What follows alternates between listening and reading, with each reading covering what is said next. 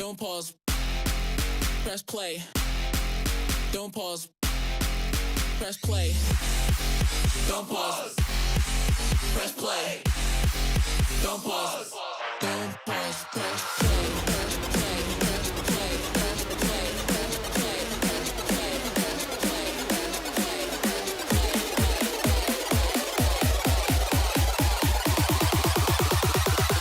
Don't pause. Press play.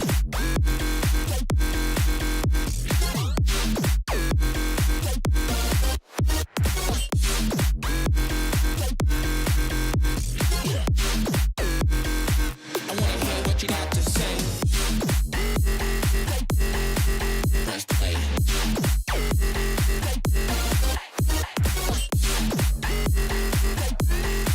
Press play. I wanna hear what you got to say.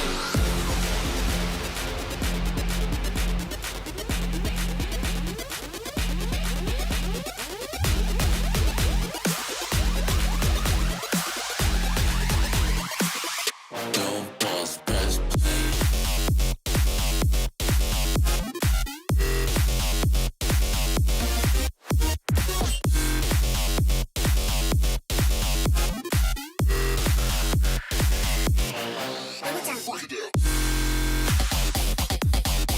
Press play.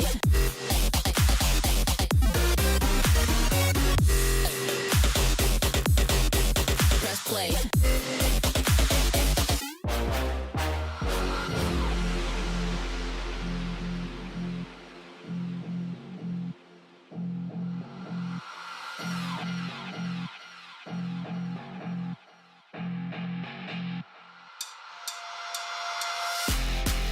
Don't pause. Press play. Don't pause. Press play. Don't pause. Press play. Don't pause. Don't pause. Press play. Press play. Press play. Press play. Press play. Press play. Press play. Press play. Press play.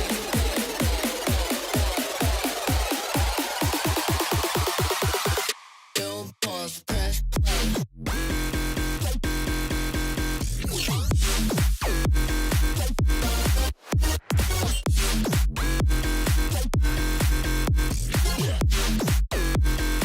I wanna hear what you got to say. Press play.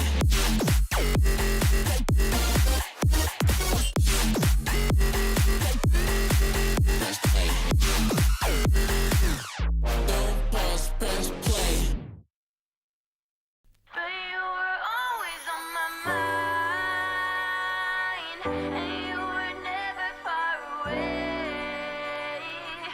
I know you'd always take your time. You light the sky up like the day. 'Cause you were always on my mind, and you were never far away. I know you'd always take your time. You light the sky up like the day.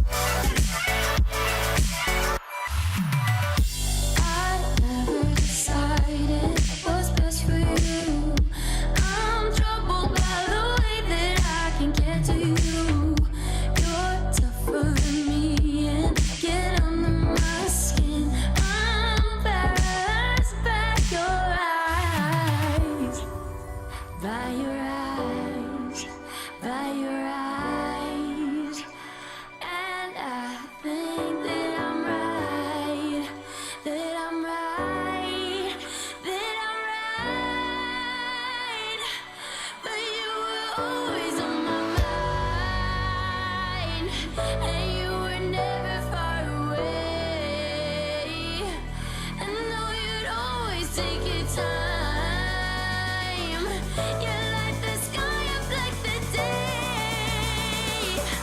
'Cause you were always on my mind. And you were never far away. I know you'd always take your time. You light the sky up like the day. 'Cause you were always on my mind. And you were never far away. And you would always take your time. You light the sky up like the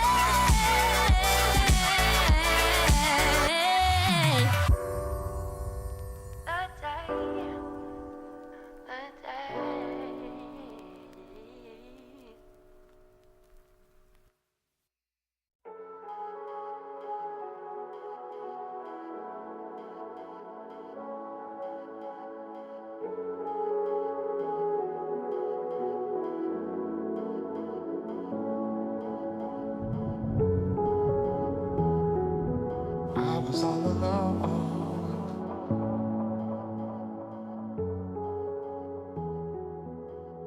And you showed up.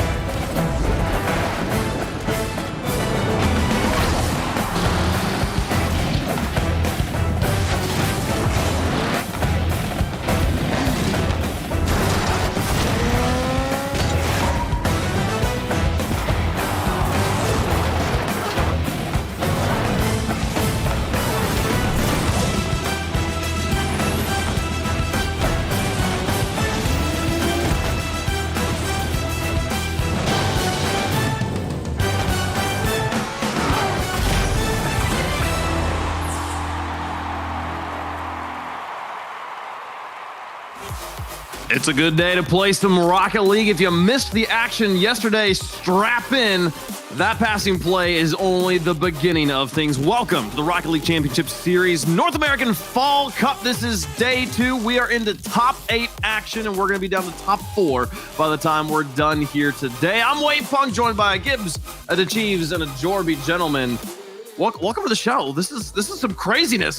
What happened yesterday, Jorby? Oh, man, a lot happened. There are some upset fans out there, and there are some elated fans out there. But all I'm going to say is this is what happens when you have like 9-10 teams in North America that you could all make an argument for, even getting like to the top 4. I mean, this region is so stacked now, so you're going to have these round 5 bangers at the end. Yeah. When are our teams from North America going to start moving to other regions for the 5 spots? Get out now. Like, there really is like 9 teams competing for 5 spots. It feels like to go to a major, to a world championship, whatever. So one team has to be left out each week. And then we see the bubble of NA so incredibly good. So one of those teams could pop off and then take another one away. But G2 obviously eliminated. We'll talk about them later. But regional 2s are supposed to be like the boring one, I would say, but this one's been so incredibly spicy, especially with our bracket, which we'll get to later.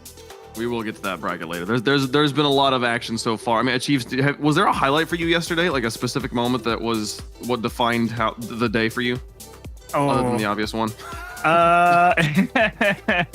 You know, I wish I could say Team Axel, but they got knocked out in round 5. I'm very sad. They were my underdog pick, but what can you do? So I guess Complexity doing really well if I get to pick one. Complexity doing well. Complexity was a highlight yesterday, chat. And if you missed the action, let's get you caught up, or at least show you some of the bigger moments where we can feature on the screen here. Jorby, I gotta come to you, man. 3-0. The boys from South America got it done without losing a series. You know what the Fall Cup is? It's about exercising your demons. And that's exactly what Furia did against G2. They needed to start getting more demos. Their touches needed to be more thoughtful. And guess what? You got both of those against G2. They were doing everything. They were throwing the fakes out. Great passes. It was your typical G2, and you thought, oh boy, it's just going to be another one. But no! G2 couldn't get it done, and Furia actually got it done. They look so good. That demo for JNaps, or Jams getting the goal in the demo from Chicago, but the Den card picking up the demo there, that is exactly how Furia did it.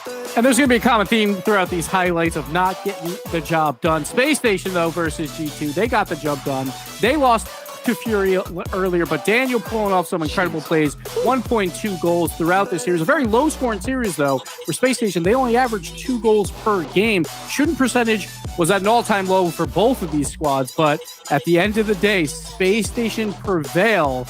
And then, like, all that means is we get to watch G2 again, the Chiefs? Yeah, Okay. 2 teams, heavy hitters in the final round. GenG runners-up in the first regional, and now you're both in round 5 with a top team from North America, and everyone's wondering what is going to happen here. It was a slugfest, but GenG definitely were able to rally a lot quicker. I think G2 started to succumb a little bit to some frustration and a little bit of tilt. They still looked decent on offense, but in general, GenG found the rhythm that they were in back in the first regional, really started connecting on a lot of great pass plays, and that's what took them through to the, I guess today is the right way to say it. This and play. unfortunately, ripped G2. Woo, Chronic, 0 seconds on the clock. That ball does not hit the ground. What a shot. The I thought that was like a ice there for G2 GenG. blooper reel. Yeah, it kind of was here. Also, I mean, you were talking about Team Axel. I want to point out, just highlight GenG versus Team Axel there in round 4, 1 and 2. Axel was up 0-2. GenG gets the reverse sweep and then goes on to qualify with that buzzer beater you just saw in round 5. OpTic also went through a reverse sweep against 26 Rising there. Yeah, in round 4. So that's my big surprise there. Like OpTic, it seems like every single time that they play a Swiss, there's a heart attack series where they're looking like they're about to be out 1-3, and they somehow pull it out, and then 2-2 rounds, like, all right, they got it in the bag most times than not. But like, if I was an OpTic fan, I'd not be happy right now, because OpTic, you are causing people to age rapidly right now, because every single time it comes down to the wire versus teams you should be beaten. It's 26 Ryzen. You're down 2-0 to them. Come on. What's going on here? I guess we used to think it was Space Station was the problem. Maybe it's just Reddles. Maybe Reddles. Yeah. Oh, no. He loves drama. Oh, no. So, yeah. He can create. He knows how to put on a show. That's all I'm saying. He knows how to Exactly. put on a show. His fans are never disappointed there. You can see here the qualified teams as well as the eliminated teams coming out of the Swiss, which leads us to our bracket, where our top 8 teams facing off against each other. We'll be seeing these quarterfinal matches today. We'll get semifinals and grand finals tomorrow. FaZe Clan going to be facing off against GenG, Mobile One Racing. Space Station Gaming will be taking on Complexity. Furia taking on Version1. We could see a battle of Brazil in the grand finals. It's the only way Complexity and Furia meet. Is they both make it to the grand finals. We'll see. We'll see if anyone predicted that to happen later on. NRG versus OpTic Gaming will be how we start today here. But there is one thing here, gentlemen, we have not talked about. And I think it's important that we talk about it. Well, I think we're going to spend a lot of time on this segment. What happened to G2? It's time for us to ask a Chiefs. Let's have the Chiefs. You start this, and then we'll just move on to general conversation afterwards. What do you have, man? Well, G2, I think, had 3 series in a row where just a little bit went wrong for them at just the wrong time. First clip, just for a little bit perspective. This was their round against Furia. We're going to go in order of the series that they lost. G2 is in the orange team here. We'll start off with Card's perspective. This is game 2 of the series, very early on. And if this goes a little bit differently, G2 probably would end up winning the series because they lose this game. Now you're wondering, why do we have to take a look at this? It looks like Card just missed a shot, but here's JNaps in the net. Okay. He sees this shot's wide. Cool. Kaio's thinking, let's just demo the guy because Card should have put it in net, but JNaps doesn't die. He gets bumped and ends up putting it back into his net instead of dying. Like, if he dies right there, they're fine. They probably end up winning that game. Actually, they definitely would end up winning that game. They lost it, and they all lost by 1 goal. This is clip number 2. G2 is in the blue team. We're going to start off on Arsenal's perspective here, and he gets a save where he's absolutely hung out to dry in this spot. This is game 5. If they win right here, they're into the next one. So let's see this one. like Arsenal is absolutely dead to rights here. G2 has a great push. This is fine. I have to get back on defense, but I have no boost. Oh God, help me. It's JNAP shooting. And he put it right at me. Like, awesome.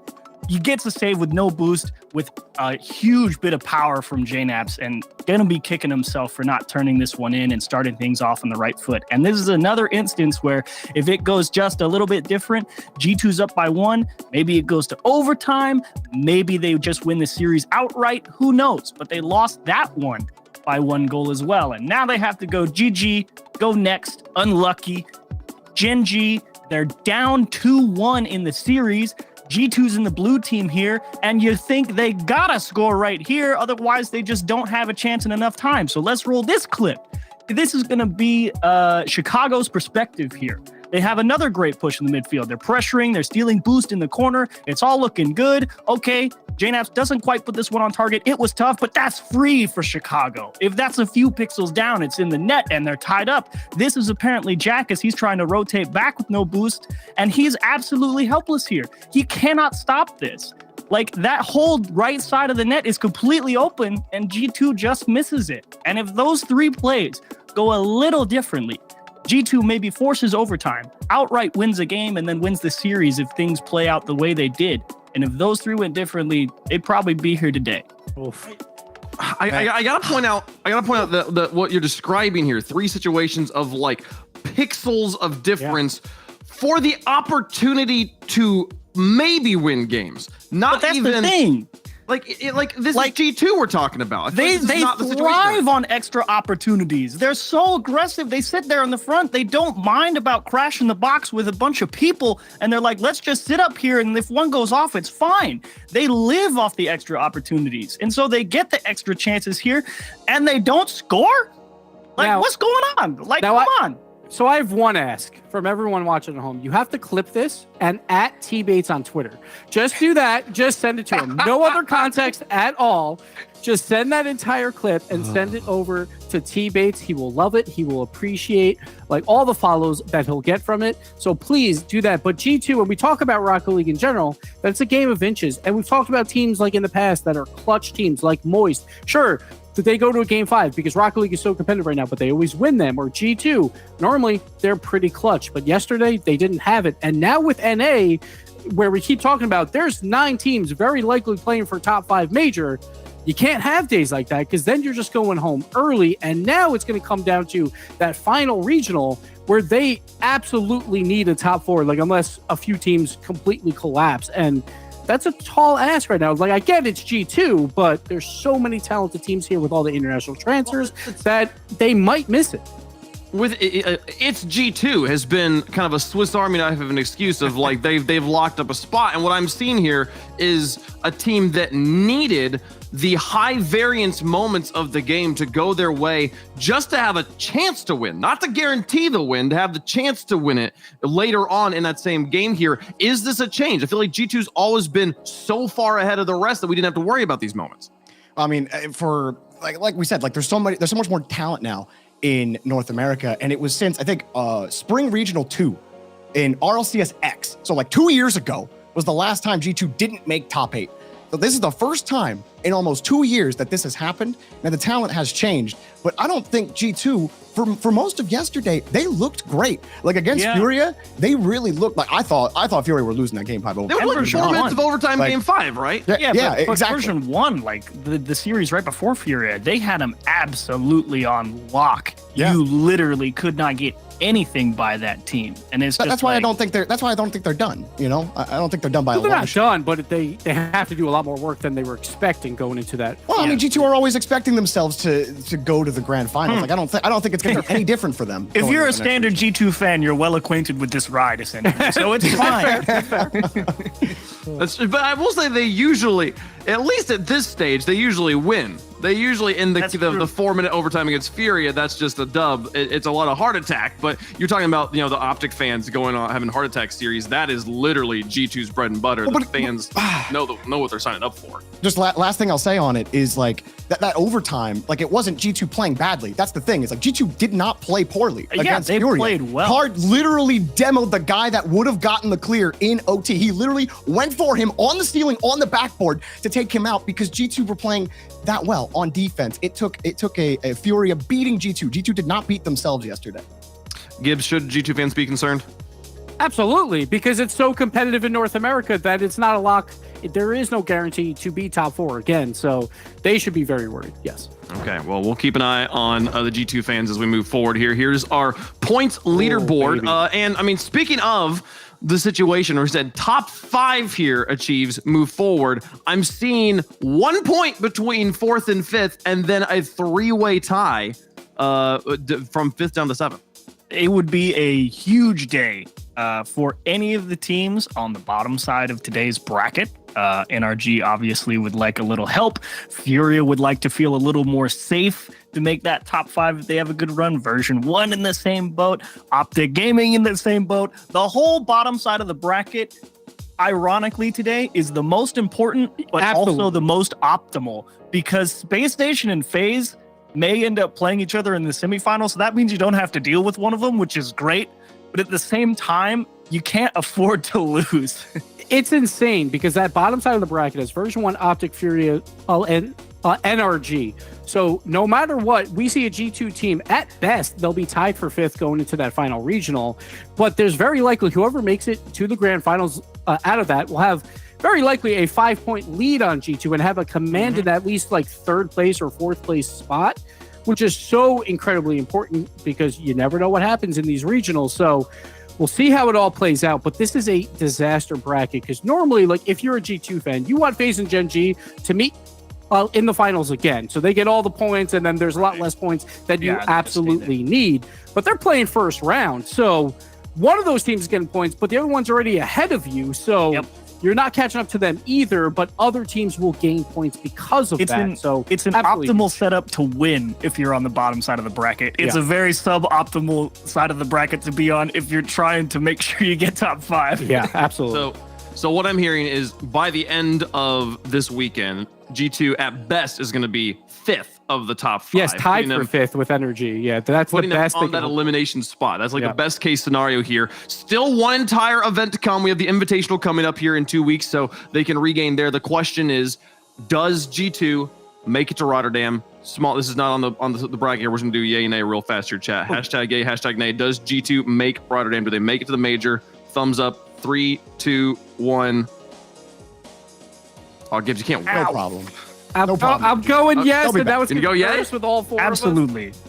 Yeah, they're going to do that. They're going to be there. They have to make top 4. They have to. They can make top 4. I have no doubt. They can. Yeah. They're good enough to make top 4. No questions asked. I bet next regional they go 3-0 in the Swiss, and they absolutely dunk their first round in the quarterfinals, and they're like, we're going. But that's the thing with Swiss. Like, sure, you could be the number 1 seed, but it's just one quarterfinal away from going home at that point, and who knows who you play at that point. It's tough. It's tough, but I think they do have a better than a 50% chance to be top 4.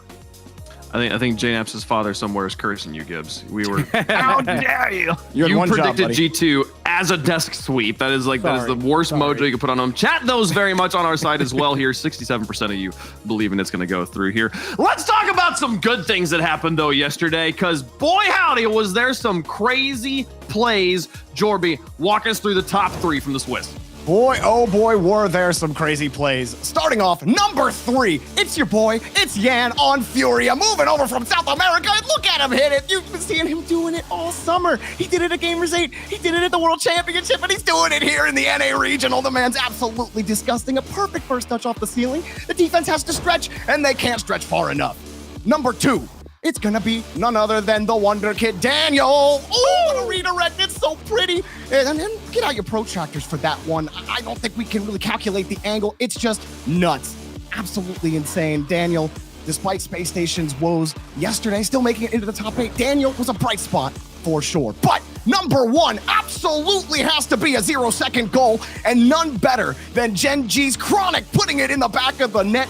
Everybody in that comp's going, oh my God! Nolly going, Chronic going, leave it, Nolly, don't touch it. And Chronic's like, I got it. He put the team on his back, full team effort. Those 2 sentences are completely different, but that's your number 1 play. Team on his back, full team effort. Man, that's right. So I gotta say, like, apparently Jack, best scout in the game. He's like Brad Pitt Moneyball, or Jonah Hill Moneyball, like as Wow. here, because he picks up Chronic. That's an NA player that he scouts across the pond, comes over, picks him up, and is putting in plays like that. Well done, apparently Jack. Well done, Chronic, of course, as well. And GenG barely survived to go back to a bracket. Barely survived, but knocking out G2. I mean, I'm sorry, G2 fans. It's just we're just gonna keep on bringing it up. It's Just very keep clipping unfortunate. them. Keep clipping them. tough. Send them baits. Keep doing it. Keep doing it. Just clip every time the desk mentions that you two got eliminated. Send them all. Teammates will be Send great. them all. Send them all. I want someone to take the half hour and just like have it like fast forward to like 400% through all the parts where we're not talking about G2 and then slow down to like just feature. But it's Time still gonna be lapse. like 20 minutes long, because Yeah, it's still like a 5-minute clip of like, here's all the things that they said if you're a G2 fan. You want to know what these 4 random people were talking about.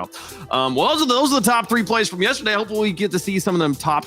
That Daniel clip, I'm still thinking about that. That's good. Daniel's got incredible. so good. Like, he looked good, last season. It was great. But now you come into this season and it's like, now he's locked in. Now he knows what he's about. And he's cooking right now. He's looking great.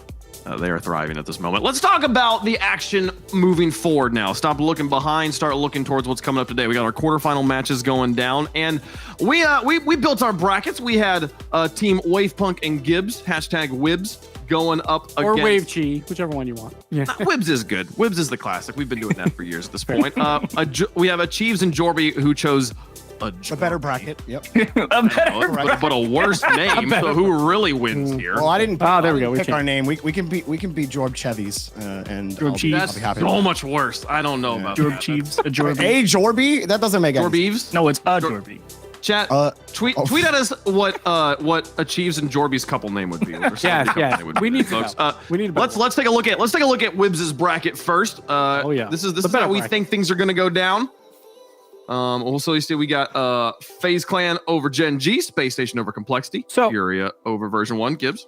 Yeah, so I just want to mention, like, well, I love FaZe Clan, obviously. So, but we have to spice it up somewhere, right? So, Space Station, it felt like last regional was theirs at times, and then they fell a little bit short. So maybe getting a little bit of some revenge, and then we have to have a what juicy is final. going And I'm sorry, I can't pick Energy at this point. I've tried so many times, and it's failed. So we got OpTic What getting is that this? Energy. OpTic versus Furia.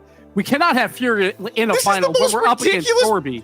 When we're up against Jorby, it cannot happen. And then we get finally Reynolds versus Space Station, a grand final, and Reynolds What is so this? excited to get swept by Space Station. How in makes the world it do you have makes- Space Station winning at all? That doesn't make any sense. Did you even watch Swiss? Achieves, I'm It sorry doesn't to matter. interrupt you. It What doesn't did you matter. guys Space say? Station's gonna pop off today. It makes a That's little fine. sense, but then it all just collapses. I don't know what's going on here. That's terrible. You started off so well with like FaZe winning, like Space Station win. I guess I can see that. I don't know, but like Fury Wait, in, what, in really? semis. You could barely see Space I'm not Station in the gonna say you're wrong, but like Fury is exercising demons. I don't know why.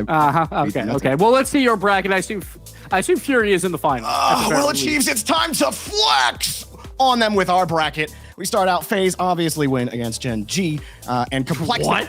going to be winning as well. And also, we put a game score, so I'm just going to say the game scores next to these. FaZe, they beat GenG 4-2. Complexity beat Space Station 4-1. Furia beat Version1, I believe that was 4-2. And NRG beat OpTic 4-2. That's right, NRG, they're coming up. They're going to get a top 4 finish. Does it seem a little crazy? I don't think so. Achieves, tell us how the semis go.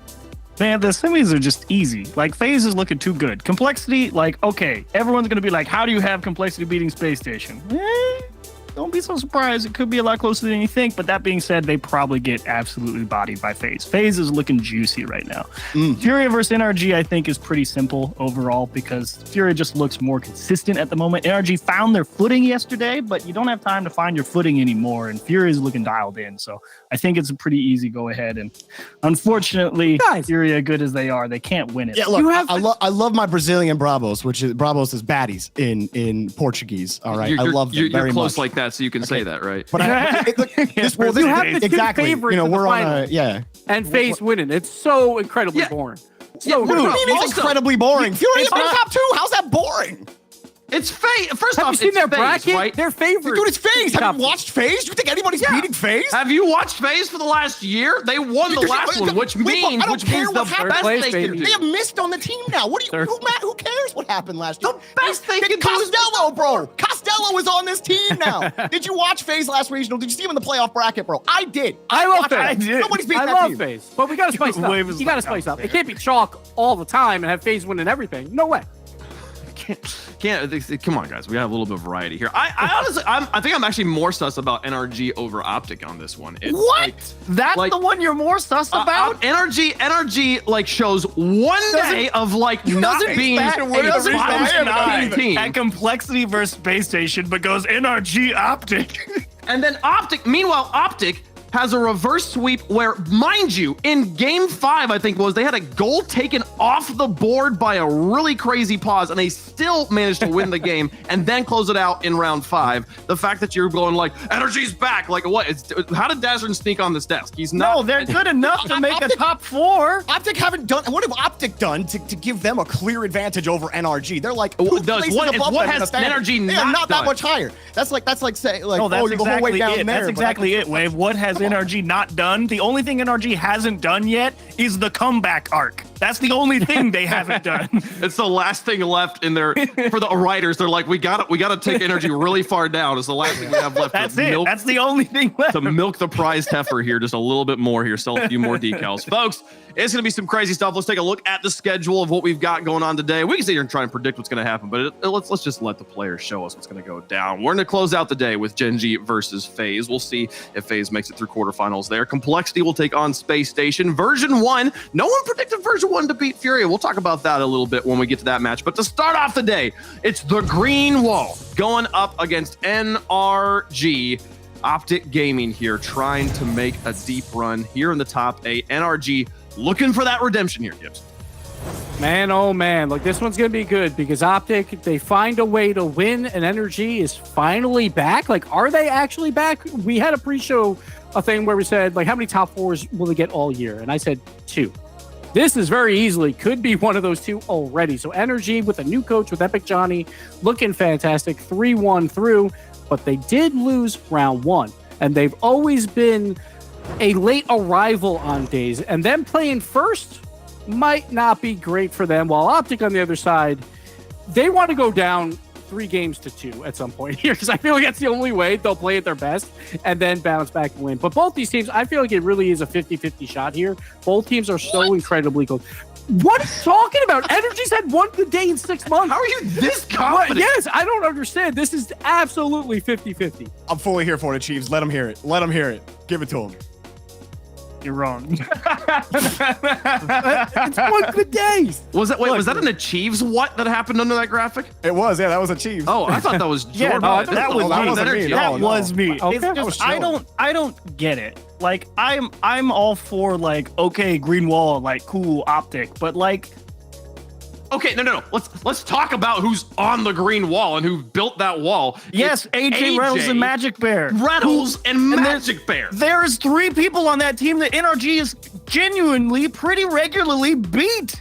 Over the last half year, they weren't beating AJ or Reynolds like at all. Fine. Anybody. So But OpTic's not winning everything now, are they? Do you see Look, how here's- close it No, was yeah, yesterday? Here's the thing. I'm not These are saying clearly they're the 2 worst fantastic. teams in this final bracket because they both had Mickey Swiss runs. They okay? almost lost. OpTic beat 26 Rising and Dignitas. They almost they lost to both beat 26 GenG, Rising, mate. but NRG beat Rogue and Dignitas. Like, come on, guys. Like, we're splitting hairs here, okay? It's not It's that like, sure, you- ridiculous to you- say NRG are going to win this game. You guys okay? are being like, oh, it's 50-50, but it's like, okay, NRG's had a few bad regionals in a row, but now they find their sea legs and everything else they've done is just tanked. It's like, nope, they suck. And it's like, that's not true. Chiefs, I don't know if I've ever heard you get so heated before. I Wow. love it. This is great, Chiefs. Gibbs. I don't know. it's so incredibly close. Like, obviously OpTic has had their woes, and that, like, it's not good to be down 2-0 in the 1 and 2 round and then come back and win. Sure, like, it looks good on paper because you're here, but they've done that in 2 of these now. So OpTic, like, I don't have them as like a top 5 team necessarily either. They're like just outside top 5, but that's exactly where I have NRG as well. They're just outside top 5. Yes, they popped off yesterday, but again, round 1 on the Big Furia, they looked flat at times, and it seems to be an issue constantly. Even when they were the very best in North America, when they play early, they can't find their form. So like it has to be a coin flip at this point. Like, I don't see why NRG would be favored by that much when they literally. I'm not for saying a half it's year. like an 80-20 blowout. No. This started because the argument was that it was so unrealistic that NRG could beat OpTic. And I'm saying that the that's the way it's said. that was my whole argument, is that picking NRG here is that's not wild. That's not wild at all right now. Okay. Well, folks, I mean, I guess we can pull chat. We can find out about how they feel about all this at this point, because we know, exclamation point help in chat. Actually, hashtag OG and hashtag NRG in the Verizon fanbo here. Let us know how you feel. I've been watching chat here. It's been pretty split. Like, literally, when Achieves and Jorby are talking, it's W's and L's, and then when Jorby or when Gibbs and Wave are talking, it's also Jorby and W's and L's, just like the flip, just who's talking. So let us know how you feel. Obviously, we've kind of already made our predictions here. I'm gonna go with OpTic on this one. I do think OpTic is on their side of the coin flip. Gibbs? Yeah, I'm going OpTic as well. Like, it's the hashtag OG versus the OGs. I just wanted to make that pun at some point, so I'm gonna say it. Thank you. I like it. All right. Green wall's halfway built. Keep us going. It's obviously NRG. 3-1, they looked solid yesterday. 3-1, and that's enough for me to pick them. Well, Gibbs saved his mid pun for a mid match, but NRG will take it and move on to the semifinals. All right. Well, that's how we're pretty split up here on the desk on this one. Which team had the better Mickey run yesterday, or the worst Mickey run, or whatever? I don't know. Chop it up however you want to chop it up here. How did chat feel about dice this it up, one? Reddit, The army is still here. 60-40. That's about where I thought. That sounds about right. That sounds about right. It's because the NRG fan base. I'm just saying. That 10%, of the 50-50, that was so offensive to Achieve. It was rude, disrespectful. Oh wait, I just got the deposit from Dazarin, so we're all good now. We just got the bank draft notice. Good job, chat. Folks, thank you. Dazarin ain't on the desk, but he is in the Verizon skybox waiting to call this match. The Green Wall going up against NRG. Does the redemption arc continue? Does the Green Wall continue on to the semifinals? We're about to find out. Get up and get loud. It's game day. The semifinals. Quarterfinal action, excuse me. You're right. It is moving day, with teams fighting for incredibly valuable points and, more importantly to these teams, keeping their opponents exactly where they are in the standings as the race for Rotterdam heats up. Dax alongside Dazarin. OpTic NRG, Daz. Give us your completely unbiased, neutral thoughts. I'm just happy to be here. Okay, fair That's enough. all I gotta So say. am I. You know what? Actually, I think this one is going to be one of the better matches of the day. I think it's two teams that are more evenly matched than maybe a lot of people might think, especially now with NRG looking significantly improved here in the Fall Cup. We'll see if GarrettG can keep that mojo going here for the former general. Yeah, the big question is going to be, obviously NRG had a pretty good day yesterday, and people will talk about just the strength of schedule in those particular matchups, especially for both teams. But I do think it does come down to how you show up on game day here, as we could see a completely different result. The desk is split, and I'm sure a lot of fans are as well. But this game has already started off in favor of NRG, about 3 shots in the first minute. GarrettG taken out from behind by AJ, so Reynolds will try and dish that off to him. There's going to be no time for any kind of reprieve for either side here. Magic Bear trying to chase down Justin. Justin avoided him, got a shot away just a little bit wide, and Magic Bear runs into Squishy on his way towards midfield. Going to be very physical. It's going to be fast-paced. Exactly what we expect from two teams full of established veterans. GarrettG from the ceiling, and AJ right there as he brought it to ground. The NRG squad, all eyes on them, of course, after replacing their coach Thiz with Epic Johnny, and a lot of question marks there, but it did seem like it was a much different style of play for NRG, and the passing seemed a lot more on point whereas before everything looked a little more disjointed and they didn't really seem to have a lot of purpose behind a lot of their plays. Yeah, it does seem like the NRG playstyle is definitely cleaned up. The way they've been able to approach the game has been much more cleaner. They haven't necessarily stuck to one style. It feels like they've become much more adaptable to their competition. But don't count out this OpTic squad yet as Reynolds puts a shot on. They're also looking to prove themselves as a roster as well. Again, a top 4 finish would be great for them here. Now all these teams right in the mix, trying to get into that top 5, and as mentioned on the desk, they all have the benefit of G2 being idle, as Magic Bear does it himself with the way cleared in front.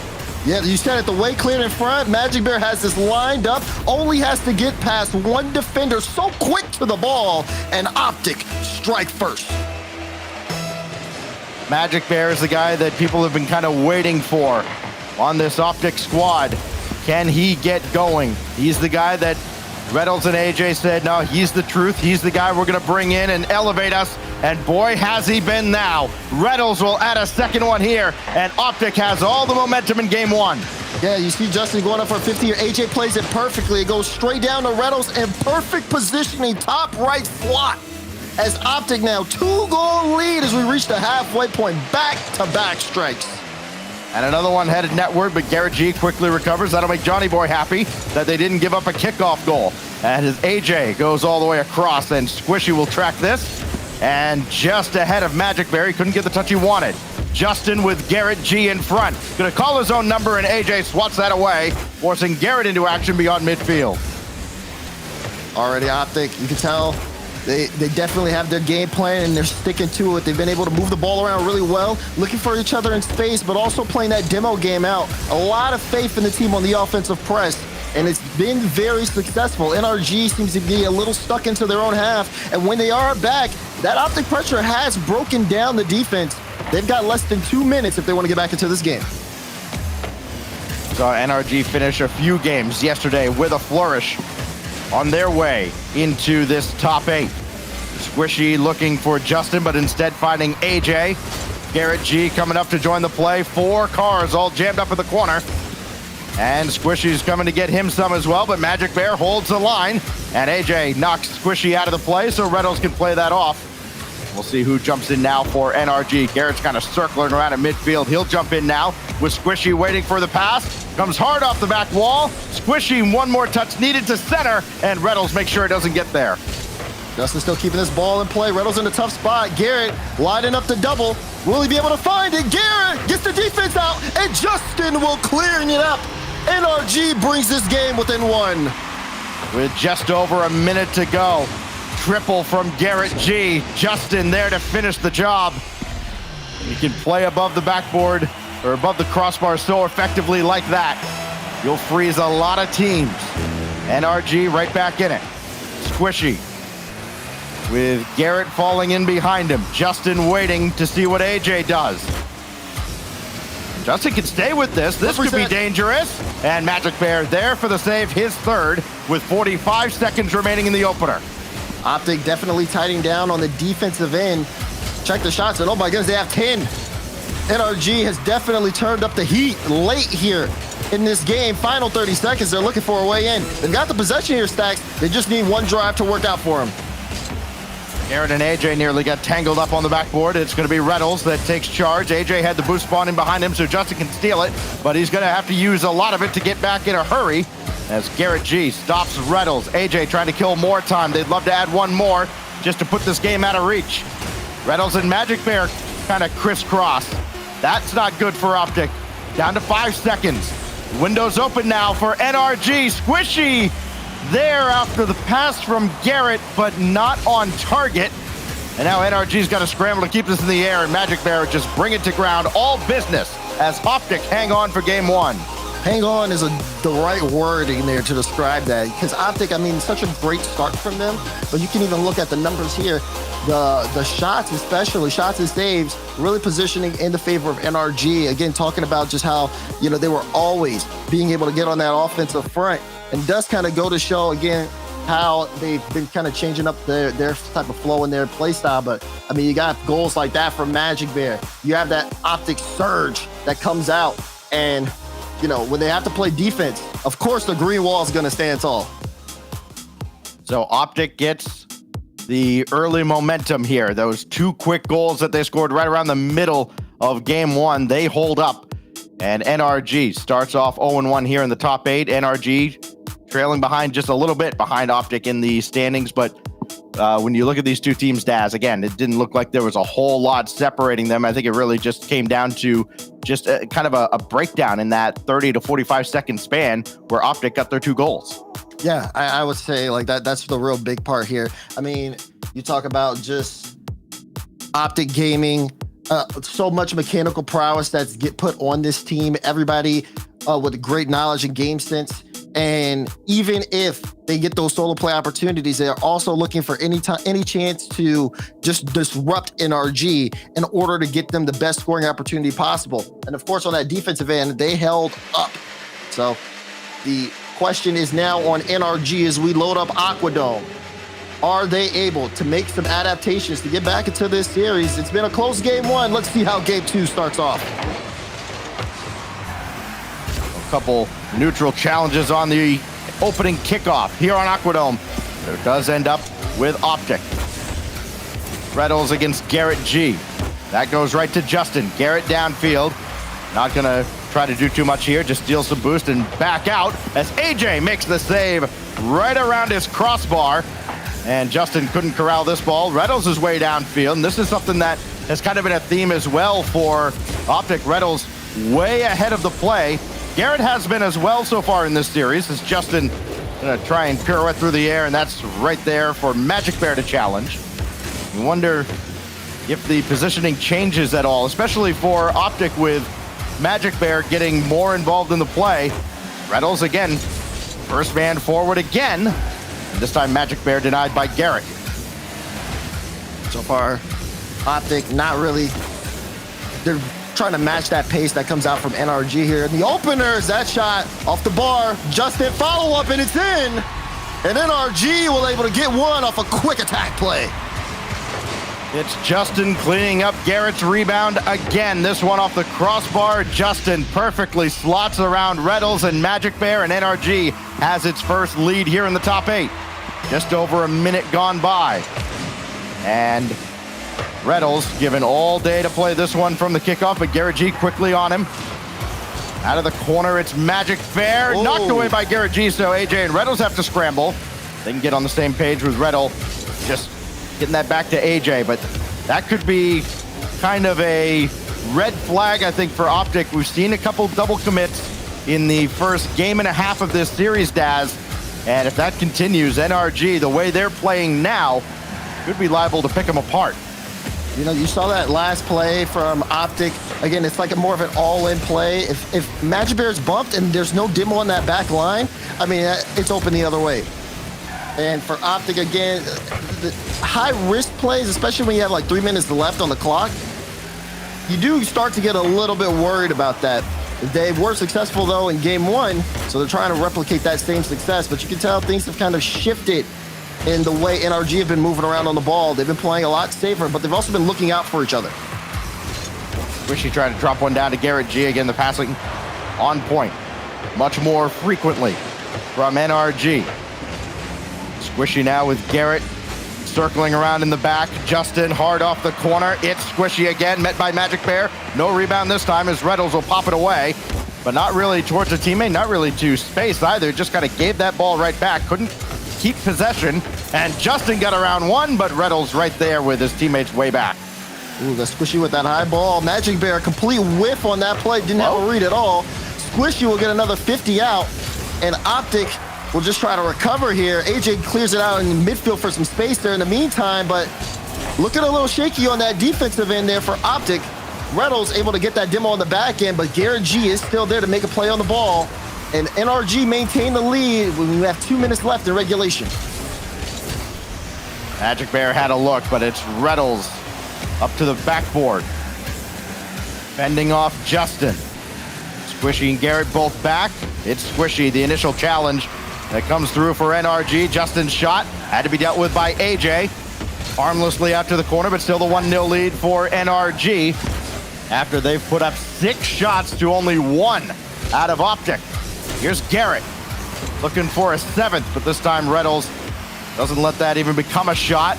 Justin and Squishy both up. It's Justin who takes over, looking for another, but this one just off the mark.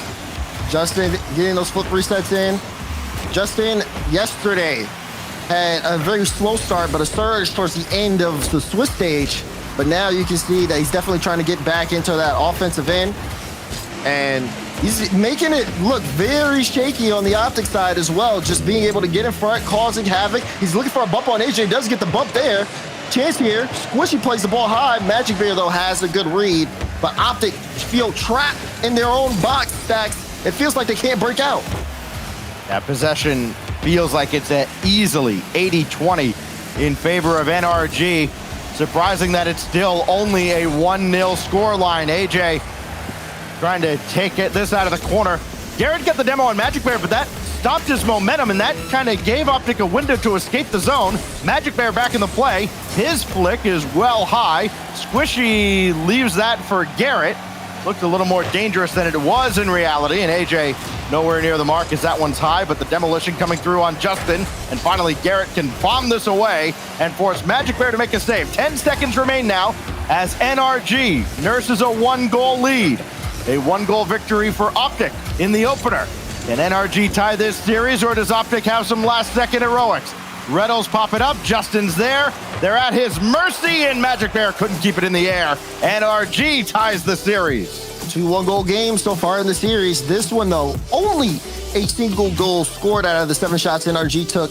But the big point here is OpTic Gaming only getting a single shot out. Of course, everyone's going to take a big look at Magic Bear's points as well, because, again, it just felt like, again, that midfield and defense was primarily the gameplay OpTic was playing. It just felt like NRG had set the tone early, and OpTic was just trying to match that and look for opportunities around it, but the opportunities just weren't coming. NRG was quick to get onto the ball and deny them before they became too dangerous. Yeah, everybody can look at Magic Bear, and then they also see Squishy out there also with a pack of donuts there, only 96 game score as well. Look, there just wasn't much to be done with how Justin was everywhere for NRG. That game, I think you kind of chalk it up to a bit of an outlier. Let's put it that way. As we get ready for Game 3 on DFH Stadium, both teams tied at a game apiece. Exactly what we expected kind of going into this series with OpTic and NRG. All the history between all of these players. They've seen each other time and time and time again. But I think the magnifying glass does kind of shine down on Magic Bear, because that's the guy everybody's going to be looking at. They're still going to be looking at him all throughout this fall split. Is he the right guy? Was he the right choice for OpTic? Big game here would certainly appease the masses of the green wall, and he's taking over here on the kickoff right at GarrettG. Reddles up to meet Justin, and Squishy should have this one off the side.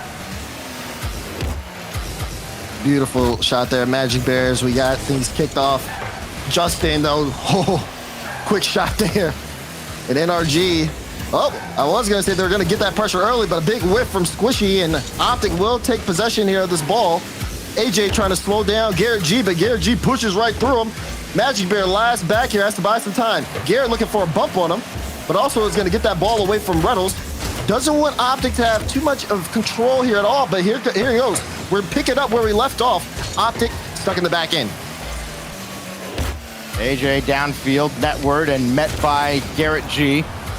Loose ball for Justin with Squishy running forward after one demo, looking for another. And Justin they got a piece couldn't of that. put one on target, but boy, he's still involved in the play. Again, he's just everywhere right now for NRG. It just feels like one of those days, Daz, where Justin wants it more. You can see it. I mean, again, being very proactive around the play. And it has shown, but there's still a lot of game left, and this game is still tied up. We haven't seen too much going on when OpTic are in that orange half. And I'm sure even the frustration starts to settle in on them as well. But they have to remain consistent here in this particular matchup. They let go. You see Garrett able to jump on that ball so quickly. NRG are looking for that mistake from OpTic Gaming. Oh, Reddles, huge demolition to take out Squishy. That Might set NRG back defensively a little bit. He's back in the play, though. This will ricochet around, and Justin might have been trying to outlet Squishy, but he had to take that himself, and AJ with a clean win over Garrett. Only Squishy to beat, and Squishy sure-handed at the back, as he usually is. This kicks back out, and Squishy got it away from Reddles. Quick reflexes there as the ball kind of accidentally found him. And this will fall right to Magic Bear. Chance for him to create here. Reddles waiting in behind for a rebound. None coming as Justin clears it away. And you see Magic Bear, you know, he gets that flip reset, but still, he has so much space that, I mean, they've been playing that reactionary game. Even he doesn't know what to do with the ball sometimes when he grabs it. He's trying to get that to set up his teammates, but NRG are just sitting there. They let him have control. They let him use up all his boost, and they say, okay, it's our turn to take the ball. Good speed there from AJ to get the save, and OpTic will try to move downfield. Space for Reddles. He can use it well, but Justin able to get the save in the box. AJ kind of used to having to make up for some defensive miscues as he had an offensive miscue there. Magic Bear couldn't bail him out. It's Squishy indirect for GarrettG. Captain America makes it 1-0. And this is really good. Squishy has no boost, but still went downfield. Took that boost, used it at the right time to get it past Reddles. AJ was in a tough spot, had to dodge demo. It's a free left side of the net for GarrettG, and he's not going to miss that shot. 2 minutes remain. NRG strikes first again for the second game in a row. One was all they needed in game 2. AJ met by Justin. Well defended. AJ going after Squishy as well. Magic Bear's effort sent away by GarrettG. Everybody recovers now and resets for NRG. Magic Bear won't get to this as Justin had one last touch to send it all the way back to Reddles. And Reddles inviting Squishy in. Careful what you wish for. He's deleted off the field. Then right back in to challenge Justin, and that little nudge good enough to stop NRG for now. AJ trying to get past Garrett. Garrett with a solid read of the ball gets demoed. Squishy won't be able to put a shot on. Justin gets a free look, and he scores! NRG back-to-back goals. All the physical play, and they forgot one guy. That guy. 2-0 as he scores his third of the series. A minute 20, and Justin himself has 6 shots this game. Wants it more. My goodness, what a performance. But this AJ, one, Magic what a Bear. setup! Oh! Look at this setup from AJ, getting Magic Bear on the board. One last touch. Oh! That pop from AJ is incredible, and it's the thing that throws Justin off, and good on Magic Bear to be there in time. OpTic still have a fight here in this game, but they got to race against the clock. A minute 10 to go. Can they surge late? AJ trying to do it! AJ scores! OpTic tie it up! All of a sudden, the game turned on its head, just like that.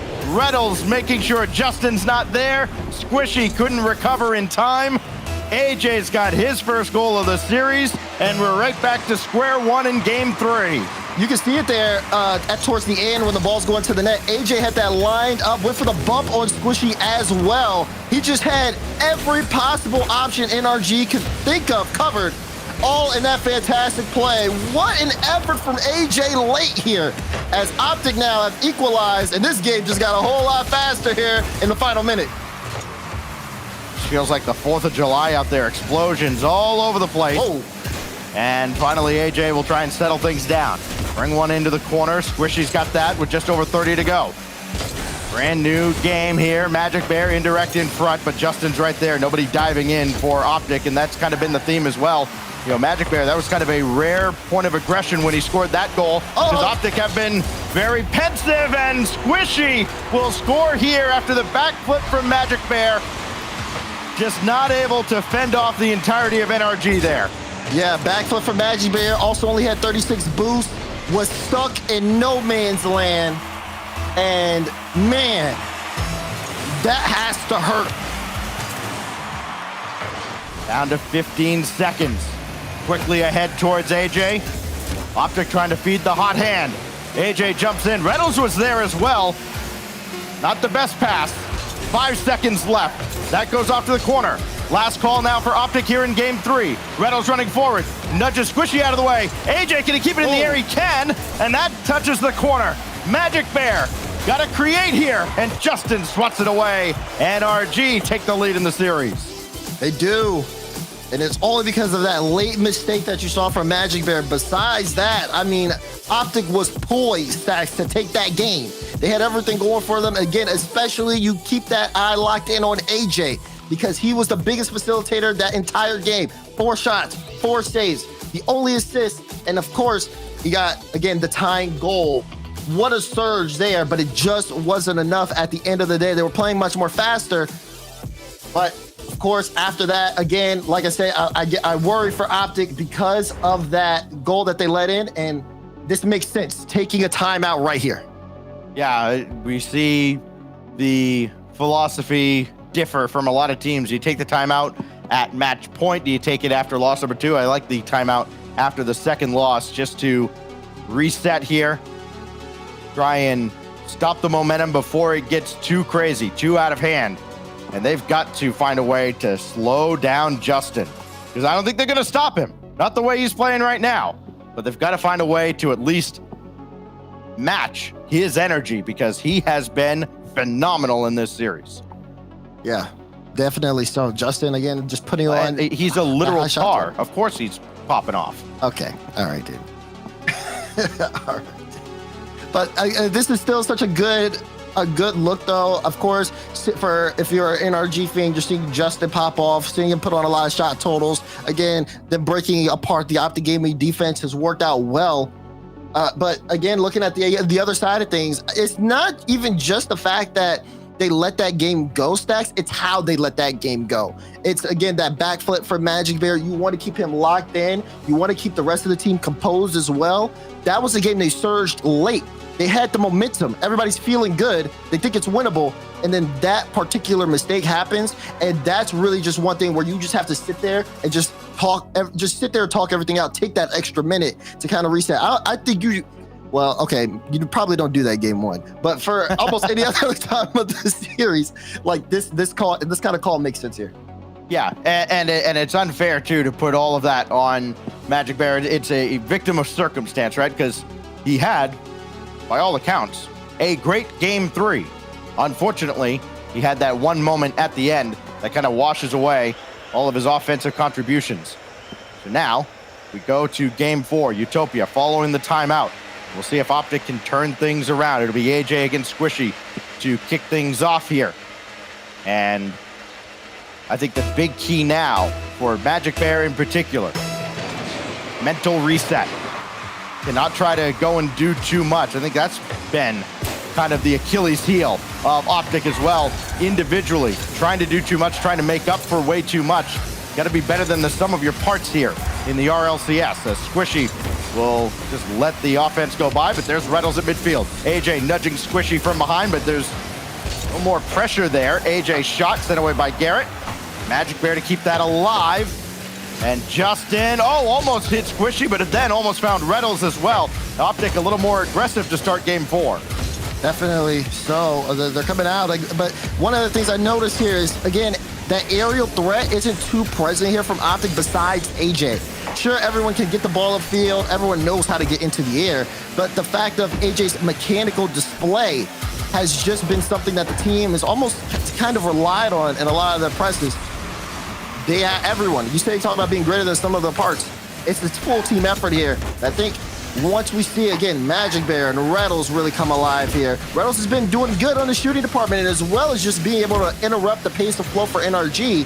But if everybody's on and they're locked in, you can start seeing more successful offensive drives come out for OpTic. GarrettG will turn this back from the corner. Reynolds over Justin. Magic Bear there as well. I don't know what in the world happened there, but NRG looking to capitalize, and AJ will pop that away. Squishy couldn't get that ball down where he wanted. And OpTic very lucky not to be down a goal early here in game 4. Good idea from Reynolds. Takes that off the ceiling, tries to go for the musty, but it's just matched there before he can have any time in the air. There's Justin, flip reset, GarrettG as a speed test against Reynolds, and Reynolds has a good 50 on that as well. Looks for the demo on Squishy. Squishy, though, take it to the skies. Won't be able to find an extra touch here. And NRG pushes back into that orange half. Justin trying to wrap around that, and Reynolds does not let him get a piece of that ball at all. AJ will sky one up with Magic Bear starting to press forward, but Reynolds is already way, way forward. And again, maybe too far forward and too often. I think has been the biggest weakness for OpTic. Garrett launches one to the backboard. AJ's got it cleanly away. There is Reynolds on the outlet, trying to play table center this time, and Justin makes sure there's no second touch. Yeah, very solid from Justin, too. That's such like a risky touch to go for, especially last back, but Justin has the read. Now he has a chance for a shot, but the shot's off target, and NRG will end up back passing. Will Justin try again? He's got the ball here, but does he have the boost? Only 23 as he's trying to set this up for Squishy. Squishy won't be able to make contact. Reynolds has to fight for control of this ball to just kind of get this out of the end, and OpTic may start an offensive drive, but it gets denied quickly. Reynolds trying to set up Magic Bear unsuccessfully. Now it's AJ taking charge right at Justin. Reynolds coming in, hoping Justin makes a misplay. And you might as well be waiting for a cold day and you know where. Here's Reynolds up to Magic Bear. Couldn't get the redirect down. And Garrett all the way out to AJ with Squishy waiting for that ball to drop. Good takeover by Magic Bear. Now Reynolds. He's one in front. He's got one demo, but again, nobody able to dive in with NRG all assembled on the back line. Now AJ will try. Flip reset, solo effort. Garrett makes the initial stop. There's Magic Bear and OpTic in the lead. Yeah, this one, again, AJ with 100 boosted space in the midfield. You can almost expect OpTic to score at this point. He plays the low, though. Everybody from NRG was expecting AJ to try to do it all himself. He relies on Magic Bear, sets him up, and Magic Bear knocks it in. 3 out of the 5 goals in this series for OpTic have come from Magic Bear. He has arrived here in the Fall Cup. AJ double tap, bang, bang! AJ again for OpTic. This time, he can do it all himself. Pass one, Squishy gets caught up on the bar, and AJ says, well, you know what he says, hand down, man down. 1:17 remains. And 2 quick goals out of OpTic. We've seen both teams have games exactly like this, where they score a couple in a row and force the other side into a bit of a scramble. If NRG answers back this time, Justin with Garrett by his side, but it's Squishy that has to chase this one down. He's got plenty of time to work with. Only AJ on the forecheck. It's Garrett, not quite fast enough to meet Magic Bear, and the clock dips down inside 50 seconds now as OpTic tries to tie up the series. And the way they're poised right now, Stacks, it looks likely GarrettG does get that one. Squishy tries to get the follow-up, though, and AJ able to deny. Final 30 seconds in regulation.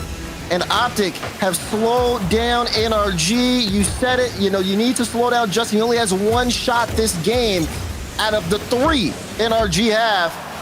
And they have to go back to the drawing board at this point because OpTic are running all over them in this game.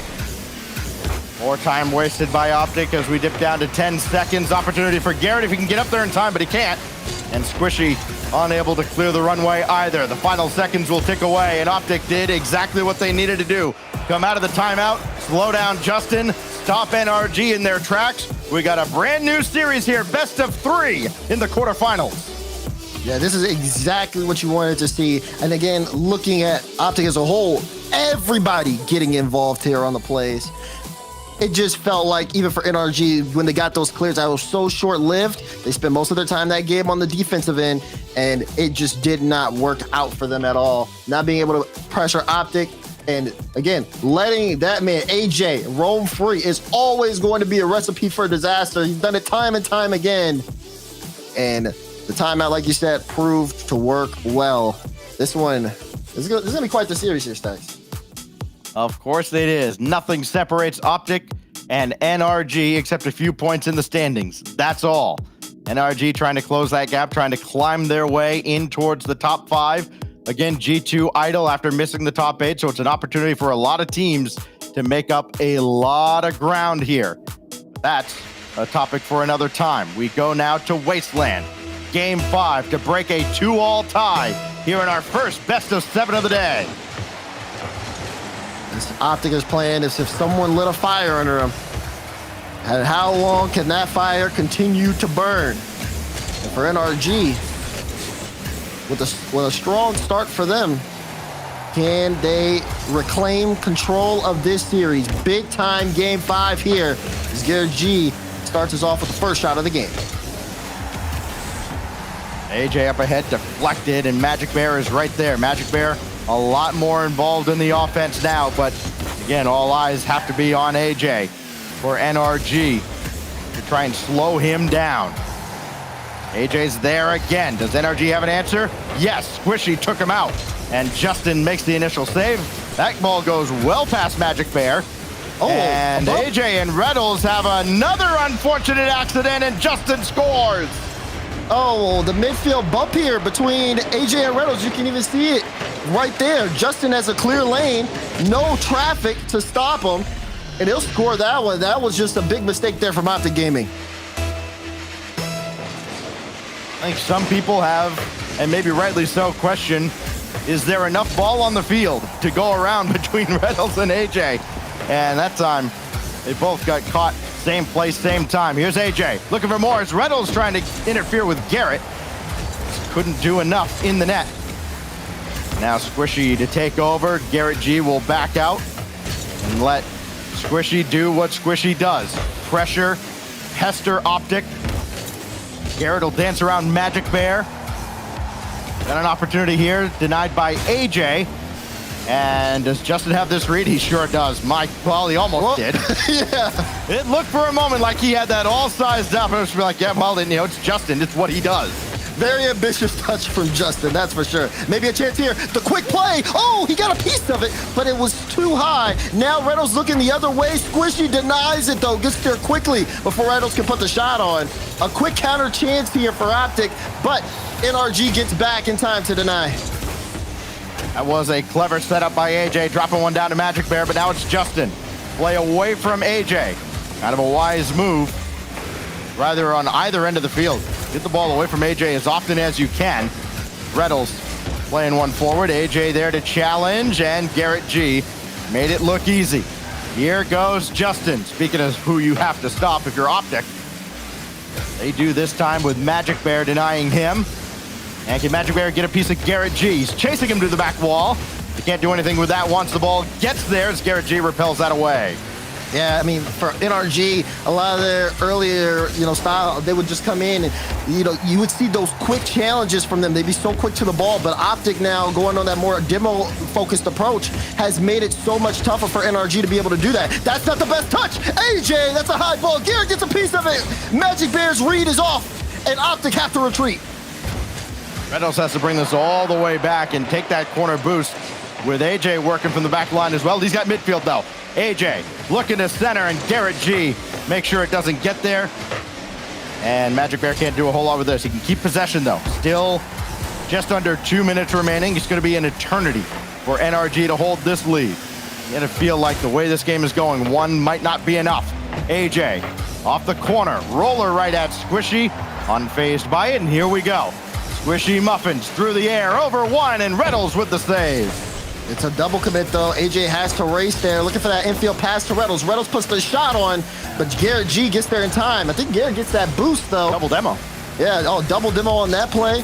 And Magic Bear, even though he tried to take that ball, it will get sent back into the OpTic end. They're trying to work on these counterattacks here, Stacks, but every time they think they've got it, NRG is always in the way.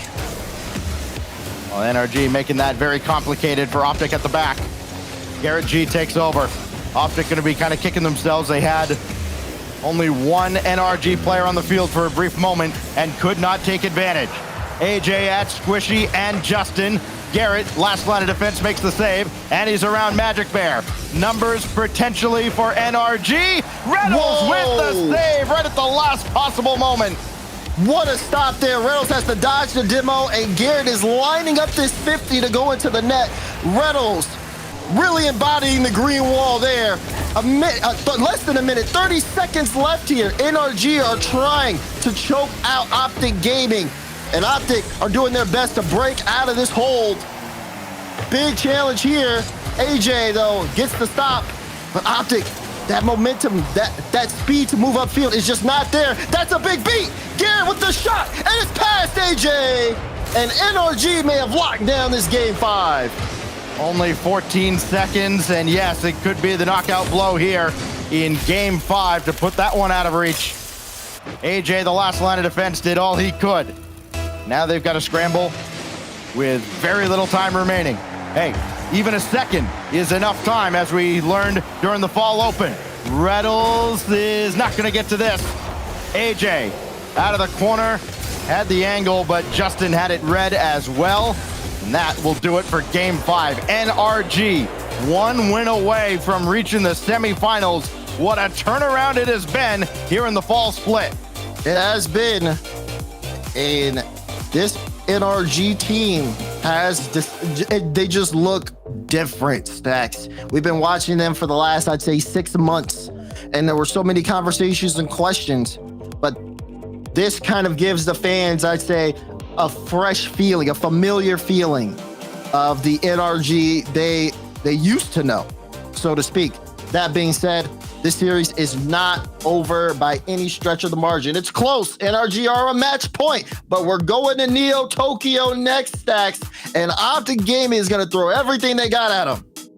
Absolutely, Neo Tokyo, where all the craziness happens here in North America. And you have to imagine OpTic still has something up their sleeve, going to save their best for last with their back against the wall. No timeouts left. They already used that after Game 3. They tied up the series with a 2-0 win in Game 4. Now they've got to recover with just that minute. Neo Tokyo, brought to you by Bob's Ramen. Here we go. Can NRG move on to the semis, or will we have a date on Champions Field? First chance there. Squishy trying to start things off hot here for NRG. Justin looking to get that back into the midfield, but Magic Bear there to slow things down. OpTic, I mean, we saw what they look like when we were in Game 4. They know that what they need to do in order to shut down NRG. The question is, can they connect on some of those plays, some of those demos that they were looking for as well? It's been tough. NRG have been very adaptable. This game will tell all. Oh, drop down here. Magic Bear is up to send this.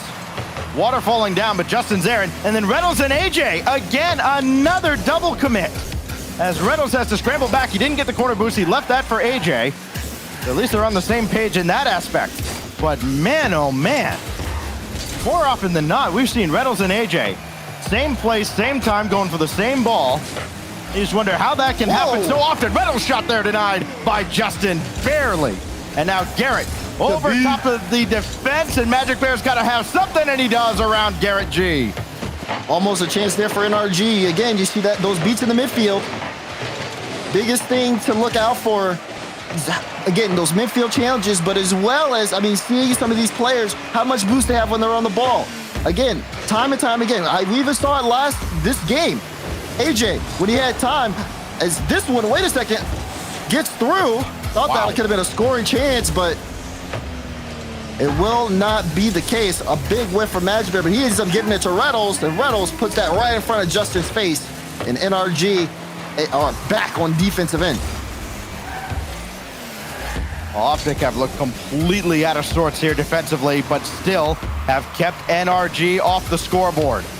Magic Bear with Reynolds ahead again, stealing boost. Magic Bear's shot is denied by Justin. Reynolds was trying to get in his way, and AJ will feather this out to the corner. Demolition on Garrett. That still leaves Squishy to play one in and buy Garrett time to get back in the play, which now he will be with Justin coming forward. Squishy's there as well, and it bounces right out for GarrettG, the captain, to take over. Justin denied by AJ, and Garrett's going to bring this back to Squishy. Back to Squishy. Squishy plays it off to the sidewall. You know GarrettG has 100 boost here. Magic Bear, though, solid 50 chance. Reynolds was looking to jump on it, but this time it'll be AJ that gets that cutoff. And again, shot opportunities haven't been too often here for OpTic. They're sitting with 5. Magic Bear was so close to the back of the net. But again, NRG has been there to block them off on their closest of drives. Squishy met by Reynolds. Magic Bear couldn't slow down Justin, but AJ can. Squishy trying to launch it right back in so NRG doesn't lose any forward momentum. What can AJ do? Indirect towards Reynolds, and Squishy again there to intercept. And with how heavily OpTic commits, One of those wins could be the difference as Reynolds credited with the save, stopping GarrettG. This game could be 2-1 at least right now, if not for heroic saves on the goal line by both sides. Yeah, I mean, the defense has been incredible, but so has the offense. Teams picking each other apart, but no one breaking on that defensive end. It's been a tight game 6 so far. We're approaching clutch time. 1:20 left on the clock. Who's going to take this game? If it's NRG, they've got a trip into the semifinals. OpTic, Magic Bear, trying to do something. Can't get his 4th goal of the series. AJ, he can! His 3rd with 1:05 to go. AJ playing hero.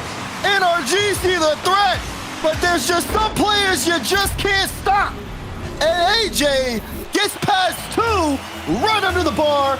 OpTic take the lead. 1:05 left here. They just gotta hold on. Magic Bear in the vicinity of AJ. Set it up for Magic again, but no, Justin with the clear. And Squishy way downfield, and that's going to force OpTic to kind of keep that in the back of their minds. Reynolds got 1 demo. He'll back out. And it's AJ. Hard off the backboard, nobody diving in. You thought OpTic was a little bit passive before. Now they're really going to be defensive, trying to milk the final 37 seconds off the clock. AJ 1 save. Squishy feathering 1 in. Can he get this back on target? Set it up for Justin, and Magic Bear's there in his way. Inside 30 seconds now. NRG throwing the house at OpTic. But OG, the green wall, standing tall as AJ pops it away. Green wall forces through that desperate NRG play. And now NRG would have to go the length of the field unless Magic can end it here. Justin gets the save out. Squishy moving upfield, trying to see if he can get Garrett in the wing. Now it'll be Justin with 100 boosts and no time on the clock. Garrett goes up, does get a beat there. Ball too fast for him to read. OpTic Gaming clear it, and we got a game 7 on our hands. The team that has scored first has won every game. In this case, the only team to score, as we've got our 4th shutout of the series, both teams 2 apiece, 3 games overall, and yes, our first quarterfinal of the day. We finally get a game 7 in North America. What a series it's been. We've seen adaptations, change of play styles, solo efforts becoming so successful. And it comes down to this moment, which again, for both these teams, just making top 4 so big. You've seen how these fall splits have happened before, especially in the year prior. But now it feels like in North America, especially, the competition is so much tougher. And even now, you could not tell me which team has the edge going into this game 7. We just got to wait till we get on the field. Every moment of every game has been critically important, whether the teams realize that or not. You go back and look at Furia ending up as the 8th seed initially in this very event, getting stuck with NRG in the first round because maybe a missed shot here or a missed opportunity there. Everything comes down to this now. The spotlight shines on Champions Field for OpTic Gaming and NRG. Again, lots of heavyweights here, battling for 3 very, very valuable points. Game 7 is underway. Who will be able to handle this high-pressure moment as the journey to Rotterdam continues? Both these teams trying to stake their claim, but it's 1 game at a time, 1 series at a time. And OpTic Gaming have fought back, and they've deserved their right here. At least in this series, Champions Field is the stage, and we have been taken off. It's Magic Bear to guide this out to the corner away from Justin, who's been relatively quiet since the OpTic timeout. Here goes Justin, trying to get around AJ. Good luck. Squishy now taking charge. Magic Bear's all over that attempt. Now Garrett, rudely met by AJ. Magic Bear and Reynolds had to kind of separate there. As Squishy dropped 1 down for GarrettG, and he pushed it well wide. Can he bring it back in front? He can. And that's, again, kind of the new look NRG, a little more advanced tactically on offense, doing a little bit extra rather than just blindly throwing it at the net and hoping something good happens, like Magic Bear does here, and Garrett's got the save. Yeah, you saw OpTic on that drive. They just said, we're going to sit back, let NRG throw what they got at us, and then we're going to hit them with a hard counter. The one from Magic Bear kind of lacked a little bit of firepower, and NRG was able to get a good save out. But this one, it's so tense. Each person waiting for their moment. Will it be AJ? Puts a shot on. Follow from Magic Bear. Blocked off. NRG. Wall on the defensive end. GarrettG already has 3 saves as we hit that 2-minute mark in game 7. Yeah, shots 5-0 in favor of OpTic. And you know what? It's a pretty effective strategy. Reynolds off the corner. AJ's there, and so too is GarrettG. Had to guess, and he guessed right. But they're not out of the woods yet. Reynolds, leave it for Magic Bear. His shot denied by Justin. What a save, though, from GarrettG. I don't know how he was able to guess where that ball was going to go, but he did. I thought that one was an OpTic goal for sure. But we are still tied up here in game 7 as both teams try to break the other's defense down. OpTic strategy has been made very clear throughout this series. Try and clear the runway in front and let Magic Bear and AJ work. AJ had that deflected away by Justin. Here's Reynolds forward again, trying to run interference, and he almost got squishy. Magic Bear now, denied by GarrettG, and Justin has that just out in front of AJ. Reynolds was looking for that corner boost. It's not there. And the shot just high. Garrett double denied by AJ. Both sides having to work extra now to keep the opposition at bay. Reynolds redirects, stopped by Squishy. Justin with that quick clear forces 2 up from OpTic. Again, past middle, AJ has been there time and time to stop it. And even though it's only 1 save, that one falls right in front of the goal line, make it 2. It does feel like both teams have had equal amounts of opportunities here. Justin will get that clear out. NRG, I say that, they got 8 saves here in this game 7. OpTic have been throwing everything at them. OpTic have turned it up to 11 here. Now with 90 seconds left. Reynolds running forward, but it's GarrettG bringing it back the other way. And AJ made a mess of that, but he cleaned it up. Reynolds Simulated danger, Daz, only for entertainment purposes. So close, but again, as time ticks down, these drives get a lot more tense. We've got a minute to go in game 7. Who is gonna get that goal to end the series? Reynolds had it go by. Couldn't get back to that corner boost. Squishy took it and then took Reynolds off the field. OpTic has kind of made a mess of this, but Magic Bear, cool-handed at the back. Got by Squishy, so GarrettG's got a catch. What can he do with this?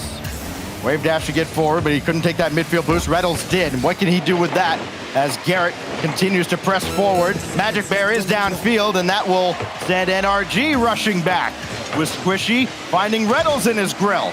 But it's Magic Bear throwing one ahead.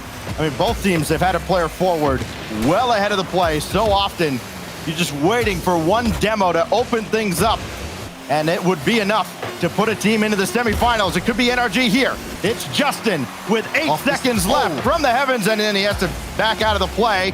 And it looks like we are headed for overtime unless Justin has something up his sleeve. He's got it down for Garrett, and Reynolds is going to keep this up. Okay, OpTic, chance here? No, we go to overtime in game 7, our first game 7 of North America. Why not?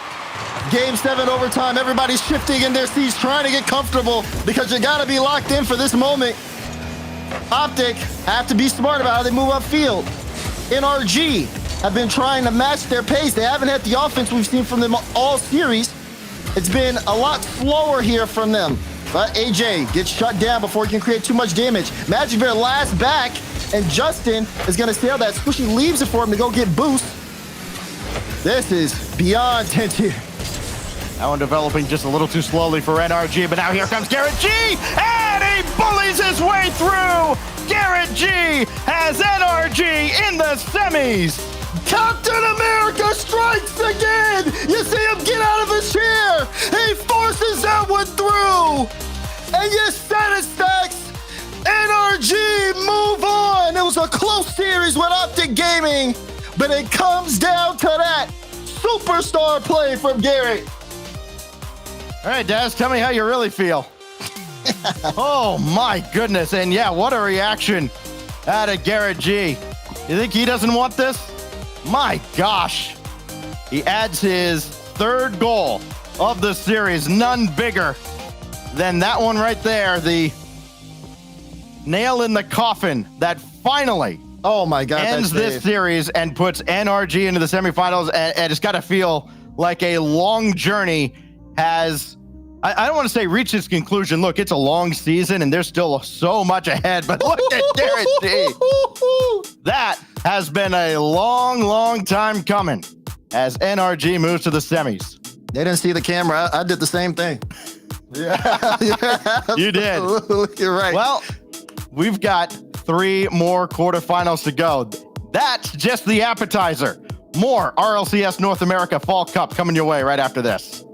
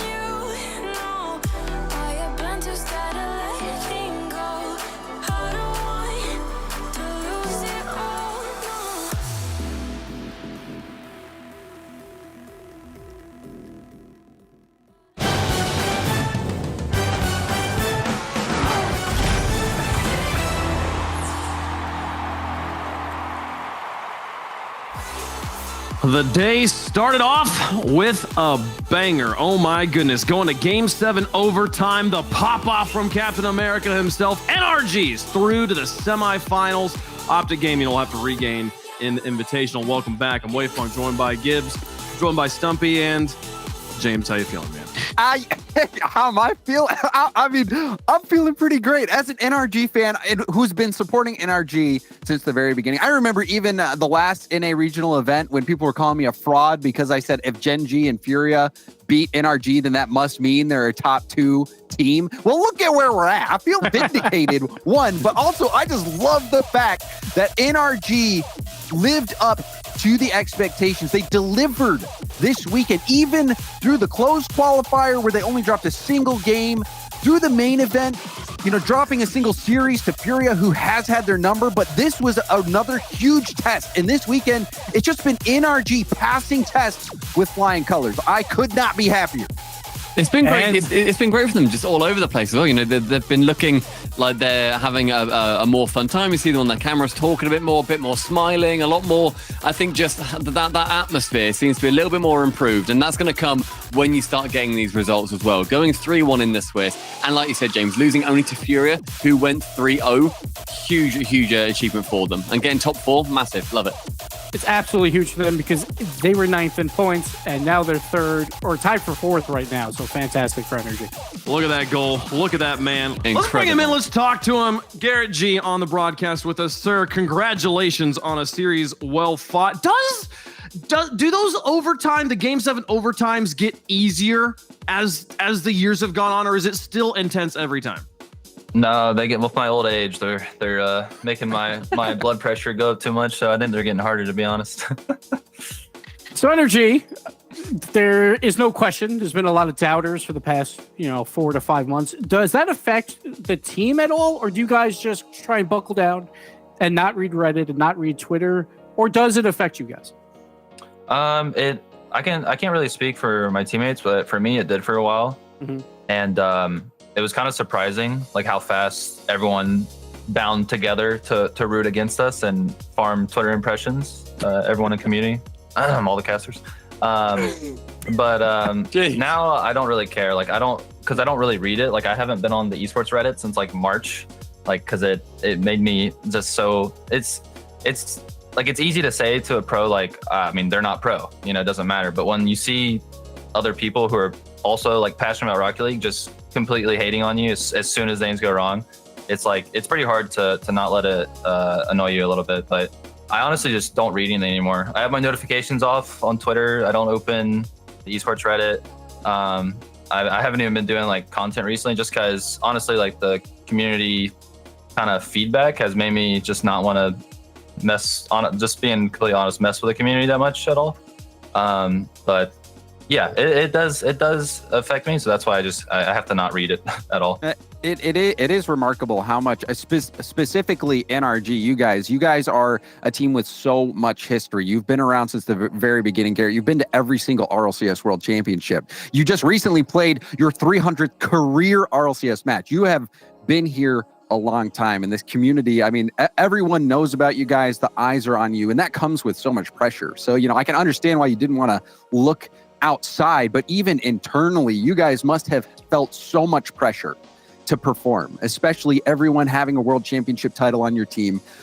With this top 4 result, how much of that pressure that you guys have put on yourselves that you're feeling externally, how much of that is relieved now? And, how much do you still feel remains on your shoulders? I think it relieves a lot of pressure because it kind of, I don't know if vindicates the right word, but kind of vindicates myself in my mind that like, I don't just, for a while, I thought like, I just don't know how to play the game anymore. Like I don't understand the meta. Like I don't know what to change. I play more just as much as everyone else and I just can't do the things other people are doing. But I think I was overthinking. I think the way we've always been playing, just with some minor like tweaks and adjustments has been what's best for us all along. And I think that kind of justifies how we're feeling, that we're not washed. Like people talk about age a lot, but it has to do with how much you play. And we all still are addicted to the game and play so much. So it's nice. And it's nice to prove everyone wrong, even if the run hasn't been like, we're not knocking off top 3 team. Well, I guess GenG's second, so kind of. Yeah. But it feels nice. It feels I guess it makes my motivation rekindled. I guess it feels pretty good. I mean, you guys also, you came into this season having Sis being your coach and manager, and then that obviously changed to come into this second regional event. What was the thought process behind obviously not changing the roster to come into this season, and then not changing the coach to then changing out, getting Epic Johnny in? What's that transition been like, and why was that decision made just after the first regional happened?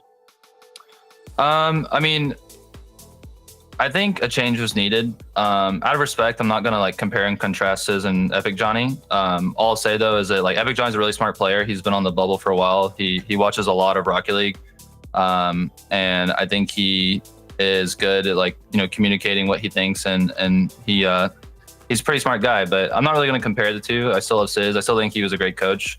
I think it's just very obvious that a change was needed. In terms of like leadership, like I think I had kind of fallen out of the role of like a leader, to be honest, just over the countless losses. I think I kind of lost that motivation to be like, which is I'm kind of ragging on myself, but like, I think we were in need of a leader, and I think Johnny's stepping into that role well, but, I'm not gonna compare it to. Sis is still a great coach, and I love the guy, one of my best friends. And I appreciate him, of course, over the past 3 years. I can't believe we're on the team for 3 years, to be honest. I like when he tweeted that, I was like shocked. Like I felt like I blinked. I was 16 and I'm 21, still playing the game. But anyways, yeah, Epic Johnny's a great coach, and I'm happy to have him on the team. Well, Garrett, thank you so much for taking the time to talk with us. And congratulations again on the victory in the quarterfinals. Good luck in the semis. Thank you. All right, so 1 quarterfinal down, 3 to go here. We see NRG in 7 games defeating OpTic Gaming. We got 3 more matches here. We'll see FaZe and GenG and Space Station Complexity a little bit later on. Right now is going to be all about Furia versus Version1. This is the one match when we were talking earlier. Everybody kind of went with Furia on this one, Gibbs, despite how strong Version1 has been maintaining themselves throughout the season. Yeah, we always talk about Version1, and it has to rely on Beast Mode on the offensive side, but his offensive numbers so far throughout this tournament are not that great, but V1 is number 2 in offense right now, and a lot of that has to do when they played OpTic. It's not even when they played the lower-end teams. They dominated OpTic, scoring, I think it was like 4.5 goals per game, so Version1 has found some offense, and that is what they desperately need, because there are times on the broadcast that we see them fall flat versus G2 when they can't get on the offensive side. When you're playing against Furia, who is a high offensive team, you need to be on the offensive side a lot, so Calm can then go for his demos. Beast Mode will have some space, but when V1 has to turtle, they look terrible at times. So that's going to be the main driving force here. V1 needs offensive pressure to get things done. Yeah, I mean, for Furia here, is there an X factor? I feel like this is a team that we all rate very highly, and the performance we saw for them yesterday just bolsters that opinion. I mean, they're finally starting to get the respect that Jorby's been trying to force out of everybody, and as have the team, because they are one of the best teams in North America. They proved that ever since their performance back at Gamers 8 when they managed to take that one. And they did a great job yesterday. They went 3-1 versus NRG. They 3-0'd Dignitas, and then they got that 3-2 versus G2, who then didn't end up making it, very unfortunately for them. Furia, I think they've just now got that scary factor. If we remember back to BDS in Europe and remember back to G2 and NRG when they had their big like moments, they had those scary factors, and that plays into the mental so much. I think Furia are really starting to get there. They're intimidating on the field. They're intimidating off the field with the energy they bring as well. And I'm curious how intimidated chat is. Let's get to the Verizon fan vote and see which way they're going on this one. Hashtag FUR, hashtag V1, depending on how you're feeling. So I'm going to start with you. We'll go down the line.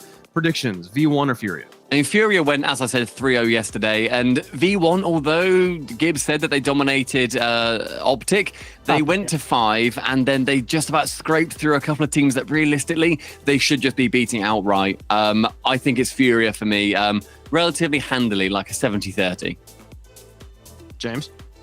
You know, this is an interesting matchup to me. I think Furia is a team that has a lot of parallels to NRG and being a fast team that likes to play the aerial game. I think Version1, though, they have such a good demo and aggressive play style that it is going to be good against Furia. They're going to have to target Card, though, who has been an unstoppable presence on the goal line. He just blocks everything. But then you have Yan also going for the double taps, the flip resets. You saw that play that he hit on the top 3. That was against NRG.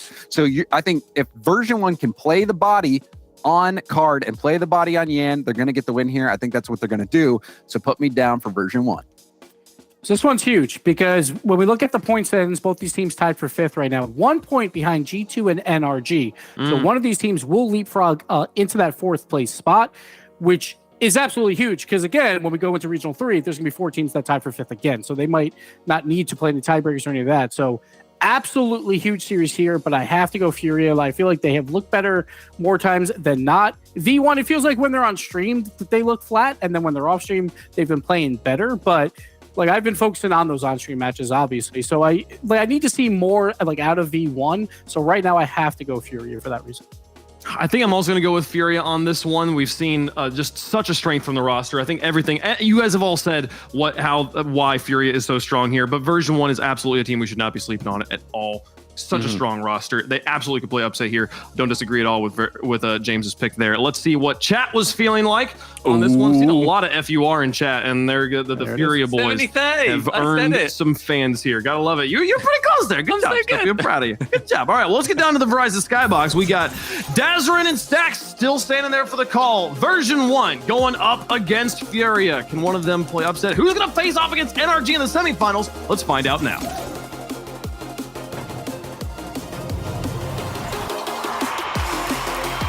Well, Daz, these two teams are going to have one tall order trying to top what we just saw between NRG and OpTic. But we start over here on Manfield Night, another very point-worthy match in the race for Rotterdam. Yeah, that being said, though, I'm expecting a lot out of both of these teams. Version1 trying to get back to, I'd say, being a team that we saw at the World Championship, finishing into that top 8 spot, improving off of that. Meanwhile, Furia have been surging, again, trying to prove that the move to North America was the right choice. And a top 4 finish from them would also help here as well. So a lot to play for. This is going to be a very physical and very aerial battle between these two. And probably very high scoring. This is the 2nd and 3rd highest scoring offenses in the North American Fall Cup. And it's Calm getting the opening goal for V1. Look at this, Calm just sneaking in. Sees Torment. It's a great touch from Torment to get past 2 there. And all Calm has to do is do a good 50. Torment, though, with the heavy lifting, sets up Calm for that goal. It took just over 30 seconds of pressure. And it's V1 first. Here goes Torment. A lot of space until he finds Yan in his face. And now Card with Kaio waiting for a play, and Calm should have this. But Kaio there to challenge it. I think you're going to see something very, very different from what we saw in the previous series, Daz, because both these teams, they will play hyper-aggressive. And, I mean, I don't think they really get worried if they concede a goal. Their goal is to just outscore the opposition rather than try and keep them off the board. Exactly. Again, applying that pressure. Getting physical, playing those 50s up in front is going to be huge here. But you got to stop that man as well, too. I mean, eyes are going to be on beast mode, of course. And on the other side of Furia, you're going to see Yan. But the Desk made a good point. Card has been stepping up as well for Furia. He's been helping out in a lot of situations, just leveling up on that mechanic front. What will V1 do in order to combat that? Calm with Card shadowing him deep into the corner. It's all the way out to beast mode. Been mostly Version1 so far, but here's Yan. Boy, he's an equalizer. He doesn't have one this time. Kaio, good challenge, but there is Calm again. Around Card, right at Yan. And Kaio away from Torment, trying to throw off V1. And again, it's just been a steady dose of offense out of Version1, who I think after the Fall Open felt like they kind of left some opportunities on the table, and they certainly left some valuable RLCS points on the board, and they're looking to rectify that here in the Cup. Both teams trying to push it to that next step. Again, that race for Rotterdam is going to continue on as the weekend does. And we've seen both these teams on the international stage. We know that they have their own claims to stake there, but it is about these head-to-head matchups that make a big difference. Furia have been trying to get into the offensive front, but the demos from version 1 have been so important in shutting down that offense. Calm has been a menace this game. We're kind of starting to see maybe the old school Calm, who I don't know if he necessarily struck fear into the hearts of opponents, but he certainly made them look over their shoulder constantly as Beast Mode throws one forward. Card's got control to the backboard. Only gives you an extra aspect of the game to worry about when you've got Calm hunting for demos. He's got one there on Kaio. Oh, and it's just cycling through. Everybody's got to jump so early. Nobody home. Beast Mode makes it 2-0. This is all, I mean, it's again, Calm here. He gets the bump on Card, messing up the aerial. He already got the demo on Kyle. Yan's last back, and it's just a free look for Beast Mode. Plays it right over the Furia superstar. And V1 now, a 2-goal lead. I mean, Calm's been involved of all of these plays, and like I said, he's been a big proponent in slowing down Furia in this match opener. Kaio shot here, denied by Torment right on the goal line. Calm with that. With his first goal, by the way, goes ahead of Torment for the team lead in goals in this tournament. They're both sitting on 17 apiece. All three players have double digits now, with Beast Mode scoring his 13th. Nobody has more than 9 for Furia. Beast Mode through the air, and Yan is right there. Of course, Furia only playing 3 rounds of Swiss. Version 1 having to go the distance. They survived that Swiss chaos. Yan, open net. Finally, the way is clear, and Yan scores. The last goal, Beast Mode went over Yan. This goal, Yan goes under Beast Mode, baits them out for that high play, and the net is wide open. Yan's not taking that 50 at all. He sees that lane, and he's gonna slot it in less than a minute, and a 1-goal difference here between Fury and V1.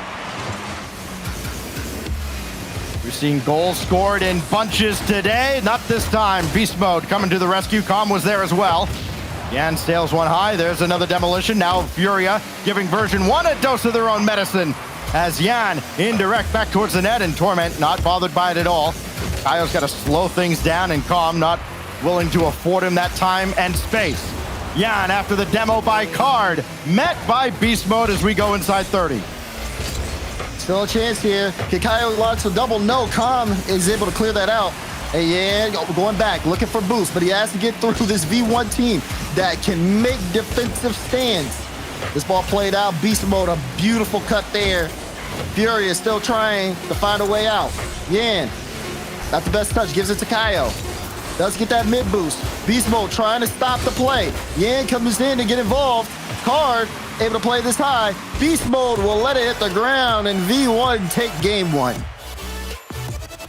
Just another 1-goal game in North America. The field is that tight as V1 holds off Furia. They get those early goals out of Calm and Beast Mode. And how about, I mean, Calm made it very clear what V1's intentions were from the very beginning. They're going to be hard-nosed, physical, always in your face, always giving you something extra to think about while you're trying to clear the ball away and figure out where the ball is headed after that. And you still got Calm bullying everybody around. Furia now know what they have in store for them over the next potentially 6 games. Exactly, and now it's going to be up to Fury to be able to make those adjustments, because on V1, they're going to keep trying to break down that defense, and if Calm is able to get as successful as he has been on the demo game, because it has been kind of a race there between the two in matching those demo totals, Calm has just been faster and more efficient up the field, and Fury are going to have to adapt to that, otherwise it could get out of hand. Beast Mode will collect this and give Calm all the time he needs to get set up. Kaio was just waiting for him to come to ground before blowing him up. And Yan all the way across. Torment waiting for him, and this goes where nobody's waiting. And Beast Mode's got a full tank of boost to try and play this away from Kaio. Instead, it's Calm. And Yan right at Kaio as teams kind of play tic-tac-toe all over the field. Kaio's shot sent away by Beast Mode, and we're off and running on Aquadome. Ooh, good pinch there from Beast Mode. to gain some space. Tried to get that read on that back wall touch. And look, Calm, Beast Mode both going for the ball here. Torment last bag, but not really much needed for him to be able to buy time because Furia is slow to get on that counter. There wasn't really a counter in general, but oh, here comes Beast Mode trying to get it through. The Beast punches through Furia. Beast Mode really is that guy around Yan and then through Card. Version 1 scores first again. What more does Beast Mode have up his sleeve? Got this ball around the corner, and I wonder just when we'll see the floodgates open here for Furia. Kyle got this one through, and how did that stay out? Are you kidding me? Beast Mode gets back in time. That was absolutely unbelievable. In order for him to be able to make that stop. What in the world is happening here? Okay, Version 1. They look so brilliant in one instance, suspect in the next, but they've still got a 1-0 lead. But man, remember that save by Beast Mode in the story of not just this series, but this whole tournament and maybe the fall split. Yan trying to go through Calm, not happening. And Torment has Beast Mode on the outlet. 2 minutes gone by nearly. Beast Mode looking for another, and this time Card's in the way. Yan trying to force that through. Does find the read. Follow up, Kyle. Oh no, it's off the crossbar.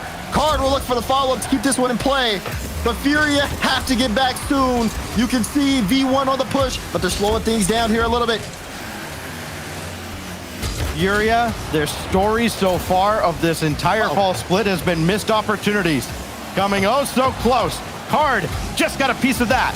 Calm could not, and then Card shuts down Torment's rebound effort as Beast Mode drilling through to the corner.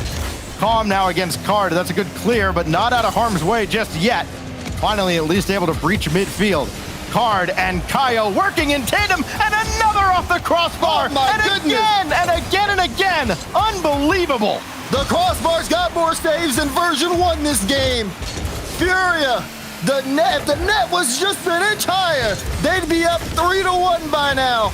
But that is not the case. Yan will try to play it low, but hits it straight into Calm. Ball will be cleared in midfield, and Furia cannot buy a goal so far in game 2. Furia would be the best team in the world if the net was a couple pixels wider.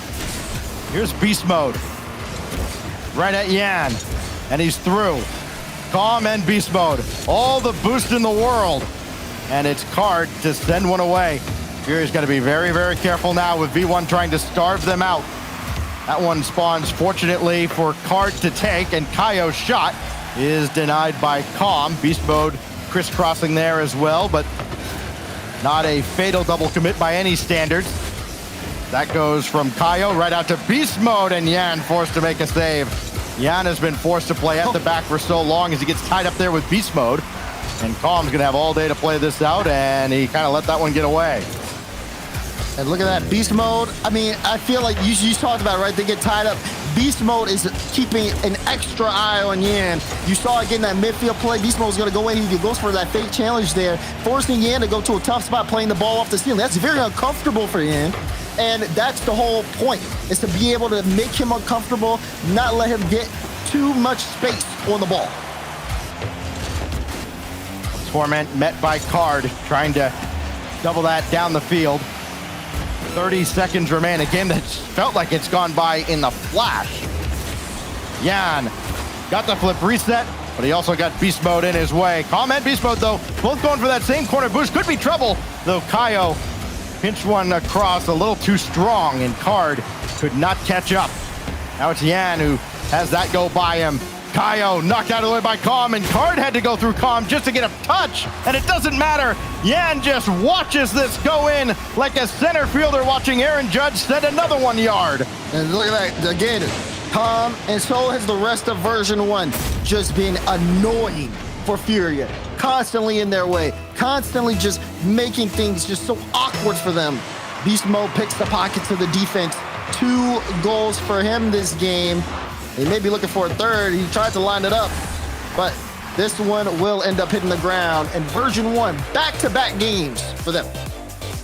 I'm thinking a timeout has to be coming out from Furia. They've got to figure out how to slow down Version1. I mean, we were talking about this with OpTic and trying to slow down Justin in the previous series. And indeed, Kaio has requested a timeout for Furia. And not a moment too soon, I would say, Daz, because this is clearly not what Furia expected out of Version1. A very physical presence, but also Furia, the frustration has to be mounting, right? I mean, you know, these are all professionals. They are sturdy mentally like a rock, but they've had so many shots that on any other day, Daz, would be in the net. And now they've just been left with 1 goal through 2 games. Yeah, they had a lot of shots, and V1 did a good job of getting those saves naturally, right? This team definitely can lock down on defense. They sat there with 8 saves that game. But the other issue is when Furia had some more open nets than others, their shots were just straight off the crossbar. And that was the biggest thing for them. I mean, when you have so many unsuccessful drives, that could also start to kind of get into your head there as well. And you can see them, again, just taking some time to talk things over, because this is going to be a big game 3 here. V1 has, they just have everything kind of figured out here for Furia. And this is a team that constantly communicates, constantly is trying to figure out how to bring themselves to the next level. They're even taking this time out to talk things over to make sure that everything works for them. Version1, as we have loaded into our 3rd map. Of course, we're waiting for the timeout to play itself out. V1 all ready to jump in, like, all right, let's go. What's this timeout business? They've got to wait just a little while longer, give Furia this extra 60 seconds or so to regroup. And I mean, there's not a whole lot of talking going on there. There's maybe a lot of reflection on this Furia squad as they, again, try to solve the puzzle that is that man right there. Beast mode, kind of the silent assassin who's got 3 of Version1's 4 goals. Bro? I know, it's just incredible. I mean, how much of a difference has he made, right? He's scored 3. He's made 2 or 3 incredible saves. I mean, he's probably been about a 7-goal difference in this series, it feels like. Yeah, he has. I mean, especially in that game, too. It was all beast mode all the time. And that is not to take away from Calm and Torment, because they had a hand here. And I think that's something that we even ended up talking about before going into today when we looked at the matchup stacks, was that V1, whenever the pressure is not on beast mode to perform and the team is working cohesively as a unit, that's when he actually plays the best, because he doesn't feel like he needs to have these flashy style plays in order to score. But here he goes again, almost able to find that read. Yan is able to get that stop.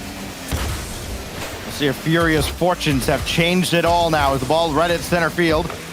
And it's Yan chasing this down. Beast mode just a little bit quicker. That's kind of been the theme here, too. We've seen Yan beaten to a lot of these challenges, uncharacteristically so. Torment, his all day to play this ball, and he'll just be in Yan's way. We haven't said Torment's name a whole lot. He came in with 17 goals to tie for the team lead with Calm in this event. Kaio chasing down Calm, and finally Yan will score. This time the net not too thin for Furia. I mean, yeah, you get that double commit. It's a great chance for Kaio. Follows it up. And Calm just stuck in no man's land. Lower left corner for Yan on the placement. Furia able to strike first as they come off the timeout, getting a little bit successful in their offensive drives. Furia's got its first lead, and they expand on it. Beast mode sends Kaio out of the zone. They have to kind of disperse. Kaio fielding that one from Calm and doing well to get around Calm and Torment. Again, he's got Card to his right. This will come out of the corner for Card. Can he do anything with Kaio? Calm's trying to chase Kaio away, and Beast Mode's got to boost down to this. He just got a piece, and it's enough to force that off the post. Still Kaio staying on top of the ball. They don't want to give up this offensive pressure. Beast Mode will take it. Sticks to the skies. Yan, clear. Makes an early challenge. And it feels like both of them understand their assignment for this particular game is Beast Oh my God, he did it again. Save. That is unreal. Beast Mode's on another level right now, and that should be terrifying for everybody, not the least of which, potentially their semifinal opponents in NRG tomorrow. Yan will have this in the corner. Got Kaio ahead, and the shot right down the middle, and who else but Beast Mode to make the save again. Strong clear. What a read. Oh my goodness. Card hit that with a lot of speed. Beast Mode. They unleashed the beast, that's for sure. I'm saying that, and right now Version1 are still down in this game. We're halfway through, and Furia have been able to maintain their lead, but the way V1 are starting to ramp up, you wonder if that's gonna change. Calm again trying to chase down Kaio way ahead of the play as it comes back into the V1 half of the field. And it's Calm who kind of changed it up just a little bit to get around Yan. Torment chasing Card, he got him. Beast Mode's got to collect this, but he won't have any kind of a shot, at least not immediately. Won't put anything out of his reach at this point, though. His Card will have one away. It's Yan. Hard to the backboard and couldn't get the second touch, and back to the Fury half it goes. And Torment trying to pester Card, give it away, and Yan makes the save. Beast Mode-esque to keep Furia in front. Version1 fighting here. They're looking for a way past Furia, and they've been very methodical on the drives. Torment flip reset past one. Card. Actually, Beast Mode got a piece of that, so Card has to pick this up again. Gonna leave it for Yan and keep the corner boost. Yan over to midfield, but Kaio has to chase this one down. Beast Mode dodging the demo. Able to get that ball back into the midfield. It's been a fight for possession here in game 3. Furia trying to extend their lead. V1 looking for that shot opportunity to get through, but they got to stop this play. 50 on the goal line. Torment able to clean it up. Beast Mode again, the initial stop. Everything he touches turns to gold. Beast Mode indirect, Calm racing forward. He won't get there in time. His Card forces that to the corner, but another demolition from Calm. And Card out to the wing where Kaio has all day to boom it away, and everybody can reset now for Furia. It's Beast Mode, leaving that for Torment. Loose in front, Beast Mode there just ahead of Yan, denying what would have been a wide open opportunity. Kaio now wasting time trying to get by Torment. Card shot, saved by Beast Mode, and more importantly, not in a scoring position for Yan on the rebound. Beast Mode with that clear out. V1, even though they've been ramping up, they haven't set up too many goal-scoring opportunities. They still only have one shot this game, despite how fast they've been playing. 20 seconds left, and they got to change that soon. Otherwise, Furia gonna get this game 3, and they are keeping this ball in the blue half as long as possible. Calm to set up Beast Mode, and Yan's in the way. Final 8 seconds. It's Torment. Needs a big one downfield. Beast Mode couldn't get the redirect. Yan will bring it to ground, and Furia get one on the board. Furia get that game, and it was not easy. I'll say that much, but you look at the numbers here, and it does tell a bit of a story. Version1, even though they had that big battle there for midfield control, they weren't able to set up too many scoring chances. And Furia, on the other hand, they continued to apply that pressure until the clock hit 0. Look at when they scored. 4 minutes, 5 seconds on the clock. And even though after getting that goal, still remaining composed, still remaining locked in, because they know they got a journey in order to get back in the series. Yeah, they know they've got a long road ahead of them here, but that is as good as it could get probably for Furia there. They finally exercise their crossbar and post demons, and they get one on the board, and they, more importantly, they didn't let Beast Mode just almost single-handedly win the game, which has got to be an even bigger dub for Furia now. As we go now to Utopia, Game 4. Chance to tie up the series now for the former Kings of South America. We're underway now at Utopia Coliseum. Underway, Torment got the flip there, used it to get a dunk. V1, after so much success, especially in game 2, it was a quiet game 3 for them, and it might be the same here as Yan finds the back of the net.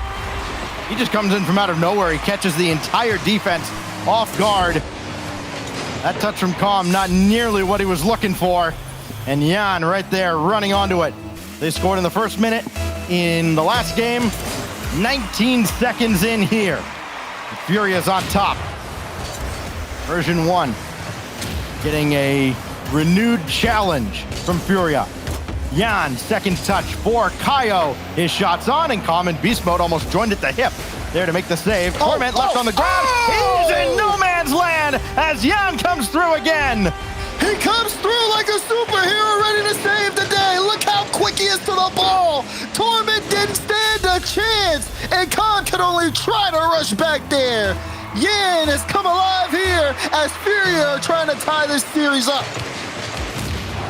One of the more prolific defenders we've ever seen in the RLCS all time, and all he could do is just watch it. It's Calm against Kaio. Version 1. Kind of wondering what's gone wrong all of a sudden. There's Beast Mode after Calm takes out Yan. They've been, but they haven't broken, Stacks. Mistouch from Card. Demo on the play. 1-2 to Lou. And Beast Mode will put it in the back of the net. 4 minutes, 9 seconds left. We've gotten 3 goals in the first minute of this game. V1 said, we're not letting this one get out of hand just yet. Well, this has been a first minute to remember. What are the other 4 going to have in store for us? Calm gets around Kaio. Can he get around Yan too? No, it's right there for Card. Yan is there, but not in the shot. And Torment will collect this and buy his teammates time to get set up. Beast Mode running forward. Calm waiting at the back. And I think Calm might have been expecting Beast Mode to jump in there. He's a little awkward right now for Version 1 defensively at midfield, but one constant, they are going for demo after demo after demo. I think they realized that G2 had some success against Furia during the Swiss when they did go heavy for demos, but Kaio almost lined up one there.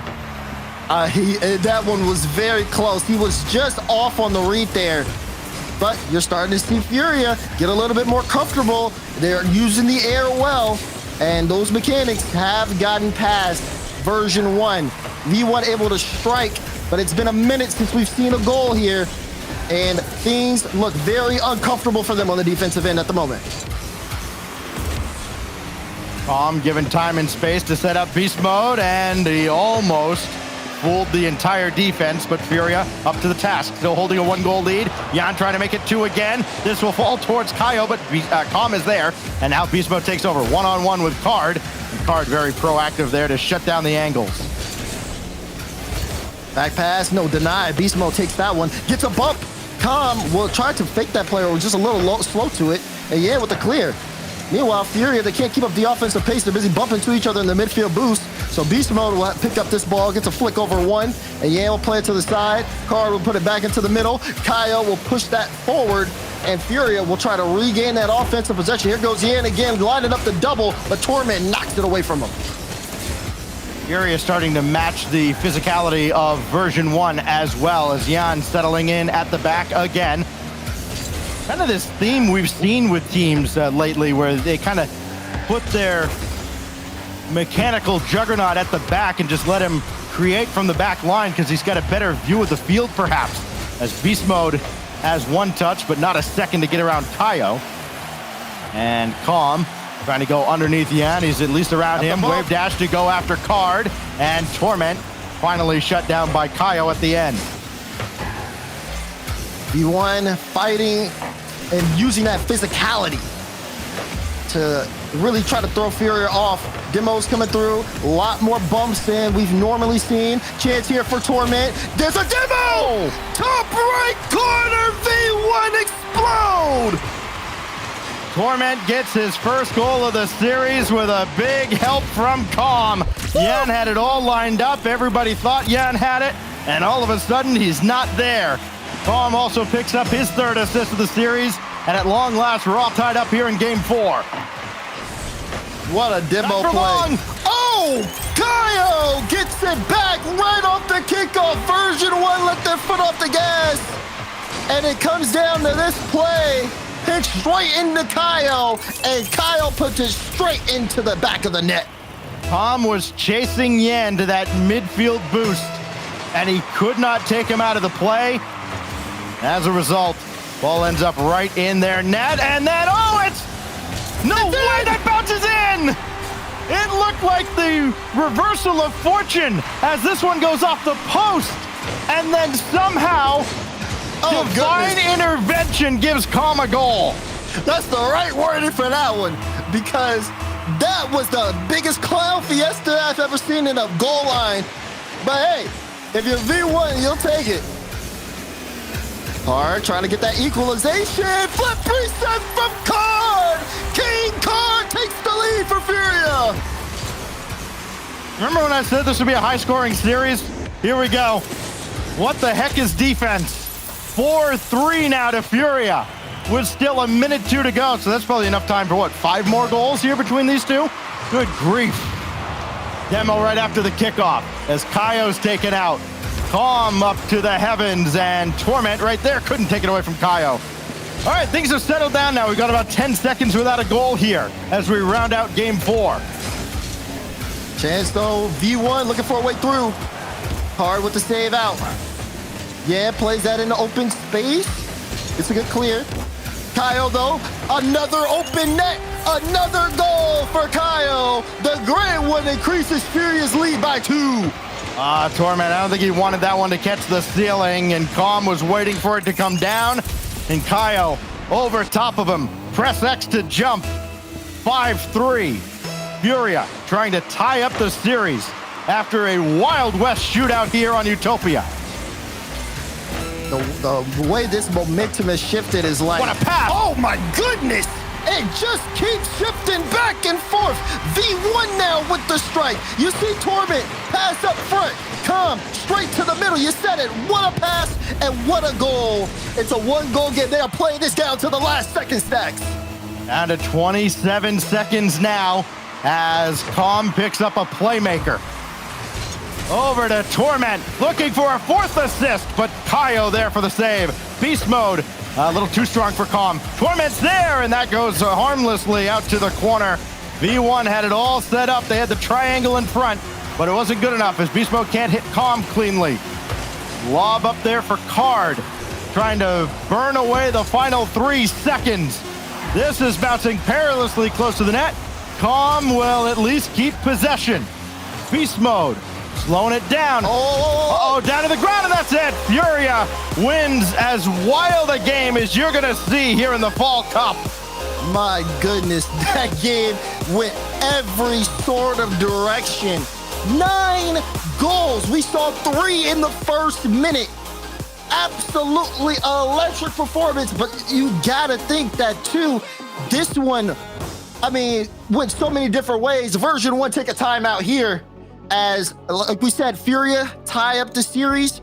V1 have to be able to find a way to combat back, because even though that was an offensive masterclass, the defense was pretty non-existent this game. I'm glad V1 called a timeout, because if they didn't, I was going to. Oh my gosh. And with that, both teams are out of timeouts. 4 games into this series. Version 1 takes the first 2, and then Furia, the last 2. 1-0 and 5-4. Feast and famine. There were 6 goals between these two teams in the first 3 games, and then they combine for 9 in that game alone, as things have come alive now for Furia. Version 1 unable to keep pace with them, and it's a different look now for those boys right there. This is not the walk in the park that they expected it might be after 2 games. And Furia, I think that's Yan smiling. I think. Well, I'm sure that they're definitely feeling good, right? Especially after coming out of, remember, they took the tactical timeout going into game 3. They went 2 back-to-back, and they were able to manage a game that was all over the place. I mean, you could, everybody was, they threw the whole house in the kitchen sink at them. And Furia was able to weather the storm here. V1 now having to figure things out, talk things through, which is something that that team does very well. Taking this extra moment here is going to be, I think, very effective for them. As we take a look at the replay, I mean, goal after goal. Pick your highlight package. We have enough for almost a top 10. Oh, I know, right? If we watched every single goal from that series, we'd extend the show by about half an hour. Here we go, though. Wasteland, game 5. The timeout has just about expired, and Version 1, Furia, trying to follow up what was a brilliant opening series here in the top 8. Well, they are doing a fine job at that. 2 for V1 to start the series. Furia roars back with a pair of their own. Let's break a 2-all tie now on Wasteland with Beast Mode trying to threaten Kaio. Off the backboard for Calm, but a little too close, and Kaio has it all the way. But Version1 trying to get back to their roots here at the start of the series, trying to apply that pressure and not let Furia breathe. And this one comes down to it. There are so much going into these players. You see Beast Mode going in to take that one. Again, just that mental battle to try to figure out and break apart your opponent that is mechanical, that is fast, that is bringing the demos through. I said all that, you don't even know which team I'm talking about, because both of them can do that. I assume you're talking about NRG. There goes Beast Mode. He kind of gave that one away to Yan. And the first minute goes by, and I gotta say, kind of a boring first minute. After we go 9 goals in the last game, we take a timeout, and the wind has completely come out of the sails here. Beast Mode trying to extend the highlight reel, and Yan's right there in his way. Yan does pick up that mid boost, stays on top of the ball. Here's Kaio. Light touch, looking for Card in the midfield. The King and the Beast meet in the corner. The Beast Mode takes this ball and gets a big dunk win. And Card has to play it off his own back wall. Torment looking for a demo. Ow, he does take some boost out there, though, from the side of Furia. And Calm, with that clear, puts it in open space. It definitely has been a quieter game here. Again, whoever wins this one puts the series on match point. Who's going to be able to make that stride? Kaio tried, was denied. Again, Version1 holding off on the defense. Every touch so critically important now as this one goes all the way back to the Furia half of the field. Both teams tied in the standings in the race for those 5 major spots at Rotterdam. Yan needs a second touch. He's not going to have it as Torment will take that away, and Beast Mode will start the counterattack now for Version1. Again, we're going to be looking back at so many critical moments in this one series when we finally have our 5 teams in December. This is bounce out of the corner. Kaio's there, free reign, and Torment with the save. Good save there. I was really curious to see whether Torment can make that recovery, get there in time, and he does. And Kaio, also the shooting has been on point. That was straight at the top left corner. I mean, when you put on 4 or 5 goals in a game, you know, that game 2 where it was crossbar central becomes a distant memory. As Furia are looking for, again, the back of the V1 net. 2 minutes remaining in game 5, and no one has broken. 3 shots for both teams here as they have been matching each other pound for pound, fight for fight. Oh, Kaio couldn't line up a second touch, but this gets around Beast Mode. Here's Yan again, and Torment spikes it away. Not out of the wood just yet, though. Beast Mode has to play around Kaio. Hard will slow it down. Yan thought about it and realized Beast Mode had him beat by a mile. So now Calm, backflip. It could be Torment's ball. Beast Mode got that demo on Yan, and that's where V1 had been successful before, taking him out of the play, but not able to press that advantage on that trip down the field. Yan will have one all the way across where Torment's waiting. Card chases him down. Seeing Furia being a little more hyper-aggressive again, and that has paid dividends in the later half of this series. Approaching the final minute, and the stalemate continues to get tenser. Here's Beast Mode. Flip reset. No, he doesn't have it. Or if he does, he didn't use it. Torment plays it across. Calm slows down the ball, but not without being challenged. Beast Mode looking for that back wall. Again, will be able to get that save out. And the clear comes through. Kaio now pushing this into space. Card and Torment match there, but Torment with a clean challenge win. Calm and Beast Mode both burning a little bit of boost to go after that. It was Beast Mode's all the way. So Calm got to reset with whatever little he can gather, and he does make the save with Yan dancing through the air. This is still dangerous in front, and Torment had to just pop it up. It's still dangerous. Whoa. Here comes Yan, double tap, and the lead. There goes Yan, free reign, and this is something you never want to see, no matter who you are. If you're going up against Furia, free double, it's automatic. 14 seconds left, and Furia could be turning this series around and putting them on match point. Beast Mode had designs of sending that downfield and chasing it, and Card deleted him off the field. Kaio gave that one away. Opportunity, the window's open. Beast Mode, gotta bring it back central for Torment, and Card to the rescue. The king holding the throne, and Furia has the lead. What a turnaround here for Furia. After going down 2 games in the series, they take a timeout and they bring it all the way back. 3 straight wins. Even after Version1 took a timeout in game 4, they proved unsuccessful on offense. And we are loading up Neo Tokyo now. No timeouts, no room for effort. Which of these 2 teams is going to book their trip in to the semi-finals to play NRG? That's what we're trying to figure out. Neo Tokyo awaits after a defensive masterclass from both sides, but then they let Yan run free one more time, and there's the pop-off. There's some emotion out of Yan, and once he gets going, I kind of remember we would talk about Arsenal the same way. Even a couple of years ago, when he's going, it just feels like there's an extra player on the field. And now Version1 has to deal with a confident Yan going into game 6 with the tournament life on the line. Yeah, confident is definitely right. I think Furia, especially like seeing how close that game was on the field, them coming out of that is going to do wonders for the momentum. Now they are in the driver's seat. We have the stage set. We have the players loaded into the lobby. The question is, as we have our second game 6 of the day, we ask once again, who is going to come out on top, or will we see Champions Field once more? Neo Tokyo, all the craziness that comes with it here in North America. We talked about it last series. What else do we have for an encore? What a touch to send this back to the Furia half of the field. Version1, they've been frustrated now by Furia. Yan couldn't get a double with Beast Mode in the way, and Calm makes sure Card doesn't have a rebound. That leaves Kaio all alone at the back, and Calm couldn't quite get a touch there as that bounced around deep in the corner. Teams maybe throwing some jabs out early on in this game to feel each other out, figure out where their minds are at.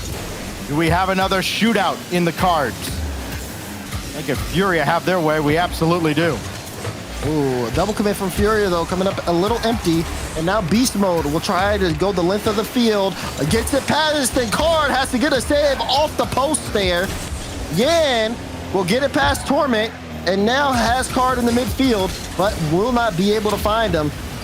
Chances there as both teams send their superstars to lead the charge forward, but alas, the defense pulls through, and we're still 0-0. Beast Mode sky one up, and Kaio will try and take charge with Torment challenging. Yan brings us over to the corner. Fury being very patient offensively, though Calm has let that one go. And that's getting very awkward now for Version1. Normally much more staunch defensively. They have let a few opportunities slip for Furia. As Kaio lob one ahead. And I think at this point, Furia is content. Just throw the ball at the net, throw it at the backboard, and hope Version1 can kind of give you a free shot or make some kind of other mistake. And it's been effective enough for Furia because Version1 have played into that. Last time we saw Furia on Neo Tokyo, it was against G2 in the Fall Open. And it was not pretty for Furia. This time they're looking to change that narrative and get back into it. Also, this time they're in the lead of the series. So different form. And Furia still looking to close it out, but this one has been a stalemate so far. Halfway through the game, no one has been able to get on the board. Chance here for V1, but this play is going to dissolve as Yan clears it to the corner. Beast Mode trying to keep it alive, though, goes off the ceiling. Didn't get the flip, but still has boost. The base strikes, and V1 take the lead. I was about to talk about Version1 maybe trying to do too much and make something out of nothing when it's just not there. That play should not have worked. from Beast Mode. He creates that entirely from the side wall, going against his momentum, and finds a way to give Version1 their first lead in what it's got to feel like forever. And they almost double the lead as Torment shot whistles just a little wide. Now Calm trying to go for the throat here, but not there. And Yan will slow it down for Furia. Furia Hard. Nothing there. looking for a way through. You see Kyle playing that one into Calm, basically. And now Furia have to play against the clock. And they've got to play against a V1 team that can hold off on a defensive stride. A double demo between Calm and Card. And a little bit of chaos in the midfield. Torment, though, will come out on top of it. Has enough boost. Wants to play this forward. Gets the dunk on the back wall. Beast Mode going for the shot. And about posting in. And 2-goal lead for V1. That is 7 goals in the series for Beast Mode. To give you an idea of how impressive that is, Card had 7 in the tournament coming into this series. He does have 1 to push him ahead there, but inside 90 seconds. Feels like about 20 minutes of gameplay since Version1 had a lead. Now they've got a 2-goal lead. Go back to game 2 when they were last in front. Yan with Card across the way. They are far from done here in game 6. So Card and Kaio both go screaming to the backboard, and a chance now for Version1 to press the advantage. Oh my God! Oh my gosh! I'm lost for words, but I'll try to find some. What the heck was that? Ceiling pitch right under the crossbar for Beast Mode. And when he's playing like that, you just can't stop him, Stacks. The man can create magic. 83 miles an hour was only that slow because it came from midfield. My goodness.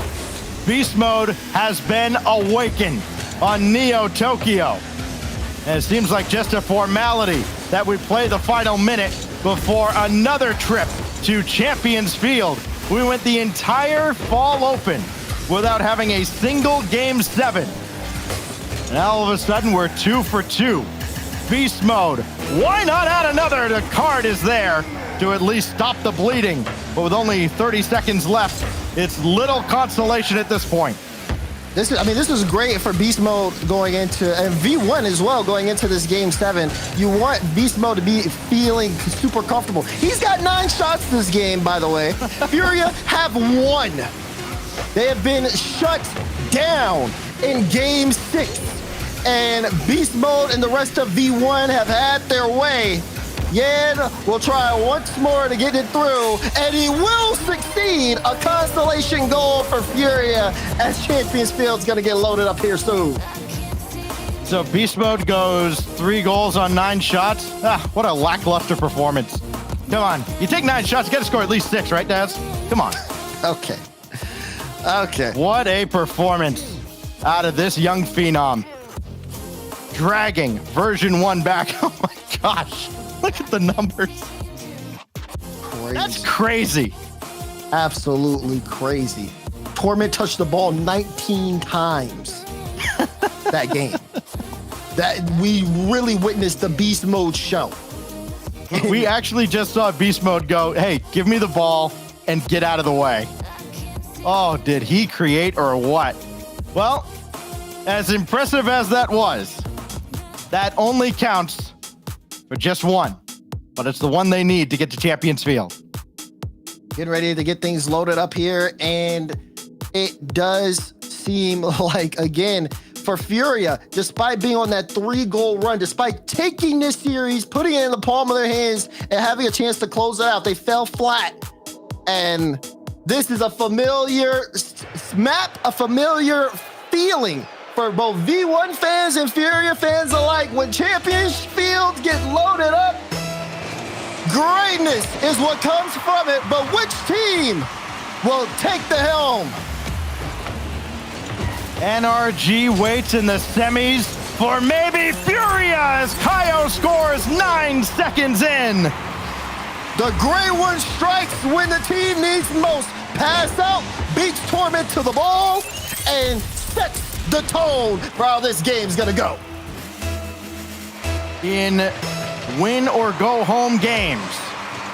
Furia 3-0. Obviously all in game 5s, with this being their first game 7 of the new season. V1 sitting at 2-2. Oh, Torment shot denied by Card. This will bounce back out towards Calm, and Jan falling into the net makes the save, and then Beast Mode hits the crossbar. Oh, it is a reversal of fortune. He had everything lined up. V1 had the speed, they had the pressure, but that ball hitting the crossbar means that they got to start over. Fortunately for them, they got plenty of time to, but for Furia, they're thinking they're lucky stars that didn't go in. Good read by Calm, but it ends up with Jan. Torment up to the ceiling to meet him, and that's off just over the bar. Here goes Calm. Version1 not going to waste any time. You can imagine it is going to be full throttle. Jan over Torment. Calm all alone at the back, and he made the save. Great defensive stop from Calm. Fury is so close and extending that lead, and they're hungry for it. Jan comes off the respawn, up on that one, testing Torment. He's playing the miss there, even though Torment's on the back wall. Kaio, a chance here, being able to try to push this through, but V1 set on defense. Fury have a lot of work to do if they want to extend their lead. Jan bringing it right back in and just could not finesse his way around Calm. Beast Mode with him. It's Beast Mode to take over. Who else? Calm's got to bail out. He needs that midfield boost. He got it, but it doesn't matter. Jan got the demo. So all that for naught. And then Calm spawns right in. He at least got a piece of Kaio. That slowed him down maybe just enough for the rest of Version1 to get back and help out. Card still there. Jan, no second touch. And Torment in Kaio's way. But Furia right now are all over Version1, and that demo certainly helps. It gets rid of Card. Kaio, oh, he put the brakes on and let Beast Mode go by to avoid the demo. Brilliant. Great work there to be able to stop that. V1 has such a strong push forward, and it gets denied after, again, weathering the storm, being so low in boost. Furia was swarming the orange half, but now, again, halfway through game 7, Furia up by 1, still trying to hold on. V1 keeps knocking at the door, but the Furia, the fight in them won't let go. Crossfield, Jan's there, just over Beast Mode, but he stayed with the play long enough. Kaio, Sky one up. Torment needs a second touch, and he just got there ahead of Card. Furia not letting Version1 get comfortable at all. More possession. Calm does take this. Card kind of relented for just a moment. Now Beast Mode. Torment starting to creep up. Calm got the demo, nobody to help, and Beast Mode strikes again! You gotta put a hand up if you see Beast Mode with 100 boost. He comes alive here, lines up the double. Kyle can only sit and watch as he does it all himself and drags V1 back into game 7. Beast Mode now has more goals in this series than Card has in the tournament. 9 goals for B Mode.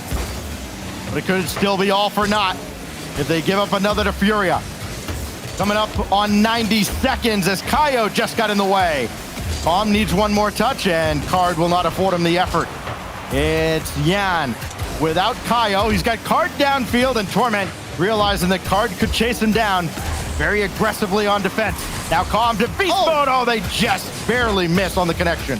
It's good, though, that Calm gets that extra touch. He puts it into the corner. And look, Calm up again to try to shut down Jan. The amount of both teams just being able to watch out for the individual matchups, the player performances. Card gets a good breakaway. Just again shows you how close this head-to-head matchup is. Good luck picking a winner in any series today. It always comes down to this. We still got 2 more to go. Torment meets Card. Calm nudges Kaio out of the play, but there's Jan. Last boss. Beast Mode big clear with 40 to go. Overtime starting to become a real possibility here. Again on Champions Field. Calm trying to go underneath Jan, and Jan able to catch up to it. Now 30 seconds. Calm to the wing, and Kaio sends it away from Torment. Good double from Calm. V1 not really expecting that one, but a great challenge as well from Torment. Chance here And Fury can gain control. Beast Mode going for the bump. Got the bump. And V1 get the goal. They score right in Game 7. Beast Mode had card in his sights. He hadn't always got him in this game, but he got him when it mattered most. 15 seconds. Has Version1 pulled it off? Over yet. It's not over Jan, yet. it's not over. Jan couldn't bring it front. That is loose. Kaio coming in and Beast Mode threads the needle. 5 seconds remain. Beast Mode to put it away once and for all. Gotta bring it to ground and Calm does. Version1, a huge come from behind victory. Unbelievable from V1. My goodness, the team. Ice in the veins. Again, they start off hot. Fury are going on a 3-game run. They look to close out the series. Just so much pressure on V1. Beast Mode puts it all into his own hands. They were worried about whether or not if Beast Mode has to show up, could he do it? And my gosh, does he deliver. And V1 have a ticket now into the semifinals. Well done for both teams. What a performance, yes, from both Version1 and Furia. But 3 very valuable points going the way of Version1, separating them now from Furia. But man, oh man, did they deliver a classic here in the Fall Cup.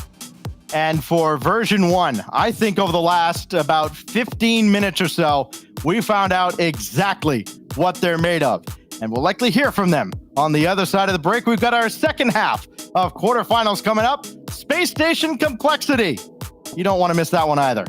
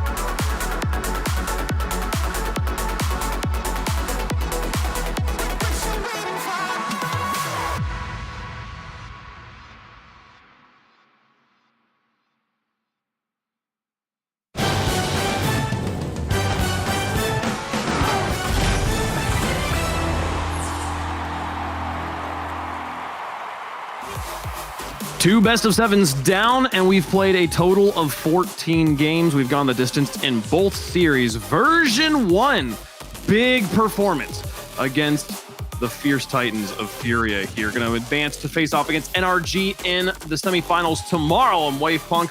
Jorby, you good there, buddy? That's about how close I was to my monitor that entire series. That was pretty insane stuff from Beast Mode.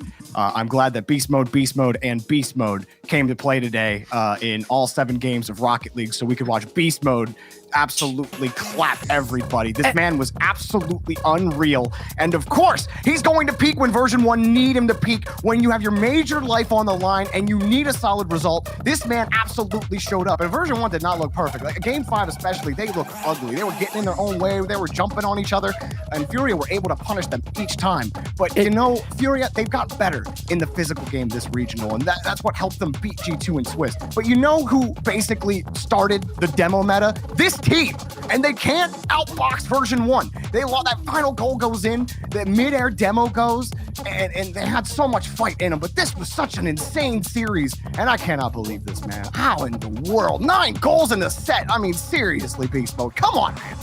Yeah, Beast Mode has just been insane. Like, there are times, like 2 or 3 times a split, it feels like, where he'll win the match by himself. And it felt like he did it here again. Like, obviously, Commodore played well, but Beast Mode, insane. Well, it's Beast Mode was maybe the man on the pitch, but we brought Torment in to talk about it here. Torment, we just heard Beast Mode talked about forever. There's 3 people on the team. He obviously didn't win just by himself. What's it like being on a team with Beast Mode, I guess is my question. It's pretty nice. Like in that series, I kind of just kicked the feet up, 50'd the ball to him. I mean, there was a few games where like he felt like uncomfortable, especially after game 5, and he told us like he just said he couldn't feel like he could do anything. So me and Con were like, all right, we're gonna let you like cut in even more and take the ball even more, and then just absolute masterclass performance. Not much else to say. Like when he's comfortable like that, it's like unstoppable. So we just let him work. So my question is about the international transfers. Like, how did you feel coming into the season being like, Furia's coming over, now GenG? Did that bother you? Because you're like, oh, it's going to be a little bit of a harder road? Or were you basically ready for the challenge? I mean, a bit of both. Like, it's like a little bit like, wow, this is going to be tough. Like, obviously, there's like 8 or 9 major quality teams compared to like, we had like 5 or 6 last season. And like one of them would end up, you know, kind of slumping or playing bad. So it'd just be like kind of an easy major. But now it's like, yeah, you literally have to be on your A game all 3 regionals or you probably won't make it. And it's pretty insane, but it's fun. Like these matchups, like you always have a tough matchup. Swiss is always crazy, almost always crazy unless you get pretty fortunate. So it's pretty fun at the end of the day. I'm glad we're winning. You know, we're proving ourselves. Like a lot of people would count us out because we didn't make a roster move, or you know, a lot of these new teams come over and they think they're better. So it's nice to win and like keep ourselves at the top. Well, I mean, that's actually kind of leads nicely because you're talking about the chaos of Swiss and how important it is to perform well. I mean, did you feel like you had to make any adjustments after yesterday? You had to go all 5, you know, a 2-3 against Complexity, another South American team, you know, 0-3 versus G2, which Furia ended up beating. So did you feel like you need to make any changes headed into today? I think yesterday we had to make changes like in the middle of our Swiss because our first 2 series were pretty rough, like Dignitas, we nearly lost, and then G2 basically annihilated us. And we made some adjustments between that, but it's still a little sloppy because, you know, it was mid-tournament adjustments. But I think we felt really good in the OpTic series and the Complexity series, even though they were just playing super well, in my opinion. And we made some small mistakes that they capitalized on. And then we felt really good in Shopify series. So we were pretty confident. Like we were just going to stick to the game plan. At the end of the day, the game plan was get Beast Mode the ball. And 6 and 7. Always a good one. that one works out a lot of the time. So that's our fallback, and it worked. So I'm happy. But, you know, Beast Mode, he's a part of that new look RLCS tournament, but you're about to be in a semifinal again against GarrettG. You guys are kind of 2 old heads in the scene now. And, you know, we had Garrett on in the interview, and he was kind of talking about almost getting into his own head if he felt like he couldn't keep up anymore. I just wanted to ask you, like, have you had times in the last few seasons where you feel like it's been a struggle to keep up, and how have you dealt with that, with like all of this new talent coming in and, you know, challenging you guys? Yeah, I mean, I my biggest struggle with that, like I can relate to Garrett because like season 8 and 9, being on Cloud9 was probably the lowest of it, to be honest. And beginning of RLCS, even with version 1, it was just like, I don't know if I can do this anymore. But I committed to like mostly the twos grind, and I think that's what Garrett's done too. Like I've seen that man in a million twos lobbies, and that's really what you have to do to keep up. Because that's where all the 15-year-old mechanical players are getting better, and eventually they're the ones that are gonna take your spot, especially if you're not out there with them. So it's basically that. It's the twos grind, it's the mechanical grind, because the game is always evolving, and I think I've done a decent job at that. Obviously mechanics aren't my strong suit, but like I think I've gotten better at them, and then I kind of just play around my teammates, and you know, they do a lot of the playmaking stuff. I've never, even back in my day, I was never really a playmaker, so I need playmaking teammates, and Beast and Commerce are some of the best at that, so it's been nice. But look, man, I've watched you play defense. You can't tell me you're not a playmaker. Come on, more like on the ball playmaking, but yeah. we gotta let you go. We gotta move on to the next match here. But quick thoughts. You're facing off against GenG in the semifinals tomorrow. Yeah, I mean, I think GenG definitely looks the best they have in a while. We're usually pretty confident in that matchup, but we're expecting it to be tougher than, you know, the last few times we faced them. So expecting a new GenG. We'll probably go and like watch their VOD and see what we can, you know, get from that, like what they've changed and whatever. But it should be a good one. Hoping to make a finals run tomorrow. First one in a while. Love it, man. Thanks so much for your time. Congratulations again on the win. Good luck tomorrow. Thank you. All right, that is version 1 advancing through our bracket. The bottom of the bracket done for the day here in our semifinal set. Version 1 versus NRG. Now, time to move things to the top side of the bracket. Still waiting to see FaZe and GenG play, but for now, Complexity taking on Space Station Gaming, a team that I felt like Complexity was the Furia of last season, and now I feel like they're trying to fight Gibbs here to regain that title of the threat from South America. Yeah, one of the two new teams like in our top 8 throughout this regional, and unfortunately they got the lopsided bracket on their side with 3 of the top 4 teams from regional 1. But at the end of the day, like Jorby always says, you just gotta win. Whoever's in front of you, you gotta perform. So if they can take down Space Station, they get in the run-in for a top 5 spot with a bunch of teams. So this one is absolutely huge for Complexity because they finished 9th last time, so they need to make up points. On the other side, Space Station felt like Regional 1 got away from them. They were so dominant throughout Swiss. They were probably favorites going into that bracket, and then they faltered. So they want to make up some points as well and try to go for that #1 overall seed. I mean, Jorby, you rate Furia so highly. You've been a advocate of the South American region for a long time. Where's Complexity for you in this power ranking right now? Oh, with the way Complexity have looked through Swiss, and now I rate them pretty highly. They look like a top 5 team right now. CRR has breathed new life into this roster. RazeBolt continues to get better. He continues to get smarter. And AJG also silently been improving. Yeah, I feel like the story last season with Complexity was always Shad or RazeBolt being the ones that pop off. But AJG's just kind of been the name of quiet consistency so far this season. And I think that's key. To have that quiet consistency on your team, which allows your teammates to pop off. I think Complexity are a dangerous team, and I absolutely think that they could take the South American mantle, at least for this region. Well, let's see how things go, given that they are now the only South American team left. Let's check out the Verizon fan vote here, #SSG, #COL, depending on which side you're feeling, chat. And Chiefs, you've been sitting there thinking about all the things everyone's been saying. How do you feel about this match? It's tough to give Complexity like a strong nod here, you know, because Space Station have looked absolutely icy. Like Daniel's picking people apart. He really is. You get that guy the ball and good things happen. Daniel is becoming beast mode. You know what I mean? It's hand Daniel the ball. It's going in. So like Complexity, while they've improved, I feel like there's already it's the floor. The floor is higher for Space Station. You know what I mean? And the peaks may be higher for me as well. So this sounds like a Space Station prediction. For me, I think so. Okay. All right. That's one for Space Station. Jorby? No doubt in my mind. Vamos, Complexity. They looked great during Swiss, and I believe you're only as good as your last game, and Complexity looked great in theirs. Space Station, they looked a little wonky, but Complexity, I think they got it. He's doubling down, Gibbs. And Wave, we had in our bracket both Space Station. Put them both up. Let's get Space Station over here. I'm picking for you, Wave. Our bracket clearly has known what's going on here, folks. Space Station going to be the 3-1 favorite on the desk. How do we feel in chat?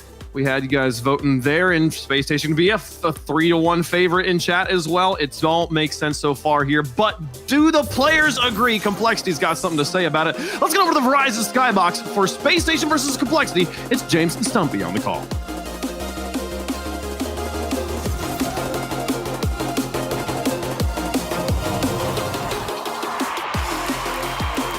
And here we are getting the game underway. Space Station Gaming and Complexity, two teams that you really could see making the major in top 5. I think a lot of people would have expected Space Station to be an easy lock for top 5 in North America, especially after how well the early Swiss stages went in the last regional. Yeah, but then you see, when we come down into this matchup, onto our Saturday's matches, it's just going to come down to who wants to upset the other one a little bit more. We've already seen a couple of upsets today. You know, the match we've had, Version1 going over Furia, maybe not an upset, but I'd probably say that NRG going over OpTic, potentially an upset considering form. I don't know if either of these teams, if they win, would be an upset, however. I think they are pretty level. However, Complexity just started that bit weaker than Space Station, considering they didn't even make top 8 in our previous regional. And in the big picture, Stumpy, you're 100% right, but just looking at the strength of schedule that Complexity had to play through to get to this point, they had some really big names they had to take down to get here, and they did it pretty comfortably. Yeah, I mean, OpTic, you know, they went through 3-2. Then GenG, they 3-0'd them.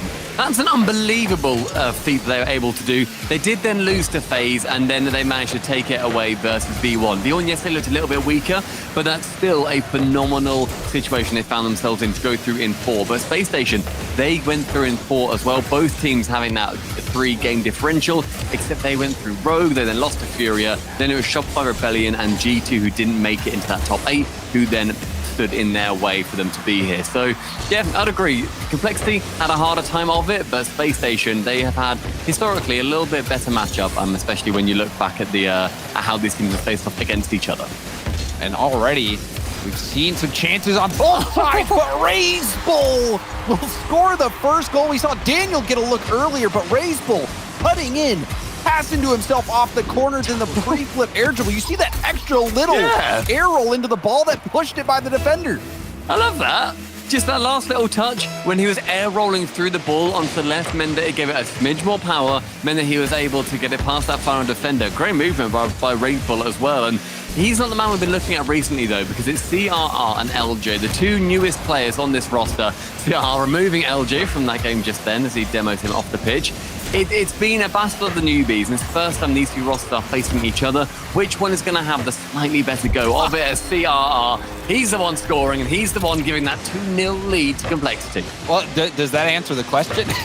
Not yet, James. Not yet. You know, you're right. It's very early on, but already Complexity 2 goals over Space Station. The Space Station team, after seeing how dominant they were in the Fall Open, in the Swiss stage, even in the last main event, Swiss stage, looking very, very good. But now we do see the response. Daniel had a chance earlier in the game. This time has a ball bounce out to him and does not miss this chance. I love that idea from LJ. Knows he's going to go for that shot because Razor's probably going to cover most things he goes for. So pips it off the wall and then goes instantly for that demo. Opens the net up so that Daniel can have a nice easy shot on target. Great play, good team play. Selfless as well, which is what you're going to be needing. Because if you can feed Daniel, then you got a good chance in this series. And also LJ didn't have to get a bump there, but would have been able to if there was anyone in position to even go for that save. So a nice response by Space Station. They still find themselves trailing. We're about halfway through the game. CRR, Raise Bull, there's a double commit. Arsenal trying to keep this pressure going before AJG finally can clear it out, but it's right to Daniel, and Daniel was able to maintain control for that first touch and has support from LJ. The drop down, Arsenal decides not to take the shot. Oh, maybe going to regret that one as well because he was left completely open to shoot on now. I think Complexity thought he was going to take that shot, meant that they were going to be sitting back a touch more, but Arsenal just did not fancy going for it. Interesting decision, but it hasn't led to any goals going in, so not detrimental necessarily, but a clear-cut chance for Arsenal, playing a little bit on the safe side. Yeah, the safe side, and you wonder if that's the right call when you're already trailing, but perhaps Arsenal is not wanting to gamble too much, especially when it is just a 1-goal game. It opens up that 0-second play. We were seeing a lot of possession for Space Station before CRR finally gets a clear out. Obviously, there's a flip reset. It'll pop it high, but doesn't do much for the clear. AJG staying in the play with a little pinch pass down, but no one from Complexity was there for a fast shot. And it was Daniel messed up in net where he was just about got bumped, and so he wasn't able to get anything too convincing on that play. Had to go up super awkwardly, and double commit from AJG and CRR leaves it to RLCS to clear up that mess that they've generated. Only 50 boost now. AJG has the ball worked around him, and LJ wanting to drop it low, but CRR, the man standing in the way, the best performer on Complexity yesterday, and he outperformed in general every player on Space Station. He had just a higher rating overall. However, he was individually outplayed on pretty much every stat. So he was a lot more consistent than all of Space Station put together. But then when you look at it as more of a minute details and when you see them specialize, that's where Space Station really started to put it together. Space Station, a solid unit. Same could be said for Complexity. But you're right, CRR topping the charts offensively for Complexity, but RazeBull also doing a fair amount of lifting. And there's an open net shot. Is it in? Off the post, and it doesn't win. LJ, from his perspective, I mean, he's rolling back, just waiting for a chance, and it does hit off the post and go out. And that blue decal, LJ, threw me for a loop, because I thought you were going for the shot, and then you didn't, because actually you're on the orange team. Very confusing. Lovely decal regardless. I still like your Space Station, but my word, LJ, just pick the other one, man. That was a devastating chance, but Daniel, the top scorer from yesterday, gets another.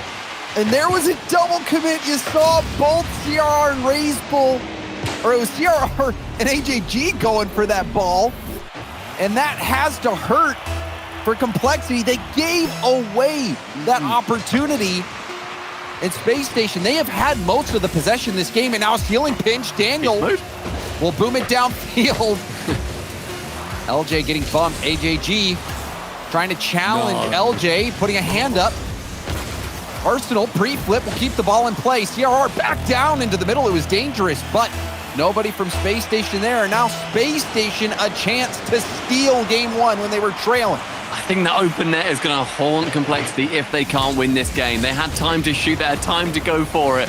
But instead, as that one goes from the backboard, LJ can clear it away, but CRR knows where that ball is going, and in the first 15 seconds, it's been Complexity pushing as hard as they can. That blue side, the tidal wave sweeping over the orange part of our pitch. Arsenal can drop it into Daniel, instead wants to go solo. And GenG gets the second reset. LJ wants to commit on that ball and does so with RazeBull on the backboard. It's going to get low on boost, only 30. Sent long by CRR, and Daniel with a vital touch high. Wow. And then the second touch midfield. And then to LJ, get the double. CRR ruining dreams. Yes, CRR had only 3 boosts left after making that defensive stop, and that was a threatening double tap play, and it all was thanks to that Daniel save. Not only getting that first save, but then getting hard pass out to LJ. Space Station, they're surging late, but now we see CRR, the light flick towards net. LJ will stretch to make the save. Complexity and Space Station going blow for blow. That's 3 convincing chances I think we've seen for both teams in the first minute of this overtime. Nobody wanting to back down. Complexity know that they are chasing to try and get away from that open net miss, trying to ride on the momentum of Space Station Gaming. Different methods going into it, but both want that same end result of a goal going there, where with LJ at the back, just trying to pick it around with RazeBull going for a demo, then a pass back to AJG. Those two teammates being able to link up to be vital, but instead Daniel can send it long. RazeBull high with CRR, this time not committing with him. Those double commits have been plaguing Complexity somewhat. Can go high over the top again of a defender. The next 40 seconds has very much been even split yet again. This is a chance for Arsenal, wants to slow it down. CRR getting back. CRR on the back check has been doing very well, helping Complexity out in tight situations. And now Complexity have possession at the mid. LJ right out to AJG. Daniel airborne. That's always scary if you're on the other team, seeing Daniel flying with boost in the ball. AJG Oh, the challenge now. A nice first touch from Racebull. Flip reset ball to the backboard. Double tap is too high. But it was a threatening play. Racebull almost making it happen for Complexity. And didn't have the boost to get himself over that ball either. Hence, he just had to do whatever he could, try and get the assist, but it does get saved away. And CRR, that man, continuing on with those Spanish roots and just going for the bim bam. He is chasing the ball everywhere it goes on the pitch. I love watching it. That import from him, the fact that he's come over to North America and he's doing incredibly well in this game is huge. He gets removed from the pitch this time. He's going to be swinging that back corner alongside AJG. He can just about tip it around the side of Arsenal. LJ in the mid, just picked up that 100 boost, and they get around 3 defenders. Can he pass it out? Doesn't need to. Gets the bump. Daniel's there. Daniel to shoot wide with CRR forcing it up the ramp.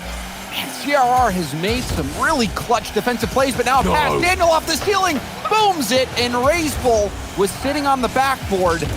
Another chance now for Space Station. Arsenal going to fight to get that ball out mid, but Racebull taps it around him and maintains control. The 50 at the mid will leak out to CRR. Now back to Daniel, who hits it to the corner. Self-pass play.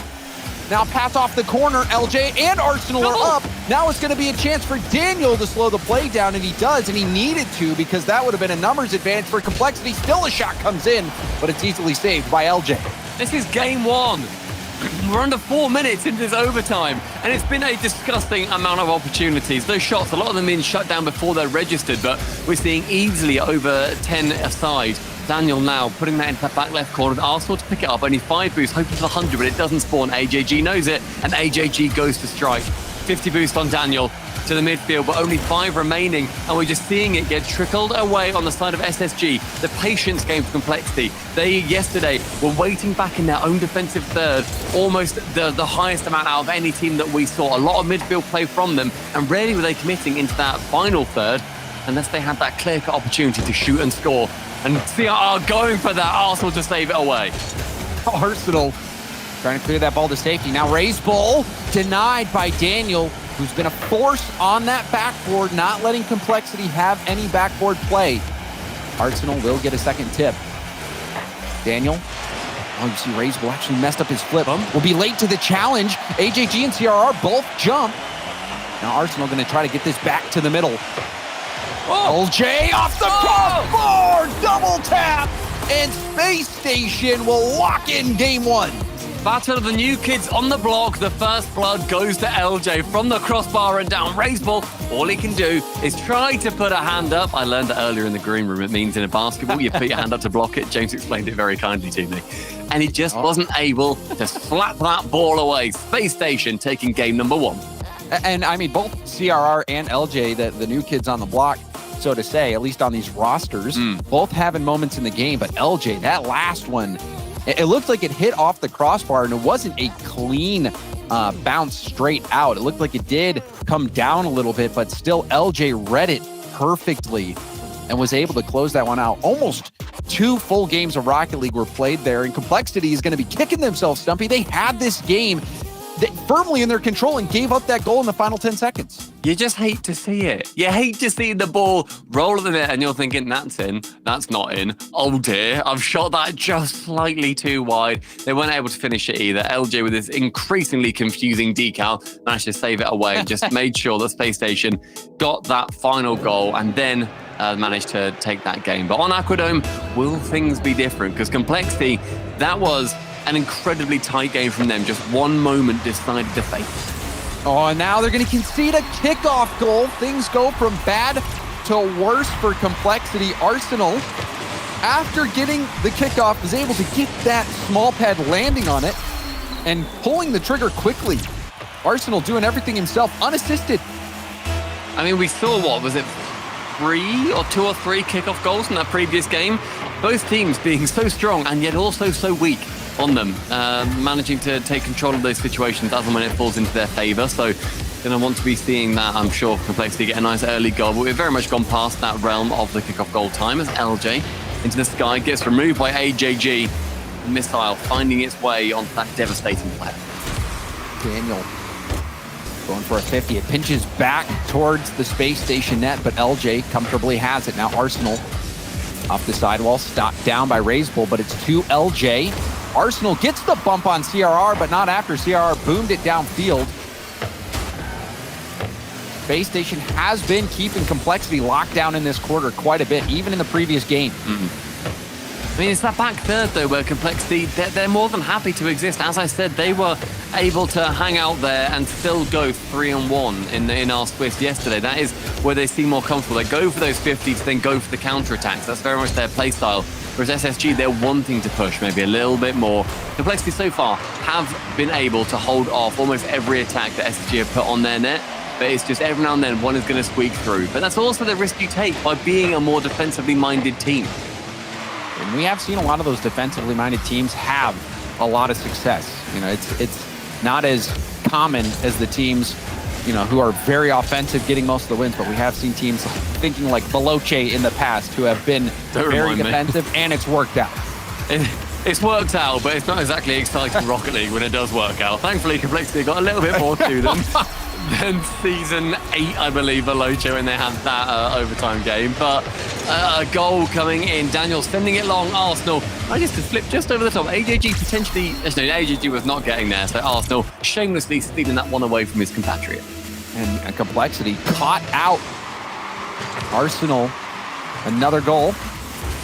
And it seems to be a comfortable start for Space Station. Perhaps they've figured this Complexity team out. And Space Station, I mean, this would be massive for them. They already have one top 4 finish. Another one here would put them in such a fantastic position looking at the Rotterdam Major. I wonder if they're able to clutch at all. I'm throwing that question into the ether and hoping that Direct ears pick up on it.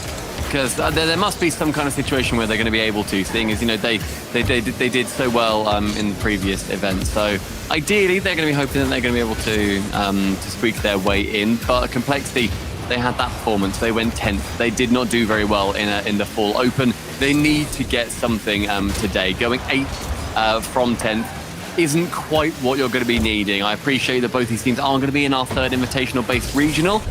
And that goal, potentially going to be giving them a little bit more of confidence going into Aquadom. Arsenal goes up on the backboard. He was expecting a high shot, and once he went up there, the low shot completely threw him off. Arsenal not able to make that defensive play, and that gives some hope now for Complexity. And it's so interesting as well, Stumpy, just seeing Complexity in North America. Oh, LJ, I thought I had a moment, but LJ decides to put one in. And this one again quickly off kickoff, and it was thanks to a 50-50. CRR just goes for boost. And it was LJ quickly whipping himself around that left side of the ball and then just smashing it towards the net. If you're going to be just going for that net as soon as you can off kickoff, go for the sheer speed of it. Nothing accurate needed. Just send it. And he did so. And James, I really do want to hear your point that you were about to make earlier as well. Well, I was just going to say NA is in a very interesting spot. You thought things were interesting when Complexity decided to move to NA to compete. They were the top dog in South America.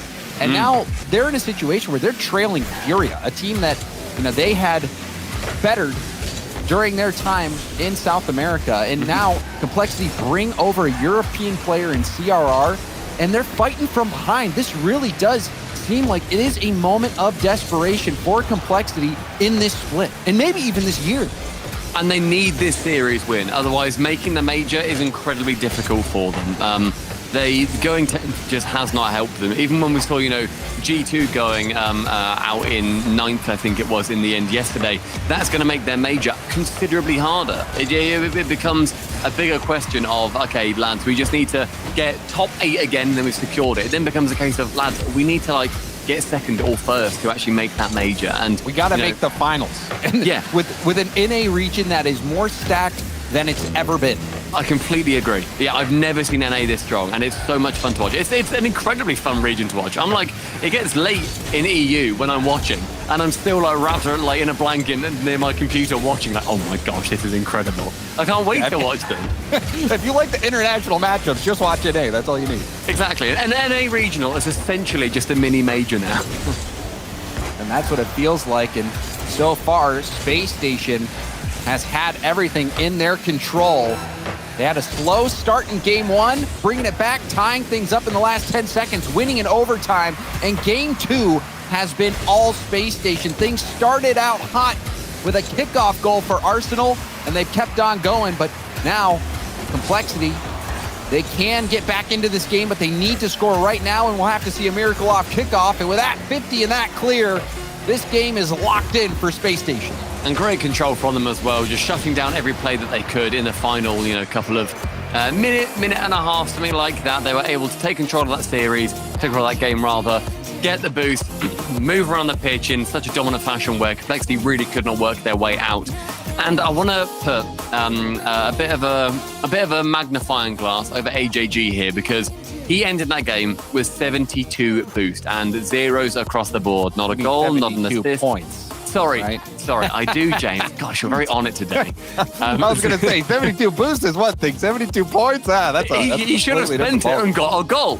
No, he also had 0 goals, 0 assists, 0 saves, 0 shots. That was an atrocious game from AJG, and I believe we've just heard that a timeout is being called for Complexity. Yes, just 100% you need it. You're right. You definitely need it, because, I mean, it's tough seeing it from Complexity's perspective, where that game won. If you linger on it, you're just going to be thinking, we should have won that game. We should have had that game. We gave it up in the final seconds. And then not only to lose the lead in those final seconds, but also go for a decent overtime. It was almost 5 minutes of overtime, and to lose it against that LJ double tap off the crossbar, that takes a toll. I mean, emotionally, mentally, that takes a toll. And so we're already seeing in a game 2, game 2, Complexity already calling a timeout. So this really feels like not. Stumpy.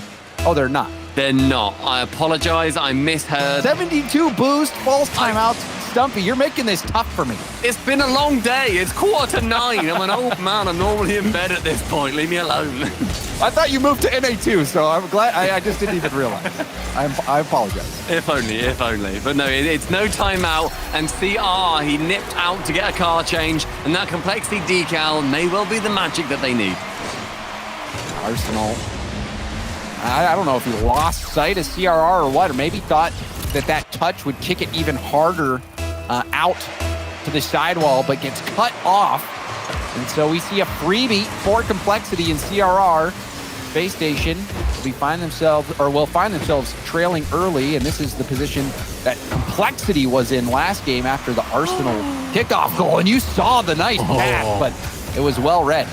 We've had a couple of opportunities to get proper highlight reel goals in this game, or in this series, and yet they just haven't worked. And it's really quite disappointing.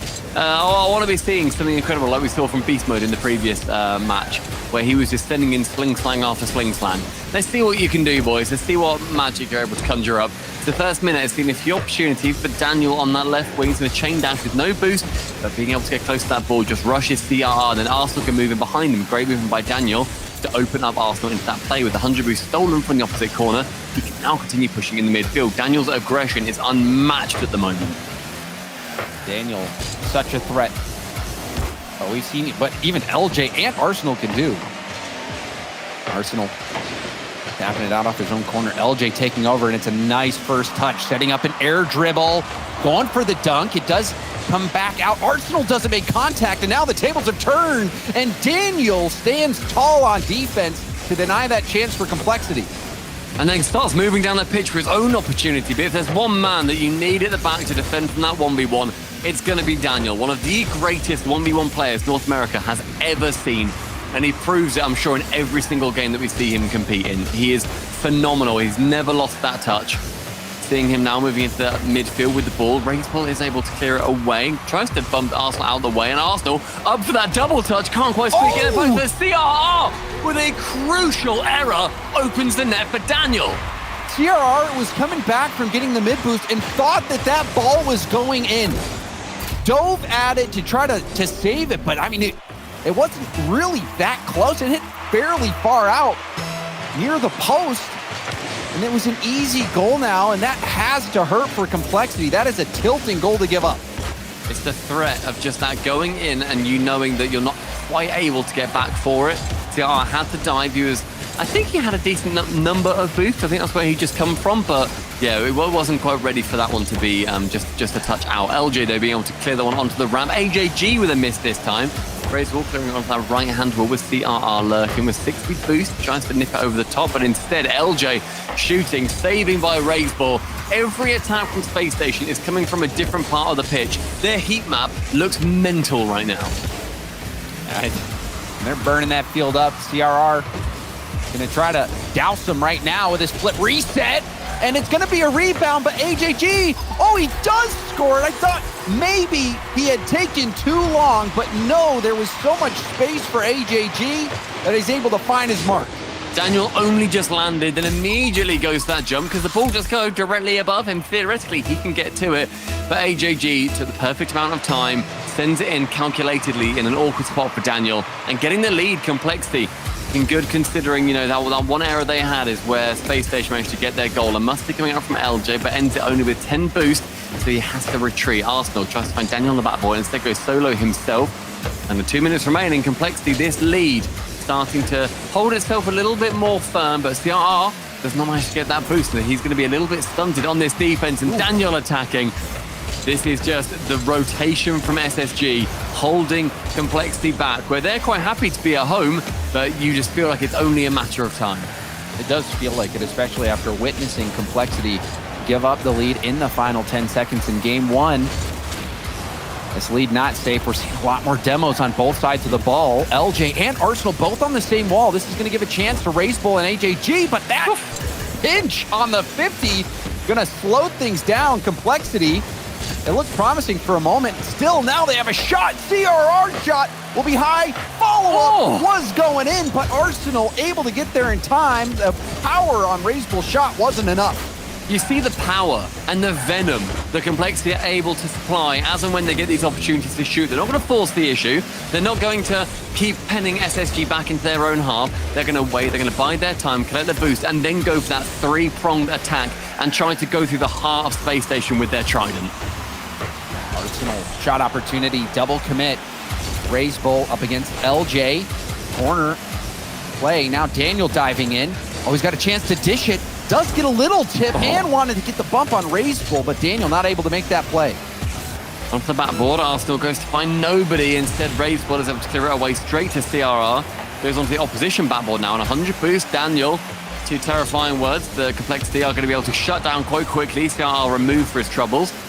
That back left corner, LJ to the sky. Ceiling is not found, and AJG can thwart that attempt. Oh, a little bit of miscommunication there from Daniel. Cut in when Arsenal had one more touch.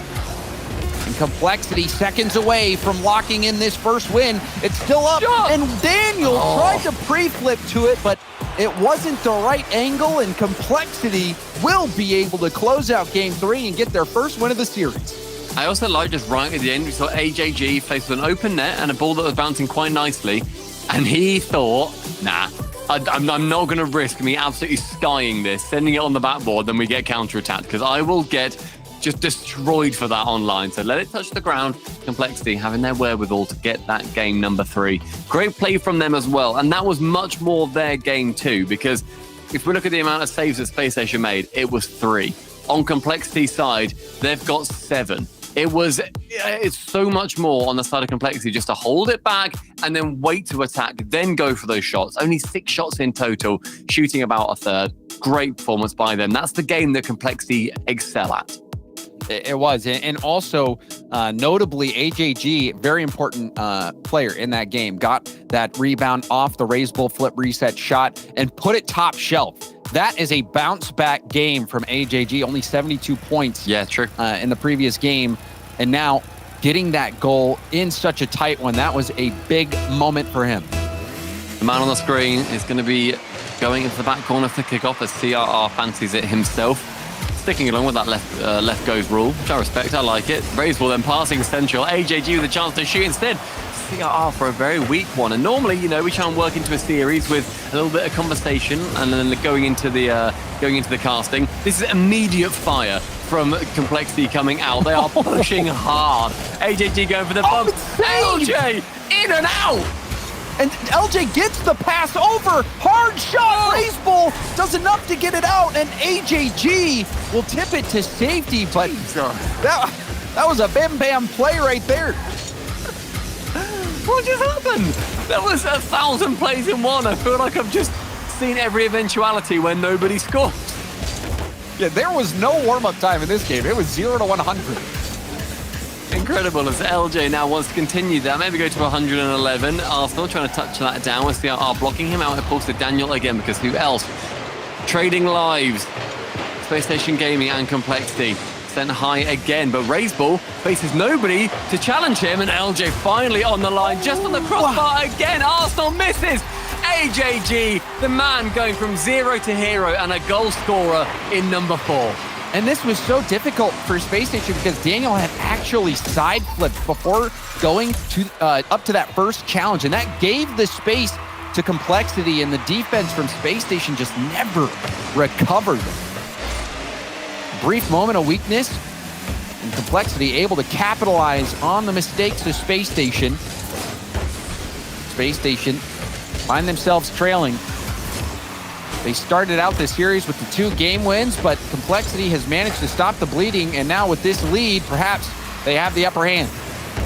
I really don't want to harp on about AJG's performance a couple of games ago, but he's already over-doubled those points. He has turned it on. He is now looking spectacular, and coincidence that now Complexity are starting to win and do a lot better? I think not. He is absolutely integral to their success. AJG, I mean, you look at that game that he had, and almost anything would be a dramatic improvement. And not only has it been an improvement, but by any measure, AJG having some great games. Yeah. And Complexity, you know, they don't really have the statistical outlier of a player that does all that hard work. They really are a team unit. Raiseball trying to keep that teamwork going. Pinch off to the side while Raiseball has AJG in the midfield. We'll leave it for AJG. Oh! And guess what? He slots it. 2 goals, 3 shots. AJG is astonishing. The pass from Raiseball coming in, and then the bump opens it up. Great play. Yeah, you saw it. Arsenal getting blasted. And the comms were so good there. I mean, Raiseball jumping up for that ball. It makes the defense think for a split second he might be going for a flip reset, double tap in the corner to try to get the pass out to the mid, but no, lays off the ball and lets AJG take the shot. And not only does that, but gets the bump on top. So much value added from that Raiseball jump. Well done by Complexity, and now another scoring chance. AJG was ready for that double tap if it bounced through. And you've got to shut down that backboard exactly as LJ did, otherwise that is going to be a goal, and LJ is more than aware of it. Raiseball 50ing with that player in question, CRR, and being bumped away by his own teammate. Isn't able to push on that ball, but AJG in a great position to keep that pressure going despite that rotational error that we just saw. LJ, that patience to stay grounded, otherwise he gets dunked by CRR. Daniel onto the ceiling, can continue with that ball, gets over to a Raiseball with the flip reset. CRR to clear it onto the right. And SSG really lacking in the offense that we've seen them excel at in the previous games. Where is it? Still scoreless. We only have a minute and a half left to play. Daniel flip reset ball, late flip. No, doesn't even flip. Goes for a bump on AJG instead. LJ with the corner boost steal. Raiseball. It looks like he had an input problem. Wasn't able to get that in the corner. And you see Arsenal trying to bully that ball through. Complexity finally getting a clear out. And oh man! That one almost goes in. CRR with the redirect. And now we're on a counterattack again. This is non-stop action. Just throwing a tennis ball between each other, and Arsenal is the one to smash it home. Great pass over from Daniel. Knows he can just get the 50, bounces brilliantly as well, and then goes for that bump. Raiseball up, does make contact, but because he was forced by Dan, he's not able to get anything from it. A minute remaining. SSG very much still in this fight. There has been some moments of intense action. That one looked like it was going to be a Complexity goal, and then before you know it, a goal for Space Station, and that net was very vulnerable if more was on that shot. So Space Station going to be thanking their stars that one did not go in. But only 45 seconds left. Space Station still trailing. Despite winning those first 2 games, look like they're about to lose 2 straight. Arsenal has LJ in the middle. The pass comes. The shot is blocked. There's a great pass from Arsenal too. Able to be getting, or rather those demos that we saw Arsenal get. It just opened up for that passing opportunity. AJG though wanting to push and press. 20 seconds. Arsenal again getting that ball central. LJ, oh my gosh. Passing the ball off to the right. There's too many J's in this game. Daniel, no J, but he shoots it. And now LJ hunting, looking for a bump. Corner boost is his. AJG wants to slow it down. Arsenal keeps it up. Oh, jump, the pass into the middle. It's required. AJG with a tip. Raiseball wants to get this to the ground, and it's enough of a fake to keep Space Station off the ball. But that was a perilous end for Complexity. They managed to hold on, but man, was it close. Raiseball faking there makes me want to be sick. The confidence that he knows that he can just let that ball go, let it drop, and LJ is not close enough to get to it is phenomenal. I'm blown away that he went for that rather than just a bit of a weak touch and then let AJG or CRR in to clear it away. And now, James, I can confirm we do have a timeout. I got it correct. Are you sure? It says timeout on the screen. Who called it? Who called it? It was Space Station Gaming, James. All right. I believe you because I see it on the screen. Thank you, man. And I think it's a necessary timeout as well for Space Station. It looked like, this series was theirs. They had the slow start, but they managed to fight back, steal game one. And then it was a comfortable game two victory. And that was the game two where AJG only had 72 points. It seemed like this was, I was ready to call it for Complexity, but Complexity, they didn't call it timeout, but it seemed like they had something change in those series, and we're starting to see the whole team play come out. AJG really playing well from a shooting perspective. Precision shots from AJG have put Complexity over the top. And they've also settled into their own game style. We were saying earlier that they like to sit back a little bit more, be a bit more defensive, spend all of that time in their own back third. They were one of the teams that were near the least amount of time in front of the ball. They like to defend. They relish that. And then when they get their chance, that's then when they throw dagger after dagger after dagger. And it was working in Space Station. I wonder if now that SSG are going to try and go for a couple more tricksy shots where they're going to try and demo a bit more, because that's where you're left vulnerable. If you're defending so often, you know where the players want to be on the defensive side. You know they're going to want to be near that goal, because where else are they going to defend? That just makes them more vulnerable to these demos.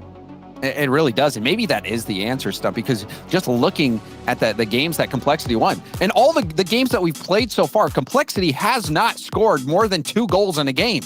They have not scored a whole bunch. But the defense from Complexity has what has elevated them to these last 2 wins. They've been making the stops, especially in the tight angles. And, the few opportunities that they've gotten, they really have had some precision shooting, primarily from AJG. So can they keep this going? Can they keep winning, only scoring 2 goals? Or will Space Station finally unlock that offensive firepower that we know they have?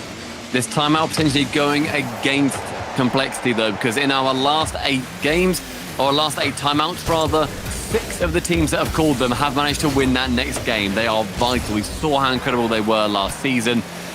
It is going to be statistically tough for them, but a game isn't won by statistics. It's won by who can get that ball in the opposite goal a bit more often. This one, a bit of a slower start. We've had some quick starts before. I welcome it. Yeah, just have a moment to settle into this one. LJ, a nice 50. Arsenal waiting in the middle, and AJG will get back. And that is something that Complexity has done well, is defending from behind, coming from behind the shooters and getting there just in time to mess up the shot. Especially CRR, been doing that quite a bit. Now Arsenal couldn't get over the ball. It skips out to the side, Raiseball to clear. Daniel setting it down for LJ, who hits it hard off the sidewall, going for it again, but CRR Speedy will beat LJ out. Daniel from his own backboard gets it onto the opposite side, can't quite get the goal from it. Oh! AJG! Top bins, lad! That's not the right net! AJG, you can just tell what he's thinking. He's thinking, oh no, someone's behind me. They're going to be taking the shot. I have to hit this right away, otherwise it's going in. Didn't realize that he had time, and I do think CRR would have been able to get there first, but when the game is being played this fast, sometimes you don't have enough time to look in the rearview mirror. A panicked play, and it bites them. AJG with the own goal. he'd also already committed onto that flip, and you're not going to be changing your trajectory. Your animation has already begun. Sure, you're still a victim to physics, but if physics wants you to fling yourself at that ball, then physics be damned you're doing it. That one's going to sting AJG. See if he can recover from that. Space Station getting a goal with some help. We'll see if they can put one more in, and there was a musty attempt from LJ, but it went wide. Daniel has Arsenal. Arsenal doesn't use his boost to go after that play. Instead, we'll use it to get the corner boost steal. TRR up the sidewall. We saw Raiseball hunting Arsenal down, and now it's going to give a brief one-on-one moment, but AJG with a nice save will skip it high.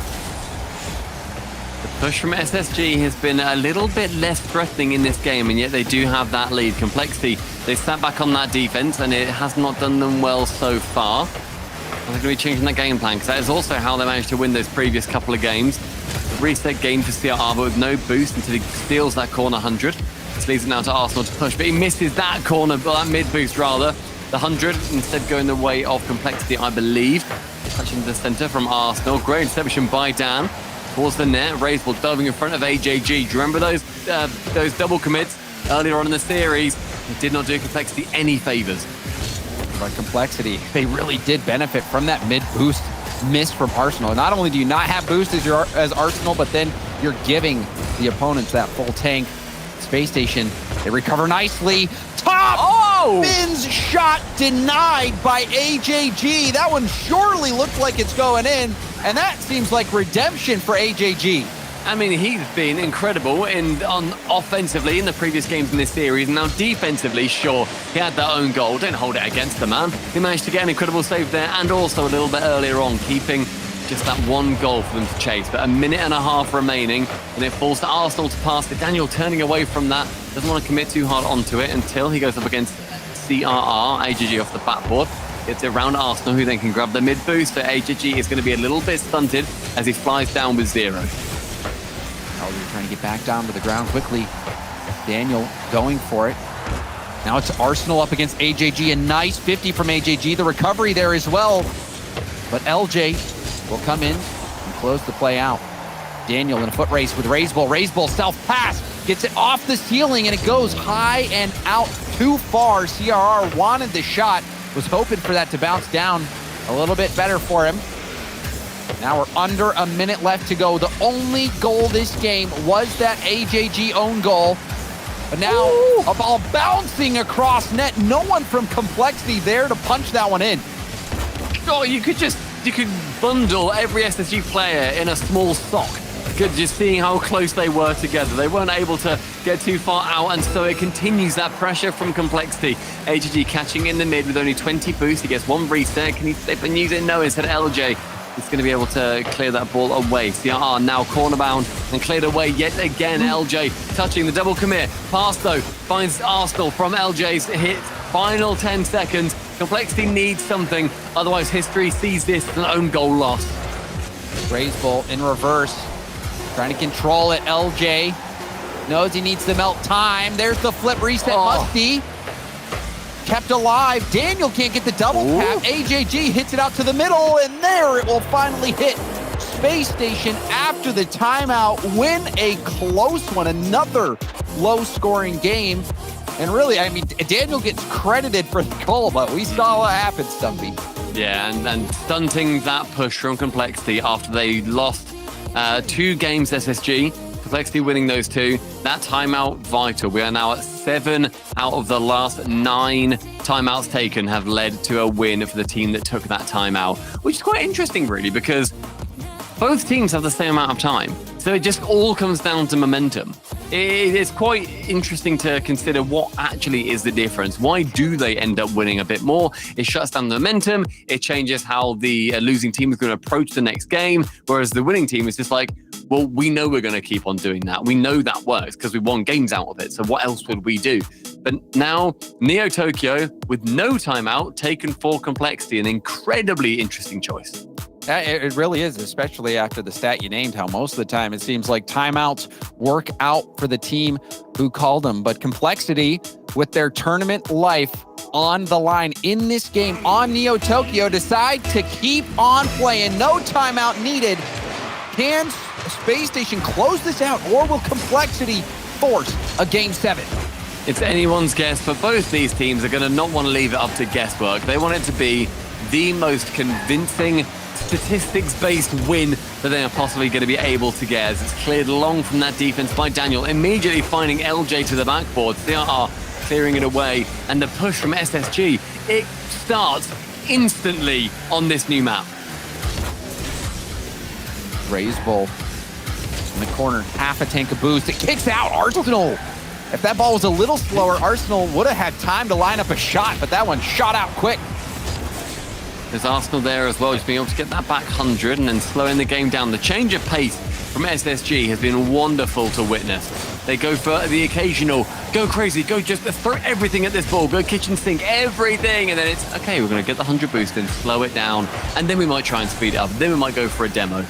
It to me feels like they have still got control of this series. They're still doing a great job in dictating the speed of play. We're seeing the multiple looks from Space Station, but even last game, offensively, this has not been a flashy game from either team. We've seen some top goals scored on both ends, and even last game, the own goal, that was all there was. So we'll see if either one of these squads can find that magic offensively. Almost a dunk goal for Raze Bull. Arsenal will kick it downfield. CRR is able to collect it, but almost a dunk goal. And even there, Raze Bull doesn't make contact. Pass upfield. CRR, the double tap won't come to fruition. Double commit from Arsenal and LJ, with the 100 boost stolen for LJ. CRR has to go all the way back into his own corner. Only 50 for Raze Bull to push via. GenG now with that mid-boost steal, falls it to CRR, goes over one, but Arsenal is there to collect it quite handily into the back corner. Daniel actually went mid for that, so he wasn't expecting this shot to come in, or rather the pass. LJ challenging in the midfield alongside CRR.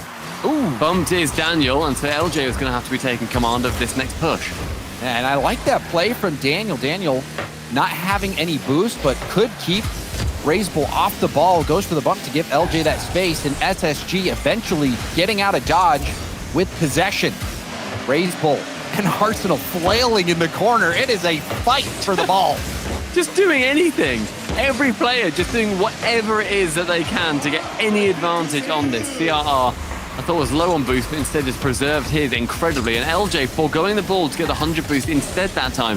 Just seeing how important that is. The bump not quite out on CRR. The pass did come in, but cleared away by Daniel with very low on his end. It forced AJG to shoot. AJG crossbar saved away by nobody other than the pitch itself. Yeah, I was going to say, who saved that? But you're right. That one just bouncing out. Daniel with no boost, couldn't get a piece of it. And now he jumps early. He doesn't. Oh, and it's going in from the bump. What was that? That was genius. That was everything the Complexity needed. Again on that counterattack, CRR doesn't need to touch the ball. No, he just needs to smack LJ across the chops. Sends him into the corner. Brilliant play. Ingenious play as well. We saw how effective that was when V1, literally about, I don't know, an hour ago, won their series because of a play like that. Great movement from them. Sometimes all you need is a bump. And again, not the prettiest of goals, but a goal nonetheless. And Daniel jumped early, just mistimed his jump and realized too late that that ball was sailing over his head. So Space Station give one away there. Raze Bull trying to force the issue in the corner. Daniel pops it out. AJG going for it again, but LJ will pinch it out. Arsenal with a pinch himself, flip reset. Going for the bump as well. Oh, doesn't go in. Now it's a nice 50 from Daniel, who puts it right back into the net. Daniel, his car is heavy. That man is 5.5 foot of solid lead. Just straight into that ball, sandwiches it, and then straight onto it. Like a whippet, kicks it in the net. One goal apiece, 1 minute remaining, and only one winner from this match on Neo Tokyo. Daniel making amends for that defensive mistake. The 50, I don't know how he was able to stay still. Stop the ball and push the other player off of it. That one almost leaking in, but CRR able to clear it out. AJG has CRR in the middle. AJG wants to go for the dunk himself, and it's pinched out to the corner. Daniel gets the demo on the wall, and now is upfield. Another? But goes off the ball. Daniel streaking out, decided to go for boost instead of staying in the play. LJ with the dribble, light flick. It's off the crossbar. Raise Bull will tip it past Arsenal. So many different choices being made in this final minute or so. Where we saw Daniel previously, I'm sure he would have gone for the shot, but instead wanted to go for the bump. LJ over the top of Daniel is going to secure it away, but AJG just sends him flying. A good bump on Daniel, but he is still able to clear it. Raise Ball tips it upwards. Arsenal back to Daniel, isn't able to get that wonder goal. Instead, CRR, as it bounces off the ceiling, is going to land. Overtime, SSG need one more goal, and they go through to our semis tomorrow. And there was only one overtime in this series so far up until this point. It almost went 5 minutes, and Space Station won it. Can they win this one to close the deal? Complexity. Game 1, right? Yeah, it was game 1. Started out with that, and there is a missed hit from Arsenal on the goal line, and Complexity will force game 7. From a 5-minute overtime to just a 20-second overtime.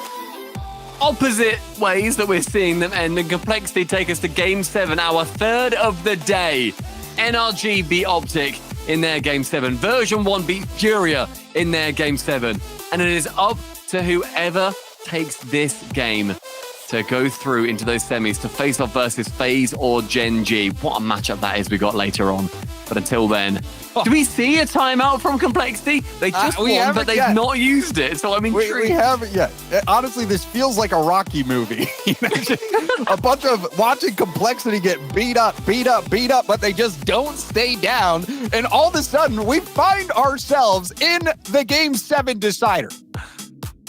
Complexity, they can do this all day. They don't care. They're standing back up. They're shaking off the bruises. And they don't use their timeout. Complexity, are you aware that you've got it? Are you aware that you've got to use it? Oh, this is great. What a series we're seeing. This Saturday has been wonderful. And really, this has been a bare knuckle brawl. They have been throwing punches. There's been so many scrappy goals, scrums, demos, fights for possession in the corner, bumps out of the air. The goals, they might not be pretty, but guess what, Stuffy? They still count. Every goal counts for one, whether it's the quad reset or whether it's just a bit of a trickler, a worm burner, as my good friend James Bott would say. That's all you need. Well, generally, worm burners are pretty fast. That's why they get burnt. It's a baseball reference. I tried my best. You did your best. That's all right. It's late. It's now past 9 p.m. I mean, it's even late in this series, going the distance all the way to Game 7. AJG boom it upfield. AJG the shot, far post, blocked by LJ. We're seeing demos come out. The net is vulnerable, but it was blocked. LJ leaves the ball for Arsenal.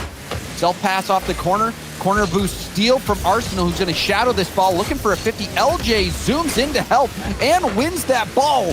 SSG pushing, and now the shot comes in, but it's too high. CRR with one pad will flick it, and it's a high pop from LJ, and it's into a nice spot. Daniel able to air dribble this ball out. That counterattack, this time unsuccessful, but I don't think you can rely on them being unsuccessful, Space Station. You threw everything in that play, and you just escaped by the skin of your teeth. I think also we've spoken about LJ and Daniel quite a lot. I don't think we've spoken about Arsenal too much because he's been on every play in pretty much every situation that I would want to see him in. I think that Arsenal has been a wonderful player for SSG in this match. Arsenal seems to be in the mix almost always. The glue that holds this team together. A very creative player, unpredictable, and also one that loves to bump and demo.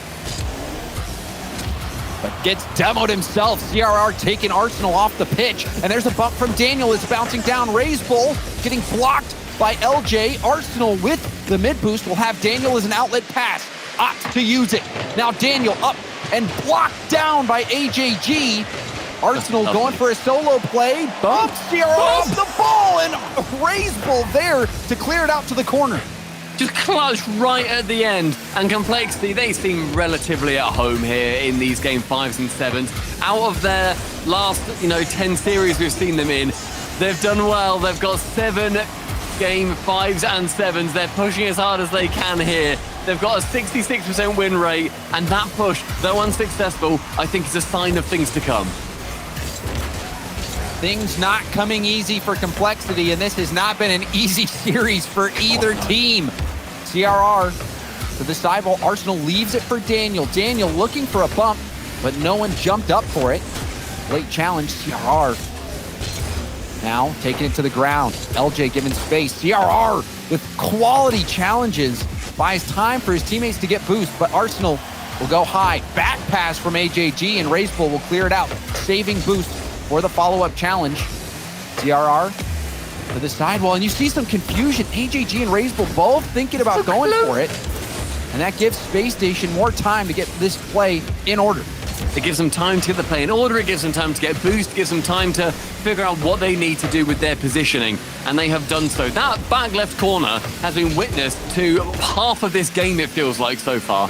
It's barely worked its way out. LJ being beaten there by CRR, but on the backboard, Arsenal's going to be laying in wait like a spider in his nest, clearing that ball away. And JG sees a player in the midfield, isn't able to get it past Daniel on that attempt. On the second, he finds Daniel yet again. The defense from him, and that monstrous flick. Jesus God, man. That was a Jazer flick if I've ever seen one. Almost to the ceiling. AJG gets a piece of it. It bounces high. Daniel does have the read. LJ helping out. Air dribble, pinch to the corner. RazeBull stealing it from LJ. This one leaks out to Arsenal. To pinch to the opposite corner. I guess we'll call that the Space Station corner, even though it's in Complexity's half. Arsenal with control. Final 30 seconds. Still no goal has been scored. I think Space Station have got squatters' rights in that back corner, to be honest. They have been there more than we've seen Complexity there, but on their own goal line. Daniel Hassey making that clutch save. Final 15 seconds as RazeBull puts something deadly on that net. LJ in the sky. Arsenal waiting in the corner, not really doing much, and so it allows Complexity to work their way back in. We were praising him earlier, but that was certainly a misplay. AJG over the top of one, but Daniel able to get one touch to it on the ceiling. Down for the overtime. LJ lets it drop. Game 7 OT, the semi-finals await for our next goal scorers. Space Station won Game 1 overtime. We saw Complexity win Game 6 overtime. Who will have it in Game 7? Early chance denied by RazeBull. RazeBull passes to Arsenal. Arsenal, low shot, and it's blocked by CRR. And now it's the push for RazeBull down the pitch. The counters have been incredible for them so far. With Daniel, though, being able to take control, he gets it now onto the midfield line, then goes low with that challenge, then goes high with the second one, then goes up for the double with nobody there. Daniel putting all the legwork. He just needed someone to commit on it, and again Arsenal to commit this time. Daniel to shoot, RazeBull to save. It is frenetic on that back line for Complexity. Complexity live to fight another day. Shot after shot denied. But how long will they do it? They're still alive. Daniel, Arsenal, and it's cleared out. Counterattack opportunity. Complexity, how have they not lost this game? They are saviors of the highest degree. Complexity, they've got that star as their logo, and they are stars across the pitch. I can't believe that the amount of defense they just put forward. It sums up how they've played so far. RazeBull to shoot on the easy net, with Daniels getting it central, though. Both LJ and Arsenal worth committing on that ball. Arsenal wants to shoot on that open net right at the back, but RazeBull, I feel, was just luring them in to get rid of the possession. A demo attempt coming in for Arsenal there, but slowed down by CRR. Doesn't go anywhere with it now. CRR lurking on that back line. Can't get the bump off. Arsenal can bump AJG, and that composure is revolting. Arsenal, one of the best bumpers and demoers in the game, could not get AJG in his crosshairs. AJG making the stop, and now we see a demo at the mid. AJG blocked out, going for a bump himself. Complexity, they've got 9 lives. They've got 9 lives. They've burned about 30 of them, so I'm not too sure who's counting on that team because they all think they're completely invincible. LJ, left wing, sees them then go to the ceiling, can't get that second touch it before AJG does. So now Raiseball trying to pinch it with LJ. The challenge going to the midfield, which is where we're seeing Complexity feel oh so at home. Daniel pinching onto that right side. Raiseball with 100 boost, gets it high, and the push now commencing until LJ gets that ball first. This has been a phenomenal push from both teams. CRR can tip it around, but Daniel, top corner savior this time.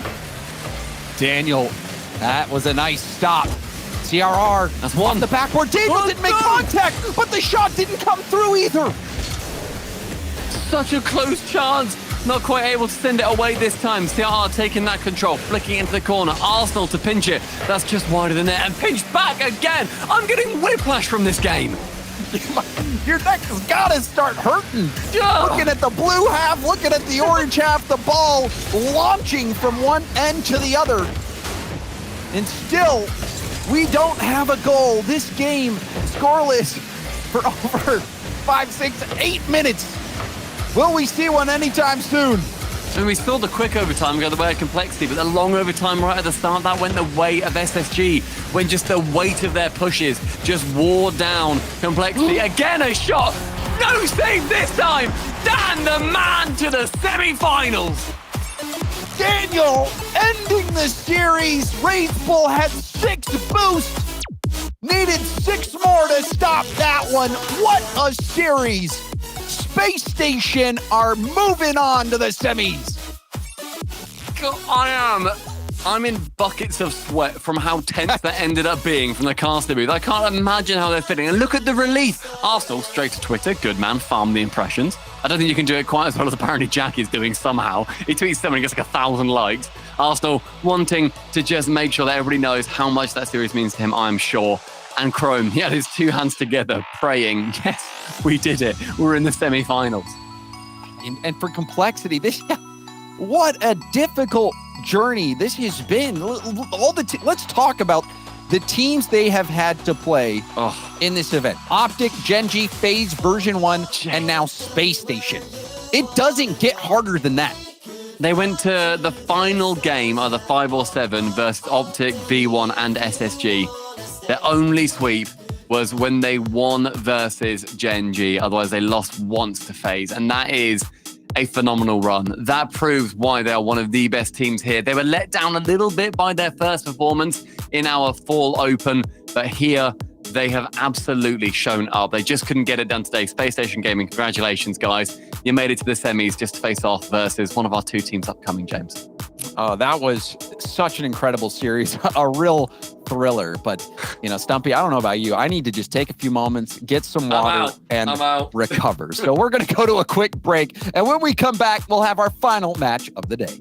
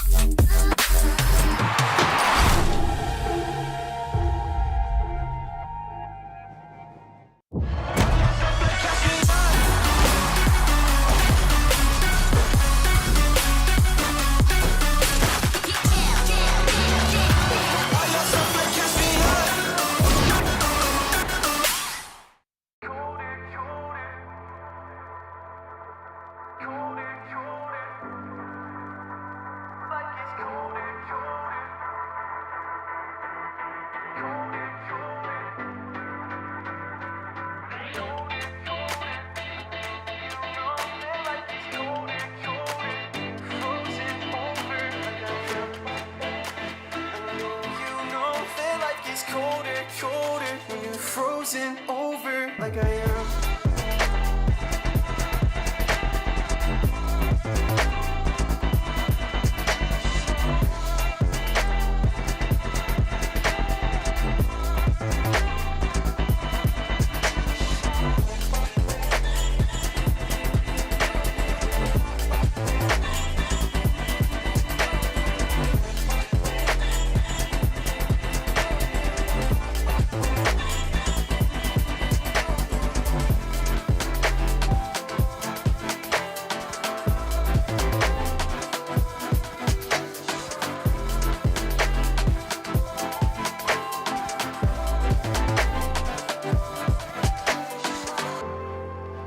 Well, I know you know that like it's colder, colder when I'm older, older than I am.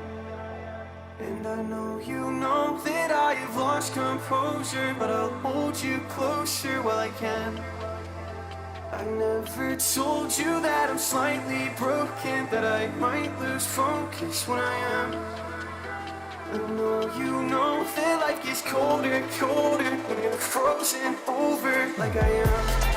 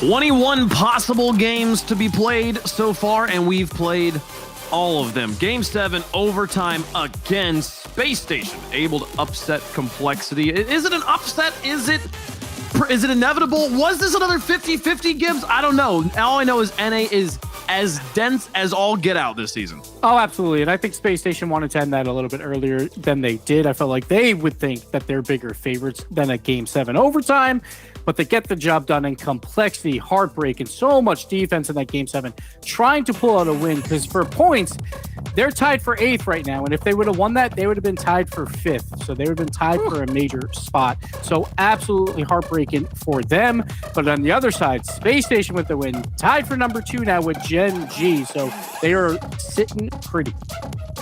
And how many near misses did we have throughout this entire series, especially even in Game 7? It felt like that series could have ended multiple times before it finally did. And it's moments like that that these teams are all going to look at once we have our teams for the major and wonder, man, if only that one shot was on target, if I didn't miss on that easy save, where would things be when the dust finally settles? Oh my goodness, you see that bump there as well. I mean, it was so tense, it came down to the wire. But at the end of the day, SSG, I mean, they iced up, man. It's lovely to see. They do. Daniel, again, continuing to pop off here. We're joined by the coach of Space Station, Chrome. Chrome, sir, thank you so much for taking the time to talk with us here. I want to get your thoughts about North America this season. It feels like you've been here, with the scene for so long. Is this the hardest North America's ever been? Oh, for sure. Like before, you could be like, oh, we can maybe skate by a 9 through 12. Because I remember last season we got 9 through 12 and then a top 2, and we barely made it. Like I feel like nowadays you can't do that because everyone is so tight, and you could drop out so quick in like the 4th round. There's so many good teams in Swiss. That's right. There are some good teams. I want to talk about the series specifically, Chrome. I mean, you guys started off strong, took a couple games, but then complexity came back. You guys took a tactical timeout. I just want to kind of walk me through what went on there. So yeah, we kind of had the talk of like before the series, like complexity is a really good team in Game 1. I think honestly they're one of the best teams in Game 1. So like for us, it was like reinforming like what we're supposed to be doing, because they changed up a few things and we needed to adjust a few things and be confident in ourselves, confident in our comms, and I feel like we kind of like we're jumping over each other and it was messing us up. So we needed to calm it down a little bit, kill their momentum, and bring it back. Seemed like LJ actually got off to a strong start in that series. How important is it to get his confidence up this early in the season? Yeah, LJ is great, man. He's like honestly always bringing the vibes back up, IGLing a lot for us in game.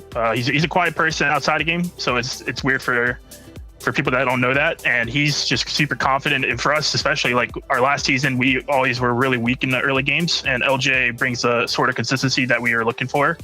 So it allows us to look better at those early games and honestly try to close series out faster, because we want to avoid these Game 7s. They're not fun. So I'm going to have you put on your analyst hat here real quick, because North America can only send 5 to the Rotterdam Major. So I want to know, who are your 5 right now that would go? Man, it's completely different from what I initially had, but I would say us, since we locked in that top 4, it really helps us. FaZe for sure. I mean, if you win a regional, you're pretty much guaranteed. I think GenG is pretty good too, since they stole that top 8 from G2 and they had a top 2. So top 2 is a really good position to have. And last 2 spots though are tough. Oh, I feel like V1 has a free ride here, so I think they're gonna lock in that 4th spot. And fifth, man, flip the coin. I'm gonna go Furia. Furia. Right. Okay. Well, man. So, quick question: FaZe versus GenG coming up. You guys play one of them tomorrow. Who you want? We really like the FaZe matchup, and I think they're the best right now, so we want to play them. We'll see if they can pull it off. Congratulations again, Chrome. See you tomorrow. Thank you. All right. Space Station Gaming advancing to the semifinals, and they will face off against the winner of our next and final match of the day, FaZe Clan, taking on GenG Mobile 1 Gaming here. GenG. This is a rematch of the finals of our first fall event here, Gibbs. Yes, rematch of the finals where FaZe handled it comfortably. It's a grand finals rematch. We want to see this. We wanted to see this again. Weren't expecting it in the quarterfinals, but these brackets have been absolutely insane. But we got to talk about First Killer. I always talk about First Killer, but we have to. He's like #1 in all the offensive categories again through this tournament. He was last time around as well, and he leads everyone in demos per game. So he's even getting it done where those stats don't even matter for offensive numbers. So First Killer truly trying to get that MVP title through 2 tournaments, obviously. We still got a long ways to go, but he's been looking unstoppable. I mean, Daz, I feel like by every metric right now, FaZe is the favorite in this matchup. What does GenG have to do to cause the upset? Well, I think GenG is a team that's very adaptable. I mean, you look at just how they've been able to handle some of the top teams. They've been very solid in terms of being able to break down teams, just like how they broke apart G2 in the Swiss stage. It's just going to be about that communication and honestly a little bit more physicality. Make First Killer uncomfortable is the name of the game. Okay, making First Killer uncomfortable. We'll see. I know Jack's been feeling a little bit uncomfortable himself out there. If he can really start to find that groove, we might see a different GenG today. Let's see what chat thinks with the Verizon fan vote. Hashtag FaZe, hashtag GGM1 if you want to see GenG as the pick there. And Gibbs, this is the last one of our nightmare bracket so far. Yeah, hey, we're going to be right on the top side. We're going to be right on the top side. We had Space Station. We're going to be right here again with FaZe. I feel like FaZe is a favorite, but let's not forget, top 16 qualifier. FaZe lost to GenG, but oh wait, no, I think they actually beat them. I'm not really sure, but still, GenG has a shot. Either way, it doesn't really matter because we've seen Chronic. He's performing even better than his first tournament, and they got a grand finals appearance there. So there's a chance, but I'm going FaZe. Okay, I think you put down FaZe for me as well here. This is the easy one. We made the bracket. Stacks, haven't gotten your thoughts yet, though. Who you got? Boy, as good as Chronic has fit in with this team, and I do love this new GenG roster. I think that they're going to go very, very far. It ends right here. I got FaZe Clan. FaZe up. Jersey. Here we go. FaZe. They might actually sweep the regionals, which is crazy. My goodness. Okay. Okay, but All right, Chronic FaZe the Ice boy. Cube, Daz.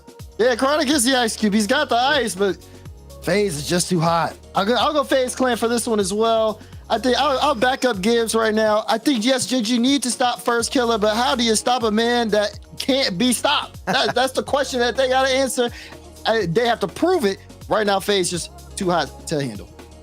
How do you deal with FaZe is going to be the question for everyone on their minds. And we just watched this one, Gibbs, which I think is part of why this makes this so one-sided on the desk. Oh, absolutely. Like FaZe, they handled them well throughout that grand finals. FaZe, again, 3-0 in grand finals over these last 2 seasons. They've also won 2 regionals in a row. That was over a long span of time, obviously, because they won Spring Regional 3 and now Fall Regional 1. But they have been looking good through North America, and that's now with Mist, who's looking even better on FaZe. They look more consistent. So 3rd and 4th might be gone for FaZe, might be grand finals a bunch of times throughout this year.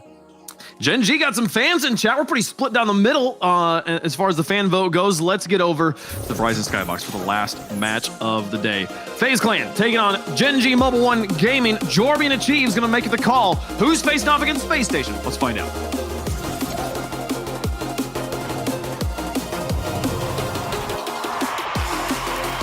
One final banger to end the day in the quarterfinal section of our regional Achieves FaZe.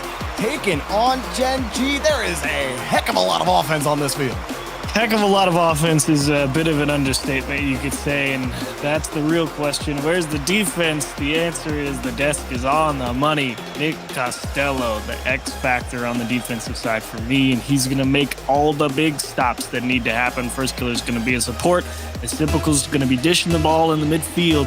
GenG, I think, definitely got their work cut out for them. They've been equal to the task times before, but now they play the 1 seed. This is tough this early on in the bracket. Can they do it? Certainly. It's just an uphill fight. And if you just look at the goals scored at the top of North America so far this season, there's 2 FaZe players in the top 4. That's First Killer and Mist. And then there's Jack and Chronic, literally interspersed at 2 and 4. Or excuse me, 3 and 5. So these guys are locked tight together. Apparently Jack literally 1 less goal than First Killer so far this season. These guys know how to score. And that could lead to one of 2 things. We could see a shootout, but we know how good, like you were saying, about Mist on defense, but also on offense. It could end up being 0-0s across the way. Let's see how this one, how it flushes itself out. I did like how Nolly and them were looking yesterday in their match against G2. Now you can always make the argument, G2 on a bit of a slip and slide, maybe a little tilted, frustrated from how their Swiss run ran out. They were able to execute against an incredibly stingy defense. So that's really where GenG has to get back to that point, moving the ball very well across the midfield and finding each other with the passing lanes. It's where all the work's got to get done for GenG. Both teams have just kind of boomed the other team's attempt to cross the field. Even right here, Chronic booming it out. Missed. Leading apparently Jack on the right side. Okay. GenG's still trying to figure this out. And another block. Like little attempts at change of pace from GenG when they get on the offense. Unfortunately, it doesn't quite work out. Missed off the backboard. Typical says, buy a little time here. No need to press too hard. Let's make sure we keep map presence as we control the midfield boost. It's a bit of a give and take there from FaZe. Maybe they give a little too much, but at the same time, they remain solid and unlikely to concede here. Ooh, dangerous pass. First killer. Too much height on that ball. Miss was sitting a little low. GenG are able to stick. They got both midfield boosts. Apparently Jack wanted that pass, but he got stuck on the side wall. And GenG actually managed that pretty well. The offensive play broke down, but then good job by Chronic to handle the ball, not dump it out, give it right in the spot to Nolly. FaZe do get control back. Typical stole it away. Chronic and Nolly looking to get the ball out. This one may come all the way down to the mix-ups, if that makes sense. I mean, neither team particularly likes to jam the box super hard. They tend to favor positioning a little bit more and capitalize on where they think the clears are going. So when you get a little bit of that stutter step going on the approach, you may end up in a better spot. As nice clear from Nolly over the head is typical and forces a mini reset from FaZe. First killer playing deep here, missed on the wing. Now they're in full retreat. Big reset from Chronic. Got underneath it. Beautiful goal. Hello, Chronic. Just scoop up that midfield boost that was left waiting.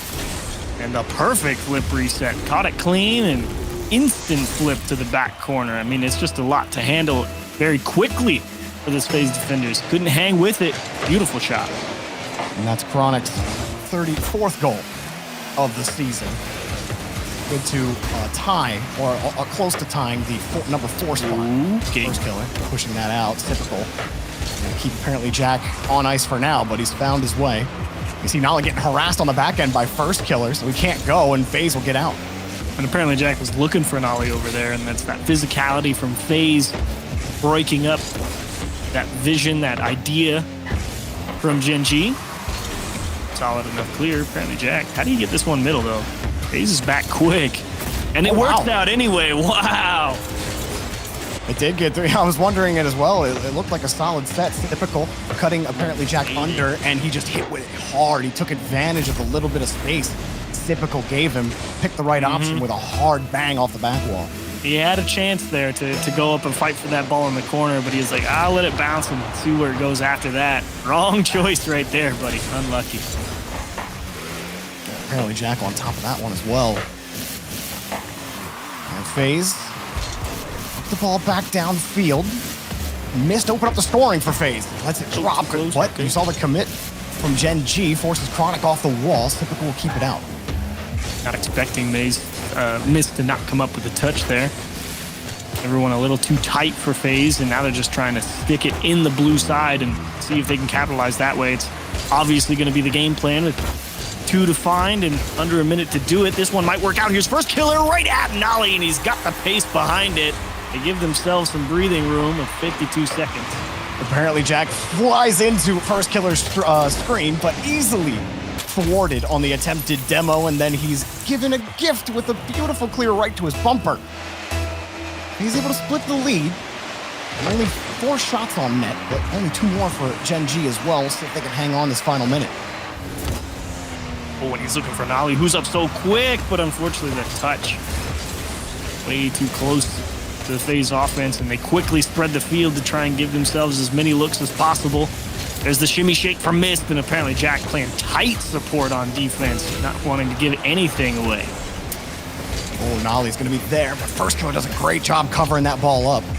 Left it to apparently Jack, who had a full, almost a full tank as he left. And he's able to stop the challenges from GenG, but they're running out of time in game 1. Hard hit downfield and just could not find the read. Typical. Was hoping there'd be a little more height. Not quite over. Nolly protecting the ball. Got him over with the flip reset. Typical sets up Mist. First killer's already downfield. Chronic, is he going to give him the look? Absolutely not. That ball. Oh, whoa, the lip. FaZe given a chance. 0 boost though here for first killer. GG for game 1 for GenG. Tough for FaZe right there. They finally kind of got the offense under him. Figured they would have a bit more effectiveness in terms of moving the ball through the midfield, but it's actually GenG controlling pace of play for the most part. at final minute, definitely leaning FaZe's way, but that's to be expected as they're the ones who have to score and they're going to throw everything against the wall and see what sticks. But man, way to go. I mean, the big X factor, obviously, that flip reset from Chronic right there all the way to the back post. He had 2 FaZe people and then the small miscue from Typical right there, not going up and fighting for the ball, giving a little bit of extra space, and GenG jumped all over both of those. And despite FaZe really trying to pull GenG off on some of these plays and catch them out, because apparently Jack was sitting downfield pretty often, waiting for an outlet pass. But he's so good about rotating right back into where he needs to be if the pass doesn't go that way, or if FaZe break it up. FaZe did break a lot of those up. GenG never really lost enough control, enough of those 50s to where they had to react to FaZe. Yeah, that's actually a really great point. I mean, that's really where FaZe Clan makes a lot of its money, so to speak. You know, they win all those subsequent challenges, and very similar to other top offense. Okay, a nice pass, Typical. That one's absolutely money for him. Look straight on his nose. Here comes the juice. He's like, that pass was so good, I'm not gonna let him get those points. Those are here you go, Sip. Nice pass, bro. Apparently, Jack obviously miscued. Just 119. Trying to throw it into the corner. Whoops, that hit his net. And UK units, that was 119 kilometers per hour for Jack, so he can hang his hat on that one. Absolutely smashed it. First killer. Decent pass out for FaZe. Typical. Nice soft touch. An open net. First killer should nail it. And Nolly helps him out. How about 2 for you? First killer gets it. I mean, it's to be expected. That's a great flick from Typical. That's really the play that seals the deal. You can't really expect first killer to miss that. He is thinking that he's probably going to put it in between the posts, so he's just trying to get there, and unlucky for him, ends up jamming it into his own net. Tough start in game 2 on Aquadome. That's not where you want to be for GenG, but I think with 2 like that, you kind of just got to laugh it off and say, okay, handicap set, let's go get him. Yeah, definitely not going to fault Nolly for that one. I'm still looking at you, Jack. Nolly. Get much going. Typical now. He's winning that challenge in front. Chronic gets harassed back to his own corner, but puts him right on the backboard to safely carry the ball back out, seeing all the space that FaZe gave him. Yeah, that was actually great recognition. It's very easy when you're kind of camped up there on that backboard with no speed to get a little antsy and think, okay, I want to dismount. I want to get my wheels back under me. I want to have more control over my positioning. And Chronic thinks, nah, I'm already up here and they're giving me a lot, so I'm going to take it. I'll let it bounce and come down that way and not be wasteful. It's great recognition. Jack, midfield boost spawned for him, but the 50 rolled straight out to first killer. Nolly was ready for it. Well, now all FaZe have to wait for Chronic. He's got more space, but lost control. Typical happily takes the 50 back to their own corner. Pretty good for FaZe. They not really letting GenG win. Like we were talking about the challenge game, right? FaZe winning all those subsequent 50s. Oh, what's happening here now after those early goals? And GenG, I mean, they're getting a lot of space to work with in general. Right here, Typical's there for it. But, I mean, FaZe, they're happy at this point. 3 minutes left. They're like, we'll go camp on it if we have to, but every now and again, you get a chance fall on your lap. Typical makes a big one. Double insurance now, up off the ceiling, away from everyone. And how about the quick recovery off the wall? Don't see that one very often. That was such a beautiful play from Typical. Looking at Chronic's cam, you know, he's seeing that ball come across the wall, and he positions himself to grab the rebound. But then Typical just pole vaults it onto the ceiling, and now your camera's whipped upwards, and well, that's awkward. You can't get to it. Excellent job from Typical for sure. And FaZe, I mean, what a response achieves. And now you go even deeper back if you're FaZe. I mean, yeah, Typical doesn't even bother. He's like, I'm gonna take the boost and I'll go challenge you. Like, Mist is in the net, it's fine. Like, here's really, Mist doesn't even bother. He's like, I'll just wait. And he sees Chronic can't handle it. Ooh, first. Get the double there. The funny thing is, there's still so much game time on the clock. Yeah. And GenG, they could get it going here soon, but they have 0 shots on net. Can't be too surprised, I guess. It's okay. That's okay though. I mean, like, it's a tip back. Sure. It's not what you're looking for, but at the same time, you already know first killer's not committing. You're not trying to score right there, so it's not like he's gonna get caught out. And first killer thought about it, but FaZe more than content to say, bring us the ball, man. if you want to beat us, you're going to have to work extra hard and make a huge outplay somewhere. Well, that pass not quality enough right into the defender. It's typical. He might got deleted, but got the flick off.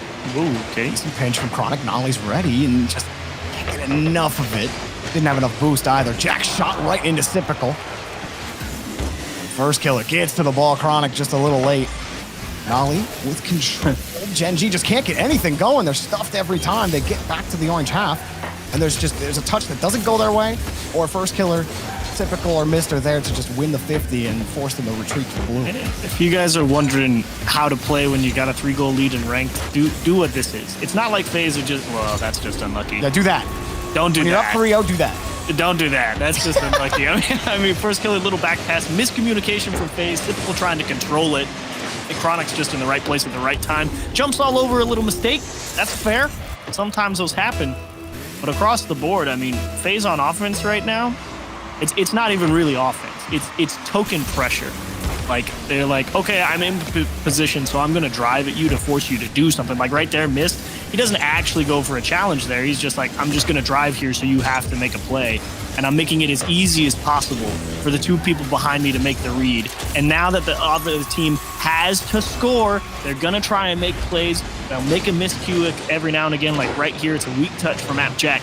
And first killer's right there for it because they're playing deep back and they're saying, you got to beat us and you have to be perfect to do it. And that's how you close people out in the pro league, in ranked play. It doesn't matter. You just drive at people, you force them to show their hand. If you don't have to score, you don't have to force anything. And FaZe is executing on that 100% right now. GenG sent the house on the last play. While it started well, it's kind of back to the drawing board after Aquadome. FaZe really locking it down. And it's funny about FaZe because last season, they won the very first regional in the 21-22 season. And so they do the same thing this season, and a lot of people are thinking, okay, is it just going to be the same top 4 FaZe? But everyone wants to see a little bit more. As much as we've all been high on FaZe, but like how they're looking right now, this game number 2 is like a microcosm again of what I think people expect this FaZe roster to be. They get the offense when they need it. Granted, GenG, yeah, they helped them out a little bit on Aquadome. But FaZe kind of create that atmosphere, don't they? Yeah, I mean, it's definitely, you've got all the pieces in the right place to force them to try and make a play. And every now and again, in this exact instance, a couple of them worked out in your favor in a row. So you just got to sit on this massive lead early. And that's the way to do it. I mean, that's the impressive part. It's like you can see FaZe here out shooting GenG. What is that? 8-4. Yeah. And they weren't actually trying to pressure. They're just like, okay, we've got a 2-0 lead with 4 minutes and 30 seconds left. You know what I mean? So we're just going to sit here. I don't feel like GenG's touches were quality enough, like on the few chances they did have. That's the hard part, right? Because you didn't get them a lot, right? And then you missed the one chance. Yeah, and it's like creating your quality opportunities is doubly hard when the playing field's not level, because it's like FaZe is like, fine, bring us the ball. Like you have to score. You have to do something. And I'm going to wait until you have to commit to something, and then I'm going to get in your face and make it as hard as possible. And if you score, more power to you, but it's not going to be for free. And that's the power of playing that way deep back when you get that early lead, and they kind of just put it, as Daz likes to say, they put a hand up. It's just presence. They're not trying to score on you, but they're going to get in your face. Like right here's Typical. He says, cool, there's a lot of pressure because someone on FaZe is driving around the net. It's first killer getting in Chronic's face. Nolly has to make this awkward touch, and now they're like, guys, where are we at? And they can't get a hand up. Well, Chiefs, they're not trying to score. They're born that way. They're just in the right spot. They came out the womb scoring. Ready to go. Another goal for FaZe at the very start. Making GenG uncomfortable on defense. Where do you start with GenG? As Nolly lets that one come out. Chronic misses the read. And GenG being outscored in the last 6 minutes of gameplay. Oh, that's so unlucky. I actually really liked Chronic's play right there. I mean, he tried to come from behind the person air dribbling the ball towards the net and wanted to hit it hard off the backboard. And he accomplished that goal. Unfortunately, the bounce it took just went straight back down into the middle rather than kind of hovering or going at a more horizontal direction as Nolly tries to get sick catch and try and get around first killer. But GenG, that second goal to give up was tough. You think maybe they could have found a way out of it with a different bounce, but now you again, same situation. FaZe Clan, 4 minutes on the clock. They're up 2. Here comes people. They're just going to get in your face. Like, Mist doesn't even challenge. He says, look, I'm going to make you flick it. And then we're both camped out on the defense. It's like they forced you to show your hand. It's like you have to do something because here I come. And then, nope, I'm not going to be there. You can feel the desperation from GenG too, because first killer had the backboard. And apparently Jack is still diving at that ball, full throttle. And they just can't get the touch that they want. Get first killer again. He will not let them have any real estate on the backboard, but finally Nolly keeps spacing. Typical just levitates. No problem. Nolly, another Just chance. waiting. This is good for GenG. Jack's in the air. Typical's in the way. Here comes another Chronic. Underneath. That shot's not going to get it done. Nolly, he's going to keep that touch close. Jack files in behind him, but again, Typical not going to let you through. They need something with a little more power. Okay, there we Jack go. maybe get something here. Maybe a bump on top of it could help, but That pays off. boost deal. Yeah. That's the challenge game there for GenG. They get the big key block. They keep it in the FaZe half. They get a couple boost steals, and now it's extending that offensive stay, giving them more chances. And now you kind of force FaZe Clan to, okay, now you got to go clear the ball so you can have a little more time. And unfortunately, that miss from Nolly may have bought them that time. Scrum here in the corner. Pops up decently for Chronic, but he had to use a lot of his boost to get to that ball. Trap, yep. Right play. Oh, Jack went for the read, and first killer's gonna make him pay, falls it off! Oh, how many times has first killer just taken the game into his own hands there? Let it fly for Typical, and they couldn't put it on target.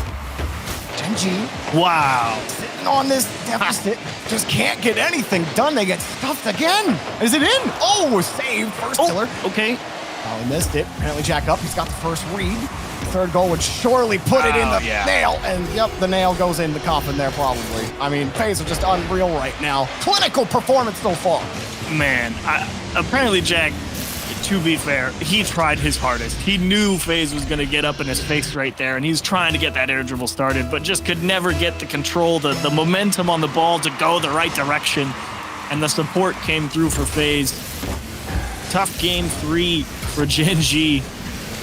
I mean, you're only down by 3 with 2 minutes. That's a decent amount of time, and I'm not a big fan of saying games are over with any significant amount of time left, but the approach that FaZe is taking is not one that it really feels like GenG have the firepower to capitalize on. Of course, right as I say that, here's a missed touch. A little awkward ball for first killer, gets beat out. Typical's caught, grab, and boost. And Nolly says, there's one back. We may still be in it. That's what happens when you play defense so well for so long. You're like, yeah, first killer, he's there. I'm just going to go get the boost. He's got it. Like, yeah, I don't need to be second man here. But you let GenG in the door. You let a wheel in, Achieves, and it's pretty hard to keep the car out.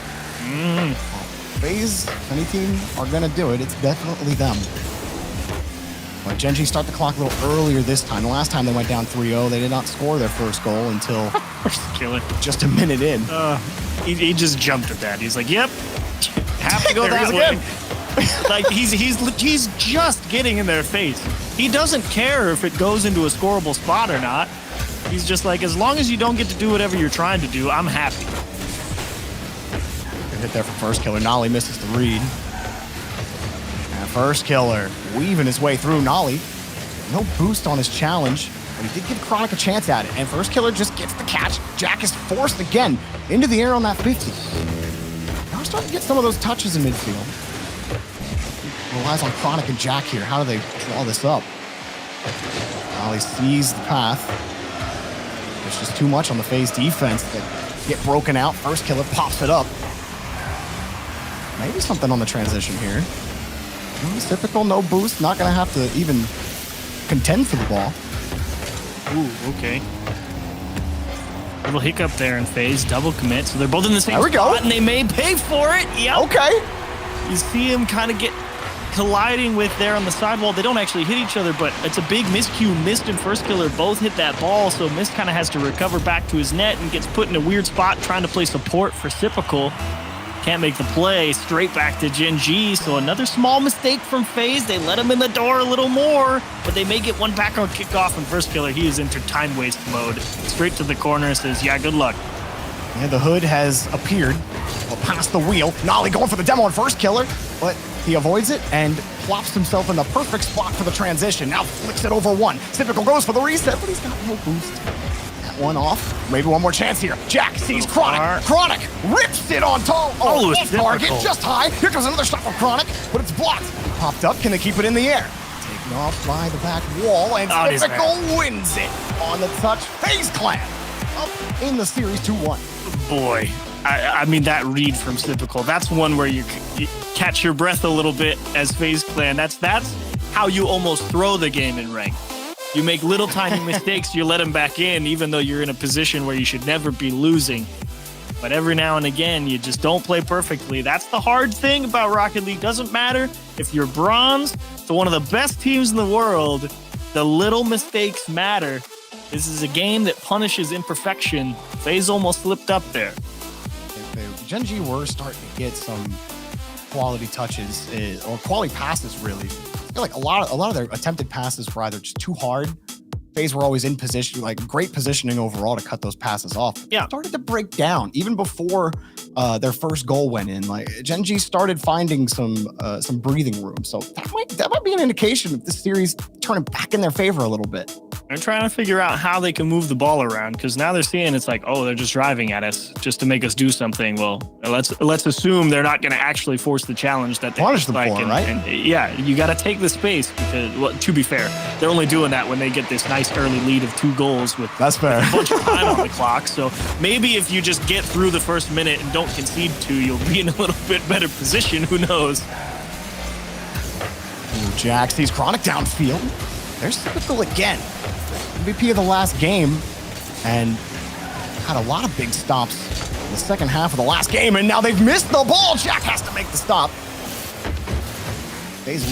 Miss got the backhand touch there. You know, the smash equivalent of the reverse hitbox, I'd say. For real. Like, it was wild, and here's what you're kind of more expecting. Like, this is where FaZe, like, they got to score. Now they push. Now they really try and take the ball away from you. And here's where GenG's got to do their damage. Apparently, Jack hits the post. Close call. Chronic not over. On the reset, gets by FaZe. Typical left with no boost on the wall, but first killer helped him out. Jack waiting to receive this. GenG can manage their space well on defense. Now FaZe starting to inch forward a little bit, and that's a great boom from Jack, but not enough. Miss just reeled it right back at him. Here they come again, another slingshot. Over to the side. Not really getting good touches on the ball, FaZe. I mean, they had a bunch of time and space to work with in the midfield, and nobody could really bring the ball under control. That's a nice challenge for Mist in the corner, but the shot denied by Chronic. FaZe trying to get it reset, and this one's up towards the wall again. Chronic's waiting for it. Mist missing the demo in the goal, excuse me. And GenG, that was a really nice defensive stint. Ooh, good touch from Typical. Chronic in the rotation. Kept it close, actually. Typical got the boost steal. First killer cut in a little bit hard. But look at him make it work, almost. Get that 50 against Nolly. Mist did. And Jack's there. GenG doing enough to stagger that approach. First killer tried to be quick with it, but ended up dropping the ball. Still Mist has it. Dropped it straight down on the 50. First killer over to the corner, but then he ran into Mist. I think first killer wanted to continue that. Mist gets pushed back. GenG doing a good job of pushing FaZe back when you think they're going to finally start inching forward. They get that quality touch. They get that quality challenge. And here's Jack again. Does he get the 50 against first killer? He does. Typical's next up. And there's no one really in. Well, no, Mist made it work. He was pretty far on that. Oh, maybe Chronic could have got there. But now up high, it drops straight down. No one from FaZe can get there. Here's where you got to be careful if you're GenG. You don't want to fall back into that trap of clearing the ball the same way over and over and over, because then everyone kind of starts to fight for the same boost pads.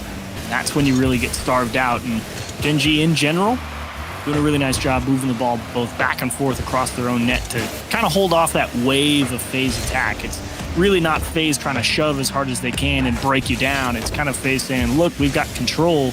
Are you going to make a mistake or maybe beat yourselves a little bit?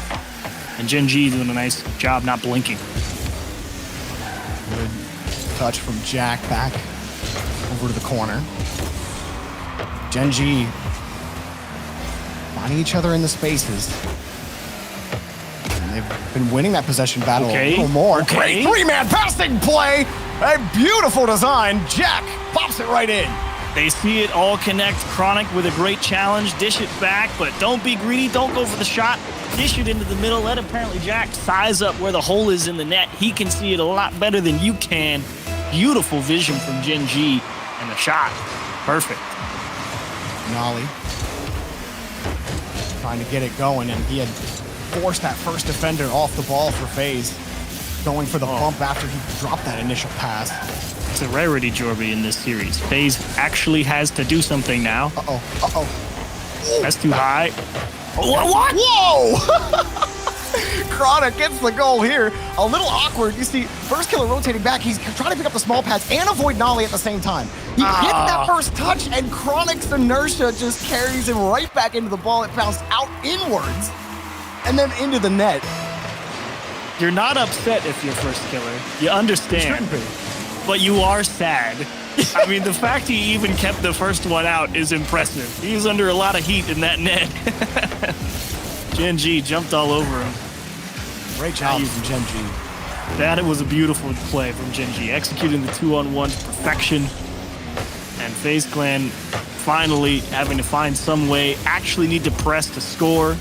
Can't just camp out in the midfield and show fake challenges and manipulate the challenge timing. Now they really got to do something. Really hard kick. Missed a good catch, first killer. Tried to get Jack to bite early or force him off the play with a demo, but Jack just wins a couple of touches. Typical waiting in the corner. Down to him. How's he going to sauce this one up? Typical. Taken away, but forced a double commit. First killer. Just too much hang time and has to drop the ball to Jack. And everyone expecting Typical to go into the midfield with that one back to his teammate, but trying to do it himself. It's a little greedy, but at the same time, if he would have scored it, we would have called him a genius. Chronic is trying to concoct another wizard of a goal. And FaZe Clan unfortunately going to concede a game back. They will be tied up at 4. GenG, you want to ask what won GenG this one? Defense. Great plays. I mean, this whole first half of the game was them camped out on defense. You don't see a lot of saves because, honestly, they didn't have to... Oh, no, sorry, I'm reading FaZe Clan stats. They did have to make a lot of saves. I was about to say, I'm like, there's 7 of those. Against the 7 shots from FaZe Clan. My mistake. I can read, and I know my colors, I promise. But man, that whole first half of the game, that was FaZe's time to get it going in their favor, get the pressure, hold the lead, and they couldn't do it. GenG, lights out defensively, moved the ball wonderfully, found each other when they finally got the counterattack going, and that was how you play defense against a tough team. I felt like first touch quality was a lot better from Chronic in particular. I felt like he was... Yeah, they weren't own goals. It was great. No, I'm no own goals. GenG, you could argue maybe they beat themselves a little bit. For my mark, I do think FaZe pushed the nose a little bit on them. But now we head to Wasteland, all evened up. And man, today has just been... it's been insane. Like, you really... It's the marathon. You think you start getting a beat on a series. And so many regionals have gone this way in the past, right? A team takes control. I mean, they rarely give it up. You see a lot of give and go, but I truly don't know how it's going to shake up from here. I felt this way all day, and it's exactly the same here with GenG and FaZe. Yeah, that's a big win for GenG. It's like the full reset button, because FaZe are like, okay, I mean, we finally had to actually play offense, and we really couldn't get anything done. So you kind of scratch your head a little bit. Like, obviously, you won the last 2 games because you got ahead early and you got to camp out, but now you're deep into the best of 7, you know what I mean? Next game is advantage.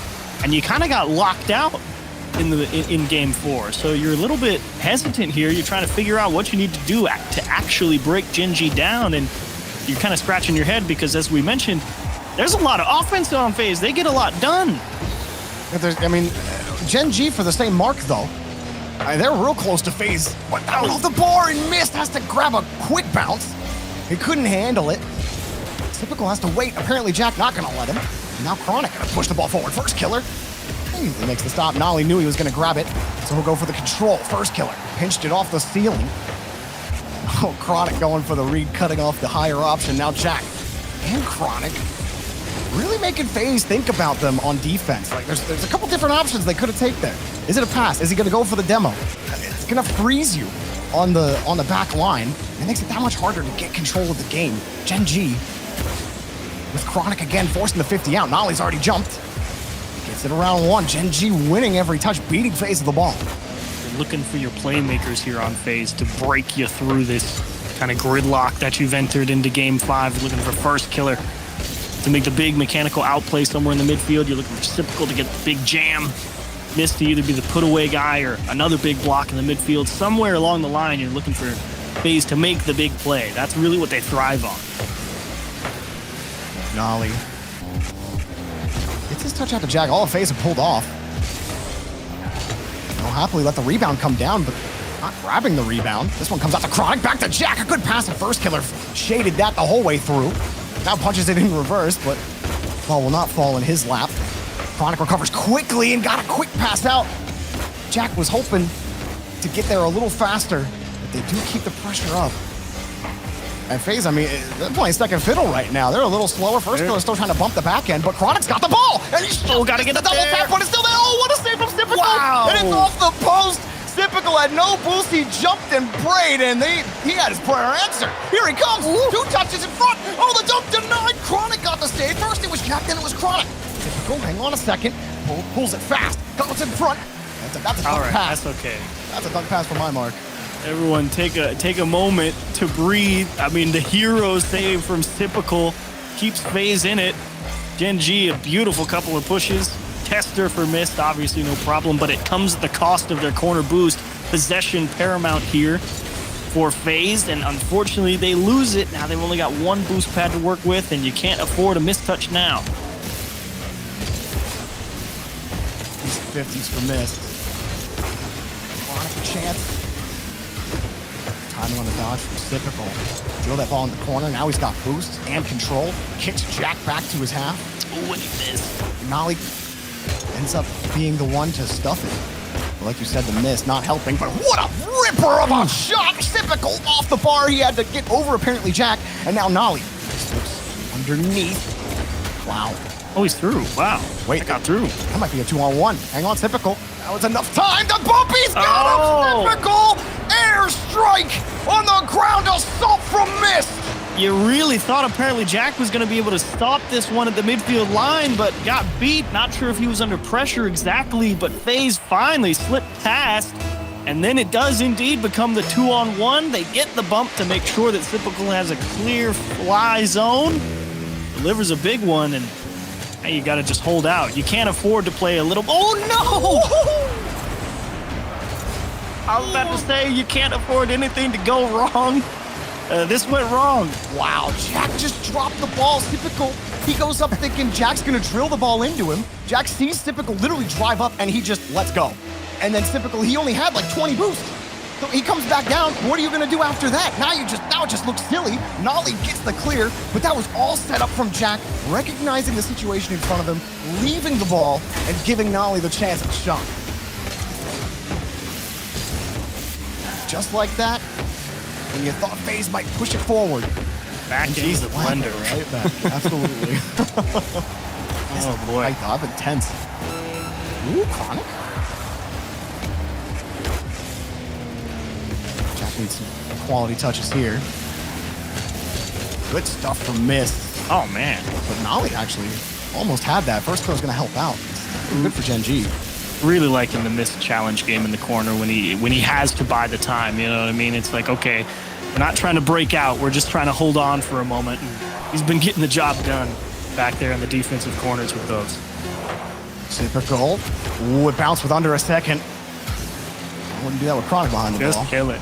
They don't have a lot of boost. Just put it on the ground. All 6 players take a quick breath. And we're in overtime. This is for match point on Wasteland Night.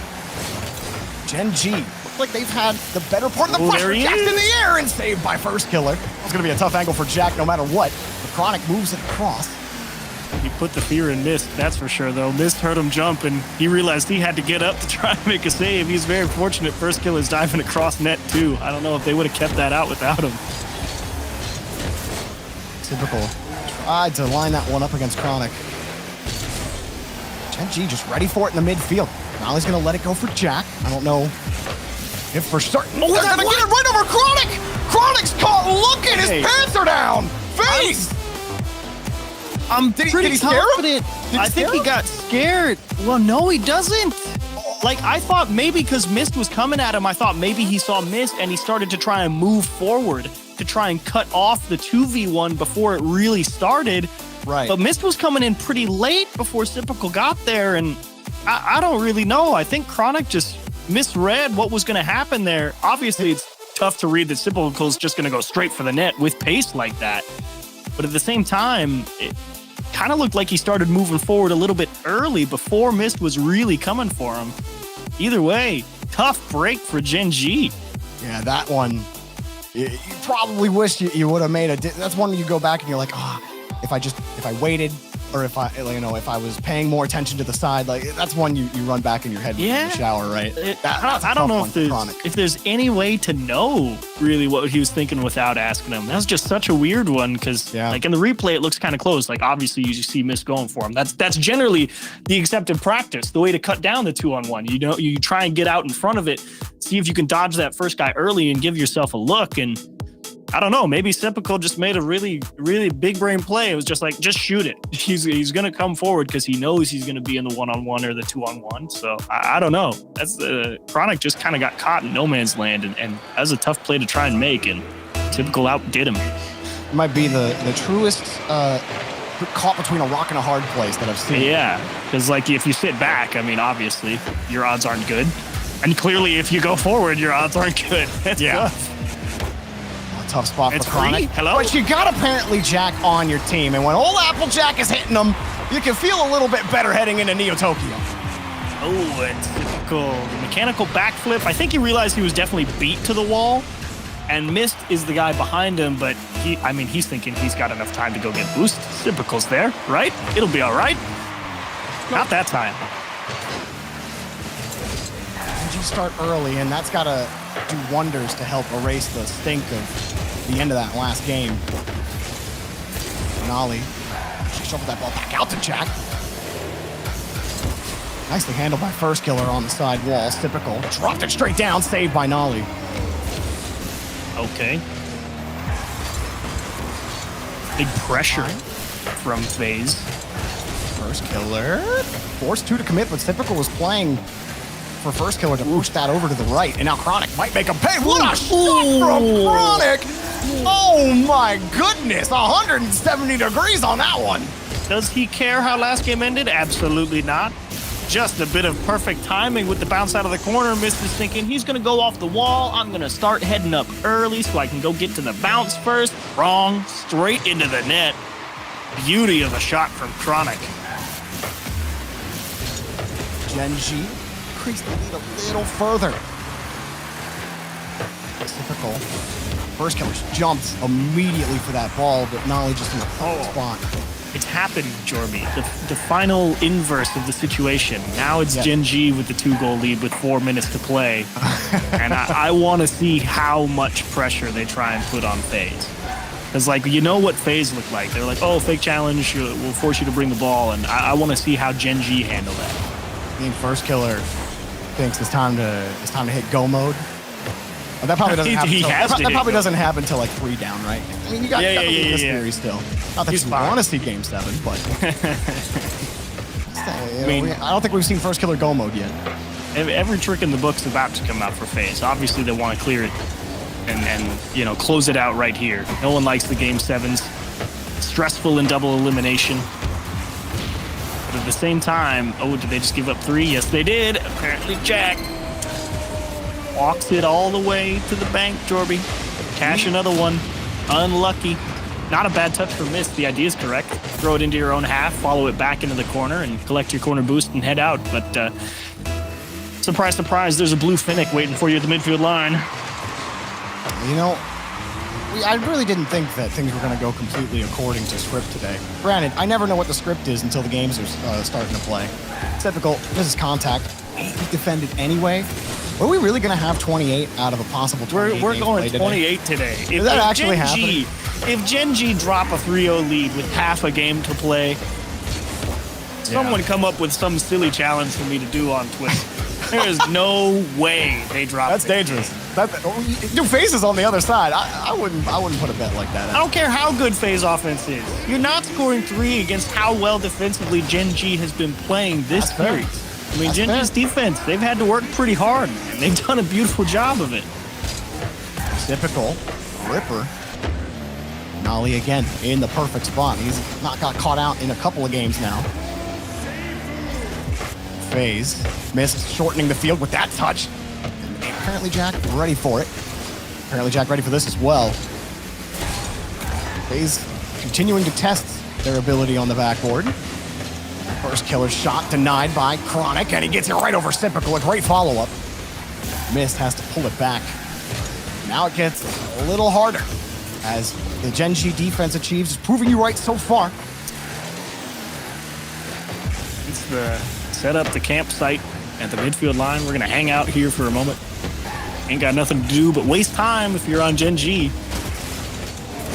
This is the formalities, so to speak, at this point. And they've got a whole minute off the clock. Mist really trying something. Like, all right, I'm going for the touch midair bump. See, there's first trying to pull him off. I'm gonna go up the backboard and hit the spike straight down, you know, do something. I think he just wanted to delete him. Get it going. I think you just want to get like the GenG players off the field at this point. Because you can't get them off the backboard. Literally anything, but GenG giving nothing away. I thought this one was going to be all about the offense. I was dead wrong. It's defensive showcase for everybody today. That's what I was wondering too. But first killer, that's a good drop, but only decent. Missed. Denied by apparently Jack once more. First killer denied by apparently Jack once more. First killer denied by Nolly once more. And GenG, it feels like just another day at the office on defense, despite the pressure here from FaZe. Really, how many of these turned into quality shot opportunities? They only got a few of them. How many? They got 11 shots, but they're not scary ones. Yeah. 11 looks good on the box score, but you take a look at what those 11 looked like, and you're like, don't know if you really had much going there. It's like the poof goal explosion. That's how you feel about it. How about it achieves? Out of 28 games played, that could be played. We're going to play all 28 of them. I need a direct check, okay? I need it as quick as possible. How many times has this actually happened? First killer, great job. Put that on your placard as the participation trophy for Game 6. Congratulations. You were here. Hey, that makes him 1 for 7. He doesn't have a 0% shooting percentage for Game 6. That's the most what matters. Yeah. D-Rec tells me that it's never happened before, by the way. This is he says he's 90% on that. That it scares me that the stats guy is telling me he's 90%. Like I'm like 90% on it too. I think we've been very close to going max distance before, but we've always been 1 or 2 games short or something. But here's my one big worry going into Game 7. If you're a GenG fan, you're hyped up. You're playing really well, and I'm with you. GenG is playing really well. What I'm worried about, I still feel like FaZe Clan has like one more gear. You know what I mean? I feel like I've seen the gamut of GenG here. I've seen the solid defense. I've seen the execute on mistakes. We've seen the really nice plays on offense. I think you're seeing like rock solid. Here's where GenG wants to be at a base level. This is what we like to play and what we like to do. I think you've seen the full spectrum. I don't feel like you've got everything out of FaZe Clan right here in Game 7, in Game 28 on the day. I feel like FaZe Clan, here's where the last gear comes up. And GenG, now you got to prove it once more that the defense is up to the task. Rocket League fans, it doesn't get much better than this. Your 4th Game 7 in all 4 of our matches today. And FaZe are forced to respond after GenG really dominated game number 6. Missed back over to first killer, denied by Chronic. And they definitely got to turn up the heat if they want to beat GenG here. And what a win for GenG it would be if they can pull it off. Missed. Gonna take it out over. First killer gonna wait for Miss pass. I'd love to get the offense going. First killer with a quick preset switch to try to really seal the deal. And And Mist gets a good challenge over to Typical. Doesn't have enough boost, but it's okay. to He's the got middle. Mist. Back over to first killer, denied by Chronic. Jack's going to be next up, and FaZe or Typical, he wasn't going to be able to go for it anyway. Chronic's ready for that. I'm waiting to see the can opener from First Killer. I'm waiting to see him go and just break people down over and over. That's what I'm looking for. That's the gear I'm referencing. That's what I'm saying. It's like, it's these types of games where like you need him to hit go mode. Like, yes. Gibbs Press talk the all big day about red how he thinks button. First Killer's the best player in the world, but like we got to see the best player in the world. You need the best Wanna be player GenG right now. Right now. There's no more time to wonder. I mean, that's what we were saying about Beast Mode yesterday. It's like, they kind of need Beast Mode, and it was a struggle to get through there. You got the big Beast Mode button today, so looking for a similar level of impact here in Game 7. FaZe Clan trying their best. They've held a decent amount of pressure at the start of this Game 7. And that's a really awkward save from Mist, but great support from Typical. GenG with really their first chance to try and have an extended stay, but they just give it up in terms of looking for stability on defense instead of trying to force something that may not be there. Chronic gets a full field clear on that. Despite all of FaZe lined up on that side. Now Nolly, it's a look, but just didn't have enough boost. His touch the ball a little too far away from him. Mist ready for that 50 for Chronic, but can he win two? He can. 31 left for Chronic. He's got Nolly coming in to help. First killer gets the catch, and Jack's not to be thwarted with. That fake was never going to work. Jack cut him off completely. Nolly reading Mist well there. You talked about Mist challenge game in the corner as well. But how about Nolly's challenge game as well? Hang on a second. First killer. Passing Chronic, and there's just not much there. Chronic's big right now. He's got a lot of presence on the pitch. I mean, you think, okay, FaZe got the big touch, they're through, but the guy waiting for it's Chronic. He's been a big hurdle to try and get over. Nolly off the wall, free ball for First Killer. Actually, a big missed touch. Typical trying to cover up, and FaZe, you need a big clear here to reset. Goes a little flat. This is going to build a lot of extra pressure here for GenG. Jack up next for it. Now that high touch, First Killer's ready for that. Still, Jack got the 50. That makes things awkward for the rest of FaZe. Like you said, you could use some help. Two cars got it done this time. This still stuck on no boost, trying to stay in the rotation. We'll finally get a corner. GenG still have the ball. Jack just sitting there. He's win the touch. Big time. Nolly puts it in. Apparently, Jack swipes away the FaZe defense. You're just looking for the vent valve to release all the pressure. They can't find it. You think maybe that's the touch to the midfield. Nolly sends it straight back into the mix, and a double commit from FaZe throws off the structure. It gets tipped away. No one's in position to catch the follow-up, and now FaZe backs against the wall. No more time to think about it. The demo comes through. First Killer's gonna tie it up. If you can't beat them, you delete them. FaZe back on the board. None of that defensive nonsense this time. Wow. Mist is done with it. I like how Nolly recognized it like halfway through as he's flying back as well. He's like, oh, my teammate's about to get demoed. I gotta try. I respect the effort. Unfortunately, there's just no way, but it kicks straight to apparently Jack. And unfortunately, no legs on the push, so overtime looming potentially. 90 seconds is a while. First Killer, his touch taken away. Nolly and apparently Jack were given leeway. Missed. I want to take an unfavorable 50. Now First Killer. He's behind the ball. He wants two, but skips too far out. Typical going to play it hard against the side. Here FaZe go again off the sidewall, air dribble. Now First Killer off the sidewall, just potted. Nothing there for FaZe. GenG can get set up. Nolly with a non-touch. Chronic needs Call it what you want to. A whip. low. Yeah. Should be cleared. Wait, what? I thought FaZe was gonna go challenge the ball, and they just let it come at him. That's not over. Oh, First Killer couldn't get there. Nolly will make sure it goes in. First Killer expends the boost tank. He can't get there. Apparently, Jack behind them again puts GenG in scoring position. What a show from GenG. Now you've done it. You've got the lead. How do you hold them off for 45? You know, here comes everything from FaZe. First Killer on the reset. Had a missed demo maybe to help him out, but Nolly was Kick already there on the across. 50. Big shot. Typical denied by apparently Jack. First Killer. Hard pass and Miscue. missed. Has to dive around. Chronic's not going to get there, but he will protect his boots. Midfield boost, first killers, but he's got Chronic. Now he's lost it. Apparently Jack going for the bump. Chronic wins another 50. Apparently Jack head on third, but first killer gets there in time. And he needs that boost, but he just gave up the ball. He missed. Up it up. Time running out for FaZe. Love it. Great coverage in the midfield. What is typical GenG stopping him. Chronic is there. A little bit more for GenG to take down the full open regional champions. Apparently Jack, he knows it. Forces the 50, but it's still in the air. Typical got the catch pass over the miss. Denied. Okay, by trap Chronic. it. Now he's catching it, and first killer keeps it in the air. Up high. No boost. Jack lets it drop down. GenG and 7 move on to the semifinals. Oh, my goodness gracious me. I thought there was no way. FaZe, I thought they had another gear. Try as they might, just jammed in the transmission.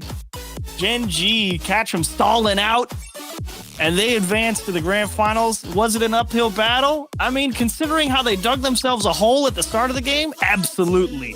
Yeah, Or at the start of the series, excuse me. Three times. Well, no, sorry. GenG did win the first game.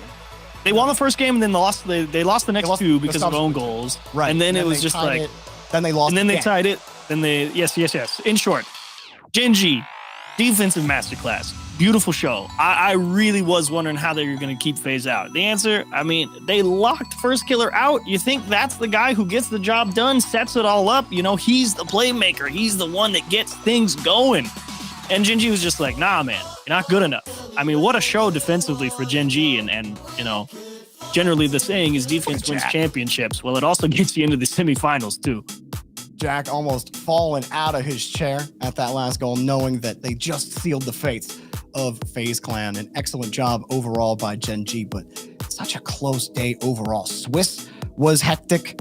Today was hectic, and I just don't think anybody can guess anymore. I'm just thinking back to Chrome's interview when he said, you know what, there's no free games. Like you could just drop out of Swiss entirely, like G2 did.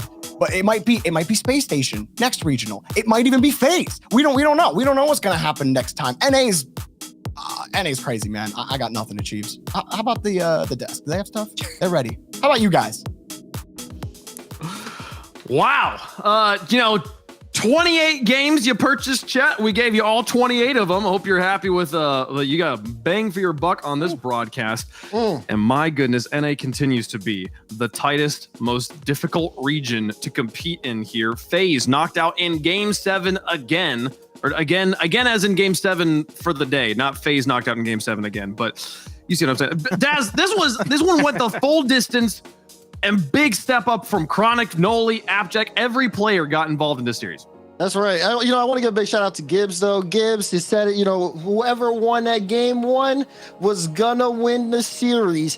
And he was absolutely right on that mark. GenG, they took that first game, they had to take it. So the Gibbs kind of mojo Jojo ended up working as we take a look at the highlights. Listen, this one was a shootout. But at the end of the day, GenG proving that victory against G2 was no fluke. They come into the top 8 and they show up FaZe Clan in incredible fashion.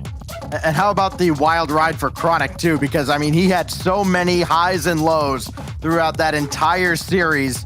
And when it mattered most, boy, did he come through again. I absolutely love this roster.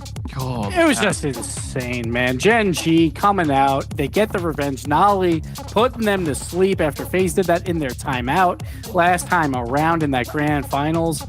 And again, it's not going to be easy. Not going to be easy for any of these teams, including G2, obviously not even here. FaZe Clan won Regional 1. They're out in 5th now. The points race gets tighter and tighter. FaZe isn't even locked in. Look at this. Yet. Look at this. Just so many good plays. And GenG, again, the highs and lows was so huge. The bounce back from GenG. Yeah.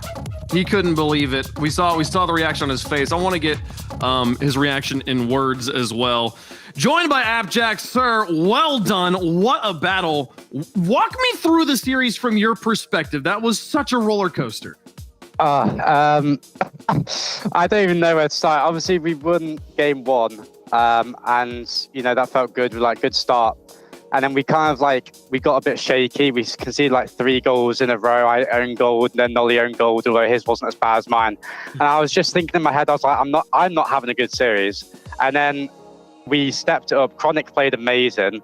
And we just kind of started, taking it from there, and I started to step up. I felt pretty good towards the end of the series, and yeah. Was that expected? In day one of Swiss, you guys went 9-9. It wasn't a great day, but you survived. You take down a G2 and you make it here. So is that expected for a new team like you guys to have your on and off days? And now you obviously take down FaZe. So today was an on day. Like, it took 7, but you got it done. But were you expecting to have varied results throughout even day ones in these tournaments? I would like to sit here and say I'm fully confident in my team 100% of the time, but I'm a human. People have the wrong perception of pro players, thinking we're just like, we don't get phased. But of course, you have sometimes doubts, and I'm also trying to be realistic. So of course, we can have our off days, whereas we're a new team, still working on consistency, still working on our structure and figuring out what we want to do. But for me personally, we played well today.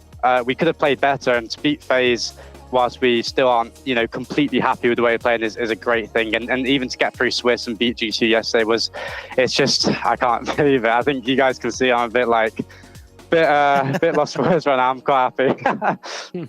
Well, we saw Noli putting him to sleep at the end of all that. You can't tell me that there wasn't some added emotion there to pull off that kind of performance against FaZe. Tell us exactly what that meant for you guys.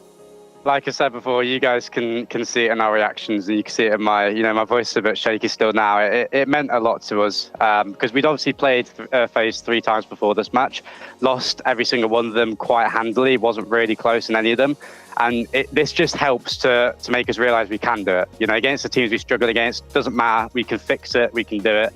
And to get another top 4, I mean, let's be honest, in terms of major chances and just even doing well in each tournament, top 4 is incredible for this team. It feels, I can't even describe it. Jack, I have a couple questions for you. First one, how much water's left in that cup? Right, so fun story, right? I got to game 7 and I started panicking because I had this much. I had this much left, and my mouth started getting drier because I was getting more and more nervous because of the game 7. Yeah, it's not good. Well, listen, you had just enough. The way you be taking sips, you had just enough. Now, for the second question I have for you is, are you winning the whole thing tomorrow? Yes. Yeah, absolutely. We're playing well. I think we play Space Station 1, right? Yep. Yeah, we play Space Station, so I'm expecting them to, usually when you play a team and you lose against them, you come back stronger against them next time because you know what to expect. So I'm expecting a tough series. I think we're going to ride the momentum, and I'm always believing in my team. I'm going to back us, yeah. Jack, it was incredible watching you guys get that win there in Game 7. Congratulations. I'll let you go get some more water and get ready for tomorrow. Good luck in the semifinals. Thank you, guys. Appreciate it. Take care. All right, folks. GenG advancing over FaZe, the upset here. The desk predicted completely that FaZe would move forward. And Gibbs, we thought FaZe was going to fall apart at some point in the bracket. We thought it would happen in the semifinals, though, not in the quarters. What a wild day, though. Like, obviously 28 games, but we saw in Regional 1 that the top 4 seeds in Swiss all won and made it to the top 4. Well, this time, the 2 3-0s, FaZe and Furia, both go home in the quarterfinals. You got to show up on the day every day here. GenG and Version1 did just that. A lot of points on the line, a lot of points races. We'll talk more about that in the pre-show for tomorrow. But for GenG, again, 2 top 4s. That looks fantastic. Space Station, also 2 top 4s. Both those teams looking great. On the other side, Version1 Energy is such a big matchup for the points race. Energy a 9th and a 5th, Version1 a 5th and a 5th so far. So it's like, or a 5th, I should say, and then obviously top 4 here. So we'll see who gets that grand final points, and then who knows? Because we've seen every single one go to 7 games. Anyone can possibly win this grand final. This is as close as it gets here. Stacks, I know which match Daz is most excited about. Is there a match you're more excited about here? Yeah, the other one, because I just have to be the opposite of Daz at all times. No, I just love seeing this GenG team play. Like following Chronic's story to getting picked up or scouted out by Jack and Nolly, and all the question marks that have surrounded him. I mean, I think any other player in his position with his lack of experience at that level, I think would have absolutely folded under the pressure. But Chronic is made of something completely different, and seeing now Chronic versus LJ, I think is going to be a very fun matchup to watch tomorrow.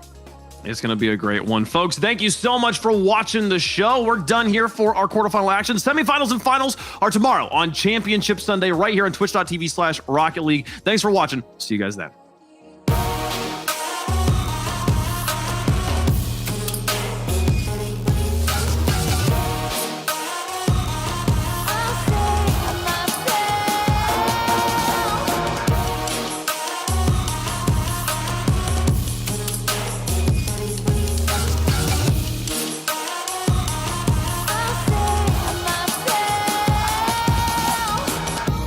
Baby, I just wanna be alone. I don't need your company, stop blowing up my phone. You don't get the things that I've been through, and I don't have the time to lay it all in front of you. And you think that you wanna save me? You don't know it, baby, why you do this? I got this under control. You think you do, but you really don't know that I don't need a savior. You can't be my savior. I'll save myself. I'll save myself. No, I don't need a savior. You can't be my savior. I'll save myself. I'll save myself. No, I don't need a savior.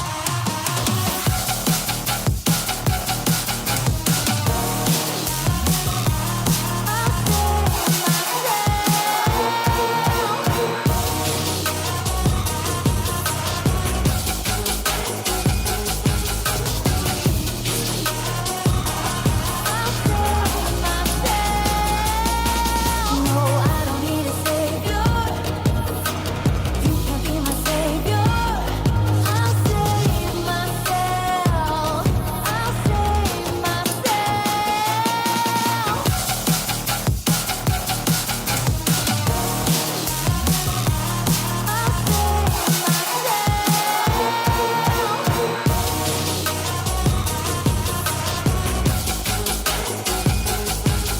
myself.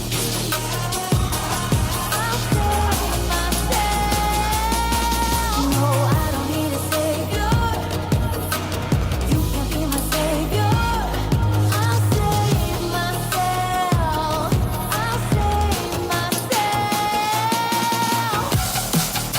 I'll save myself.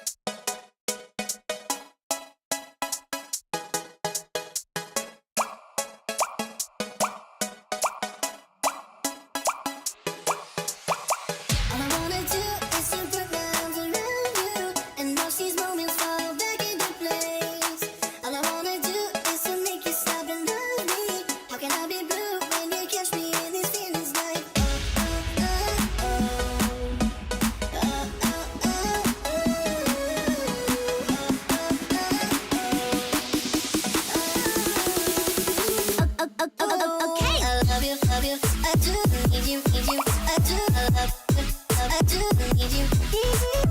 love you, I do need you. Ooh, I love you, I do need you. Ooh, I love you, I do need you, I do, I love you, I do need you. I love you, I do need you. Ooh, I love you, I do need you.